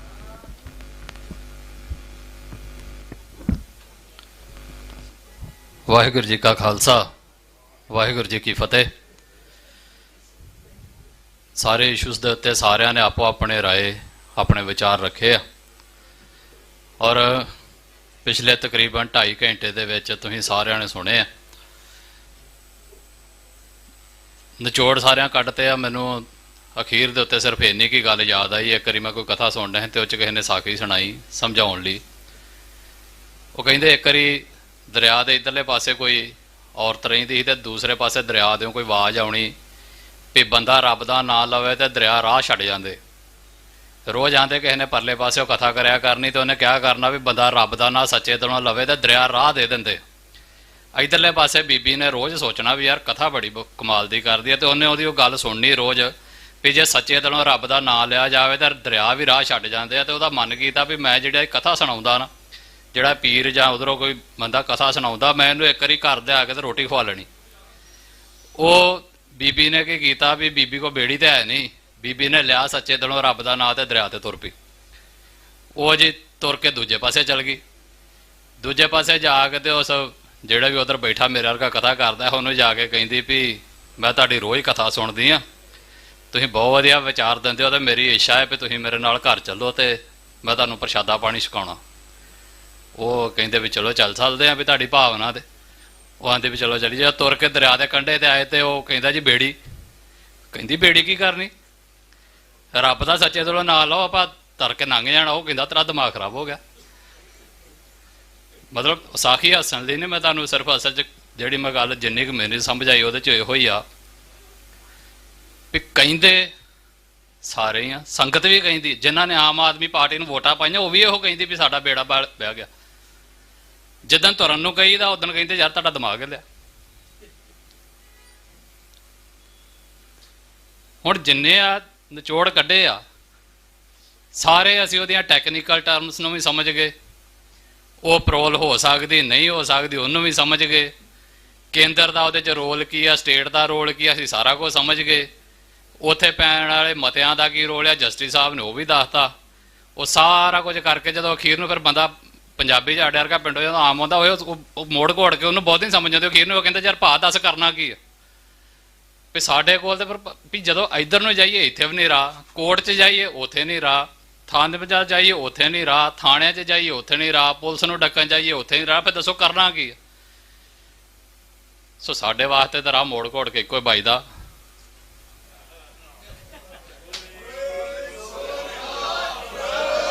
ਸ੍ਰੀ ਅਕਾਲ। ਹੁਣ ਫਿਰ ਗੱਲ ਫਿਰ ਉੱਥੇ ਆ ਜਾਂਦੀ। ਹੁਣ ਸਾਡੇ ਵਰਗੀ ਬੀਬੀ ਤੇ ਸੁਣ ਸੁਣ ਕੇ ਸਾਰਿਆਂ ਨੂੰ ਤੁਰ ਪੈਂਦੀ ਆ ਇੱਥੇ। ਤੇ ਪਰ ਜਿਹਨੂੰ ਕਹੀਦਾ ਹੈ, ਜਿਹੜੇ ਵਿਚਾਰੇ ਗਰਾਊਂਡ ਤੋਂ ਕਹਿੰਦੇ ਨੇ ਵੀ ਭਾਈ ਇਹ ਤੋਂ ਬਿਨਾਂ ਨਹੀਂ ਸਰਨਾ, ਉਹਨਾਂ ਨੂੰ ਜਦੋਂ ਕਹਿਣ ਲੱਗਦਾ ਤਾਂ ਫਿਰ ਘਰ ਦੇ ਗੁੱਟ ਫੜ ਲੈਂਦੇ, ਤੇਰਾ ਦਿਮਾਗ ਹਿੱਲਿਆ, ਤੂੰ ਮਰਨਾ ਹੀ। ਸੋ ਭਾਈ ਰਸਤੇ ਸਾਰੇ ਗੁਰੂ ਵੱਲ ਨੂੰ ਜਾਣੇ, ਗੁਰੂ ਤੇ ਭਰੋਸਾ ਰੱਖ ਕੇ ਤੁਰੀਏ। ਔਰ ਜਿਹੜੀ ਅਮਿਤ ਸ਼ਾਹ ਵਾਲੀ ਗੱਲ ਆ, ਉਹ ਸਾਡੇ ਵਿੱਚ ਜੇ ਤੁਸੀਂ ਜਿੰਨੇ ਬੋਰਡ ਨੇ ਤੁਸੀਂ ਜੇ ਸਾਰੇ ਧਿਆਨ ਨਾਲ ਪੜ੍ਹੇ ਹੋਵੋ, ਇਹ ਤੇ ਕਿਤੇ ਅਮਿਤ ਸ਼ਾਹ ਦਾ ਨਾਂ ਨਹੀਂ ਲਿਖਿਆ।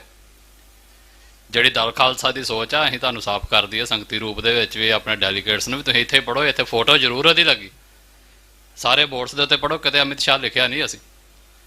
ਅਸੀਂ ਲਿਖਿਆ ਮਿਸਟਰ ਇੰਡੀਅਨ ਹੋਮ ਮਿਨਿਸਟਰ। ਤੇ ਅੱਗੇ ਕੀ ਲਿਖਿਆ? ਇਹ ਨਹੀਂ ਲਿਖਿਆ ਦਲ ਖਾਲਸਾ ਜਵਾਬ ਮੰਗਦਾ, ਅਸੀਂ ਲਿਖਿਆ ਪੰਜਾਬ। ਇਹਦੇ ਅਰਥ ਨੇ ਸਾਡੇ ਵਾਸਤੇ ਅਮਿਤ ਸ਼ਾਹ ਸਾਡੇ ਮੁਲਕ ਦਾ ਹੋਮ ਮਿਨਿਸਟਰ ਨਹੀਂ ਗਾ, ਉਹ ਇੰਡੀਅਨ ਹੋਮ ਮਿਨਿਸਟਰ ਆ। ਫੋਰਸਫੁਲੀ ਸਾਡੇ ਉੱਤੇ ਇੰਪਲੀਮੈਂਟਡ ਆ, ਕਿਉਂਕਿ ਸਾਡਾ ਦੇਸ਼ ਪੰਜਾਬ ਆ। ਤੇ ਜੋ ਕੁਝ ਸਾਡੇ ਨਾਲ ਫੋਰਸਫੁਲੀ ਉਹ ਧੱਕੇ ਕਰ ਰਹੇ ਨੇ, ਉਹਦੀ ਜਵਾਬਦੇਹੀ ਮੰਗਣ ਲੱਗੇ ਆ ਵੀ ਜੇ ਸਾਡੇ ਦੇਸ਼ ਦੇ ਵਿੱਚ ਆਉਣ ਲੱਗਾ ਹੈ ਤੇ ਇੰਡੀਅਨ ਹੋਮ ਮਿਨਿਸਟਰ ਪੰਜਾਬ ਨੂੰ ਇਹਨਾਂ ਗੱਲਾਂ ਦੇ ਜਵਾਬ ਦੇ। ਸੋ ਉਹਦੇ ਲਈ ਜਿਵੇਂ ਹੁਣ ਗੱਲ ਆਈ ਪ੍ਰੋਗਰਾਮ ਦੀ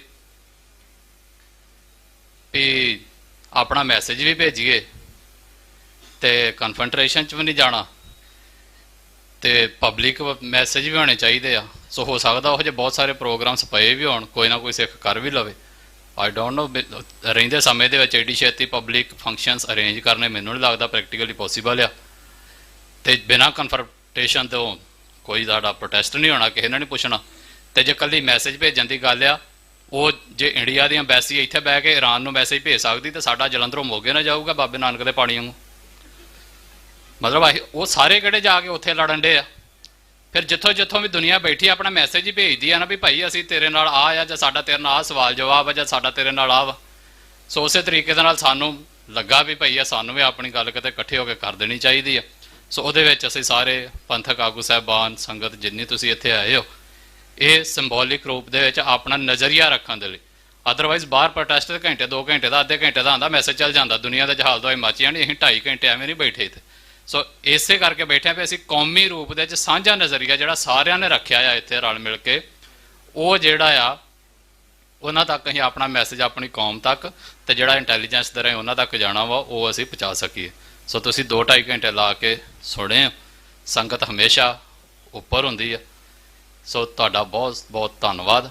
ਤੁਸੀਂ ਜਿੰਨੇ ਇੱਥੇ ਪਹੁੰਚੇ ਹੋ, ਜਿੰਨਾ ਇੰਨੀ ਹਲੀਮੀ ਦੇ ਨਾਲ, ਇੰਨੀ ਤਸੱਲੀ ਦੇ ਨਾਲ, ਇੰਨੇ ਸਹਿਜ ਦੇ ਨਾਲ ਜਿਹੜੀਆਂ ਸਾਰੀਆਂ ਗੱਲਾਂ ਸੁਣੀਆਂ ਨੇ। ਸੋ ਇੱਕ ਵਾਰ ਫੇਰ ਮੈਂ ਪਾਰਟੀ ਵੱਲੋਂ ਬੁਲਾਰਿਆਂ ਦਾ, ਸਾਰਿਆਂ ਦਾ, ਖਾਸ ਤੌਰ ਦੇ ਉੱਤੇ ਸੰਗਤ ਦਾ, ਜਿੰਨੀ ਸੰਗਤ ਥੱਲੇ ਬੈਠੀ ਹੈ, ਤੁਹਾਡਾ ਸਾਰਿਆਂ ਦਾ ਦਿਲ ਦੀਆਂ ਗਹਿਰਾਈਆਂ ਤੋਂ ਧੰਨਵਾਦ ਕਰਦਾ। ਹਾਲਾਂਕਿ ਜੇ ਤੁਸੀਂ ਮੈਨੂੰ ਪ੍ਰੈਕਟੀਕਲੀ ਪੁੱਛੋ, ਪਰਸਨਲੀ ਪੁੱਛੋ, ਪ੍ਰੈਕਟੀਕਲੀ ਨਹੀਂ, ਮੈਂ ਬਹੁਤ ਵਾਰੀ ਇਹ ਗੱਲਾਂ ਕਹੀਆਂ ਨੇ ਵੀ ਇਹੋ ਜਿਹੇ ਸਮਾਗਮਾਂ ਪ੍ਰੋਗਰਾਮਾਂ ਦੇ ਵਿੱਚ ਧੰਨਵਾਦ ਜਾਂ ਨਾਮ ਲੈਣ ਦੀ ਜ਼ਰੂਰਤ ਨਹੀਂ ਹੁੰਦੀ, ਇਹ ਸਾਡਾ ਸਾਰਿਆਂ ਦਾ ਫਰਜ਼ ਹੁੰਦਾ ਹੈ। ਪਰ ਉਹਦੇ ਬਾਵਜੂਦ ਮੈਨੂੰ ਲੱਗਦਾ ਵੀ ਜਿਹੜੀ ਪਾਰਟੀ ਆਰਗੇਨਾਈਜ਼ ਕਰਦੀ ਹੁੰਦੀ ਆ, ਉਹਦਾ ਵੀ ਅੱਗੇ ਫਰਜ਼ ਬਣ ਜਾਂਦਾ ਹੁੰਦਾ ਵੀ ਬੇਸ਼ੱਕ ਇਹ ਤੁਹਾਡਾ ਸਾਰਿਆਂ ਦਾ ਫਰਜ਼ ਆ ਆਉਣਾ, ਪਰ ਉਹਦੇ ਬਾਵਜੂਦ ਸਾਡਾ ਵੀ ਇਹ ਫਰਜ਼ ਆ ਵੀ ਤੁਹਾਡੇ ਆਇਆਂ ਦਾ ਫਰਜ਼ ਅਦਾ ਕਰਨ ਤੇ ਤੁਹਾਡਾ ਧੰਨਵਾਦ ਕਰੀਏ। ਸੋ ਉਹਦੇ ਲਈ ਤੁਹਾਡਾ ਸਾਰਿਆਂ ਦਾ ਬਹੁਤ ਬਹੁਤ ਧੰਨਵਾਦ। ਖਾਸ ਤੌਰ ਦੇ ਉੱਤੇ ਮੈਂ ਫੇਰ ਕਹਿ ਰਿਹਾ, ਮਾਨ ਸਾਹਿਬ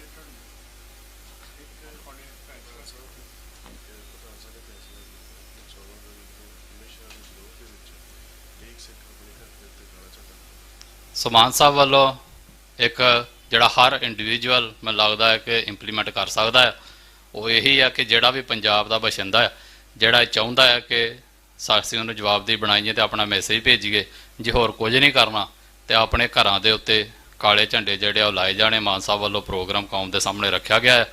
ਸੋ ਮੈਨੂੰ ਲੱਗਦਾ ਹੈ ਕਿ ਆਪਾਂ ਜੇ ਹੋਰ ਕਿਤੇ ਨਹੀਂ ਜਾ ਸਕਦੇ ਤੇ ਘੱਟੋ ਘੱਟ ਘਰੇ ਆਪਾਂ ਇੰਨਾ ਕੰਮ ਤੇ ਕਰ ਹੀ ਸਕਦੇ ਹਾਂ।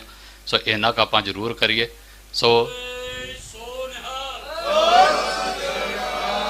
ਸੋ ਅਖੀਰੀ ਗੱਲ ਮੈਂ ਆਪਣੀ ਜਿਹੜੀ ਆ ਉਹ ਨਿਬੇੜਾਂ, ਸਮਾਂ ਕਾਫੀ ਹੋ ਗਿਆ, ਉਹ ਇਹੀ ਆ, ਉਹ ਫਿਰ ਮੇਰੇ ਧਿਆਨ ਚੋਂ ਨਿਕਲ ਜਾਣਾ ਸੀ, ਕਿਉਂਕਿ ਵਾਰ-ਵਾਰ ਐਨਐਸਏ ਦੀ ਗੱਲ ਹੋਈ ਆ। ਐਨਐਸਏ ਦੇ ਵਿੱਚ ਟੈਕਨੀਕਲੀ ਪੈਰੋਲ ਦਾ ਤਾਂ ਕੋਈ ਪ੍ਰੋਵੀਜ਼ਨ ਨਹੀਂ ਹੈਗਾ, ਟੈਂਪਰੇਰੀ ਰਿਲੀਜ਼ ਦਾ ਹੈਗਾ, ਜਿਹਨੂੰ ਪੈਰੋਲ ਦੇ ਨਾਲ ਹੀ ਮਿਲਾਇਆ ਜਾਂਦਾ ਆ। ਉਹਦੇ ਵਿੱਚ ਇੱਕ ਗੱਲ, ਉਹ ਇੱਕ ਇੰਟਰਵਿਊ ਮੈਂ ਸੁਣਦਾ ਪਿਆ ਸੀ, ਜਿਹੜੇ ਉਦੋਂ ADGP ਸੀਗੇ ਉਹਦੇ ਲਾਅ ਐਂਡ ਆਰਡਰ ਦੇ, ਸ਼ਾਇਦ ਗੁਰਿੰਦਰ ਸਿੰਘ ਢਿੱਲੋਂ, ਉਹਨਾਂ ਦੀ ਇੱਕ ਇੰਟਰਵਿਊ ਆ ਬੜੀ ਲੰਮੀ ਚੌੜੀ, ਉਸ ਟੋਟਲ ਜਿਹੜੀ ਉਹ ਹੋਈ ਨਾ ਕ੍ਰੈਕਡਾਊਨ ਹੋਇਆ ਸੀ ਉਹਦੇ ਬਾਰੇ ਦੇ ਵਿੱਚ। ਉਹਦੇ 'ਚ ਉਹਨਾਂ ਇੱਕ ਗੱਲ ਕਹੀ ਬੜੀ ਬਰੀਕੀ ਜੀ ਦੇ ਨਾਲ, ਉਹ ਕਹਿ ਕੇ ਤੇ ਅੱਗੇ ਨਿਕਲ ਗਏ। ਉਹ ਪਤਾ ਨਹੀਂ ਮੈਨੂੰ ਉਹਦੇ ਵਿੱਚ ਕੀ ਪਿਆ ਹੋਊਗਾ ਉਸ ਗੱਲ ਦੇ ਵਿੱਚ। ਉਹ ਕਹਿੰਦੇ ਇਕੱਲੀ ਮੀਟਿੰਗ ਦੀ ਗੱਲ ਨਹੀਂ ਹੋਈ ਜਿਹੜੀ ਸਰਦਾਰ ਕੰਵਰਪਾਲ ਸਿੰਘ ਹੋਣਾ ਕਹੀ ਵੀ ਮੀਟਿੰਗ ਹੋਈ ਇਹਨਾਂ ਦੀ ਤੇ ਉਸ ਤੋਂ ਬਾਅਦ ਹੋਇਆ। ਉਹ ਕਹਿੰਦੇ ਮੀਟਿੰਗ ਤੋਂ ਬਾਅਦ ਵੀ ਪੰਜਾਬ ਸਰਕਾਰ ਉਸ ਕ੍ਰੈਕਡਾਊਨ ਨੂੰ ਇੰਪਲੀਮੈਂਟ ਨਹੀਂ ਕਰਦੀ। ਫਿਰ ਇੰਡੀਅਨ ਹੋਮ ਮਿਨਿਸਟਰੀ ਤੋਂ ਇੱਕ ਚਿੱਠੀ ਆਉਂਦੀ ਹੈ, ਪਰ ਉਹ ਲੁਕਾ ਕੇ ਕਹਿੰਦੇ ਉਸ ਚਿੱਠੀ 'ਚ ਕੀ ਆਂਦੇ ਇਹ ਨਹੀਂ ਮੈਨੂੰ ਪਤਾ। ਆਂਦੇ ਜਦੋਂ ਚਿੱਠੀ ਆਈ ਆ ਉਸ ਤੋਂ ਬਾਅਦ ਕ੍ਰੈਕਡਾਊਨ ਹੋਇਆ।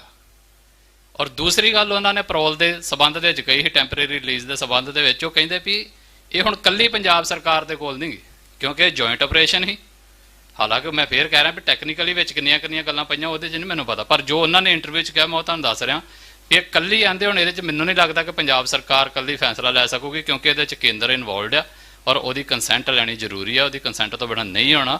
ਇਸ ਕਰਕੇ ਇੱਥੇ ਸਪੈਸ਼ਲ ਇਸ਼ੂ ਜਿਹੜਾ ਆ ਉਹ ਕੀਤਾ ਗਿਆ, ਕਿਉਂਕਿ ਇੰਡੀਆ ਦਾ ਹੋਮ ਮਿਨਿਸਟਰ ਸਾਡੇ ਮੁਲਕ ਆ ਰਿਹਾ ਤੇ ਸਾਡਾ ਇੱਕ ਨੌਜਵਾਨ ਉਹਨਾਂ ਦੇ ਕੋਲ ਆ, ਤੇ ਉਹਦੇ ਵਾਸਤੇ ਇਹ ਜਿਹੜਾ ਕੇਸ ਆ ਉਹ ਸਪੈਸ਼ਲੀ ਜਿਹੜਾ ਉਹ ਰੱਖਿਆ ਗਿਆ। ਬਾਕੀ ਸਾਰੇ ਵੀ ਹੈਗੇ ਨੇ, ਜਿਹੜੇ ਪੁਰਾਣੇ ਬੰਦੀ ਸਿੰਘ ਨੇ ਉਹ ਵੀ ਹੈਗੇ ਨੇ, ਪਰ ਉਹਨਾਂ 'ਚੋਂ ਕਈਆਂ ਦਾ ਜਿਹੜੀਆਂ ਨਿੱਕੀਆਂ ਗੱਲਾਂ ਨੇ ਉਹ ਪੰਜਾਬ ਸਰਕਾਰ ਦੇ ਕੋਲ ਨੇ। ਸੋ ਖੈਰ ਇਸ਼ੂ ਸਾਰੇ ਨੇ, 100 ਹੱਥ ਰਸਾ ਸਿਰੇ ਤੇ ਗੰਢ। ਪੰਜਾਬ ਮਾਰ ਖਾ ਰਿਹਾ ਹੈ, ਖਾਂਦੇ ਰਹਿਣਾ। ਜਿਵੇਂ ਜੱਜ ਸਾਹਿਬ ਨੇ ਸਾਨੂੰ ਸਾਰਿਆਂ ਨੂੰ ਸਵਾਲ ਕੀਤਾ ਵੀ ਇੰਨਾ ਕੁਝ ਹੋ ਰਿਹਾ ਤੇ ਅਸੀਂ ਕੀ ਕੀਤਾ।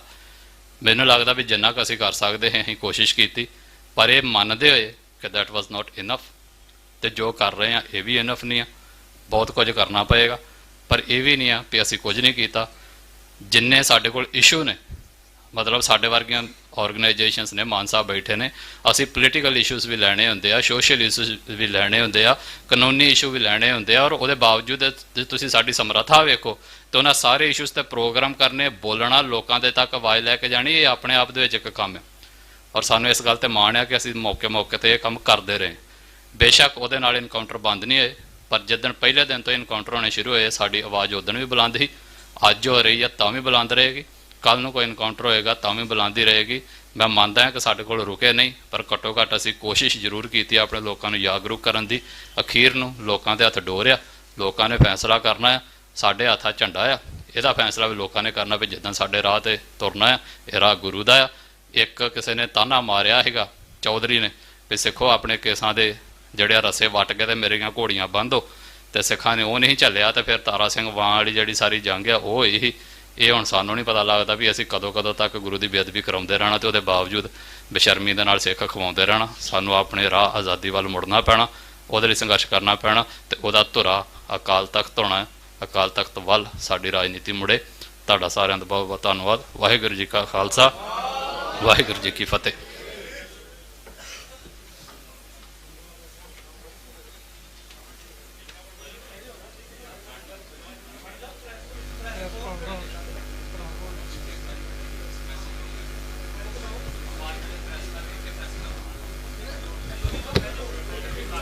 ਪ੍ਰੈਸ ਵਾਲੇ ਵੀਰਾਂ ਨੂੰ ਬੇਨਤੀ ਆ ਕਿ ਉਹ ਅੱਗੇ ਆ ਜਾਣ, ਲੀਡਰਸ਼ਿਪ ਦੇ ਨਾਲ ਆਪਣੀ ਪ੍ਰੈਸ ਮਿਲਣੀ ਕਰਨ। ਜਿਹੜੇ ਸੰਗਤ ਆ ਉਹ ਕਿਰਪਾ ਕਰਕੇ ਪਿੱਛੇ ਜਾ ਕੇ ਚਾਹ ਪਾਣੀ ਪੀਣ, ਤੇ ਪ੍ਰੈਸ ਵਾਲੇ ਵੀਰਾਂ ਨੂੰ ਬੇਨਤੀ ਆ ਕਿ ਉਹ ਅੱਗੇ ਆ ਕੇ ਆਪਣੀ ਪ੍ਰੈਸ ਮਿਲਣੀ ਕਰ ਲੈਣ। ਜਿਹੜੇ ਸਾਡੇ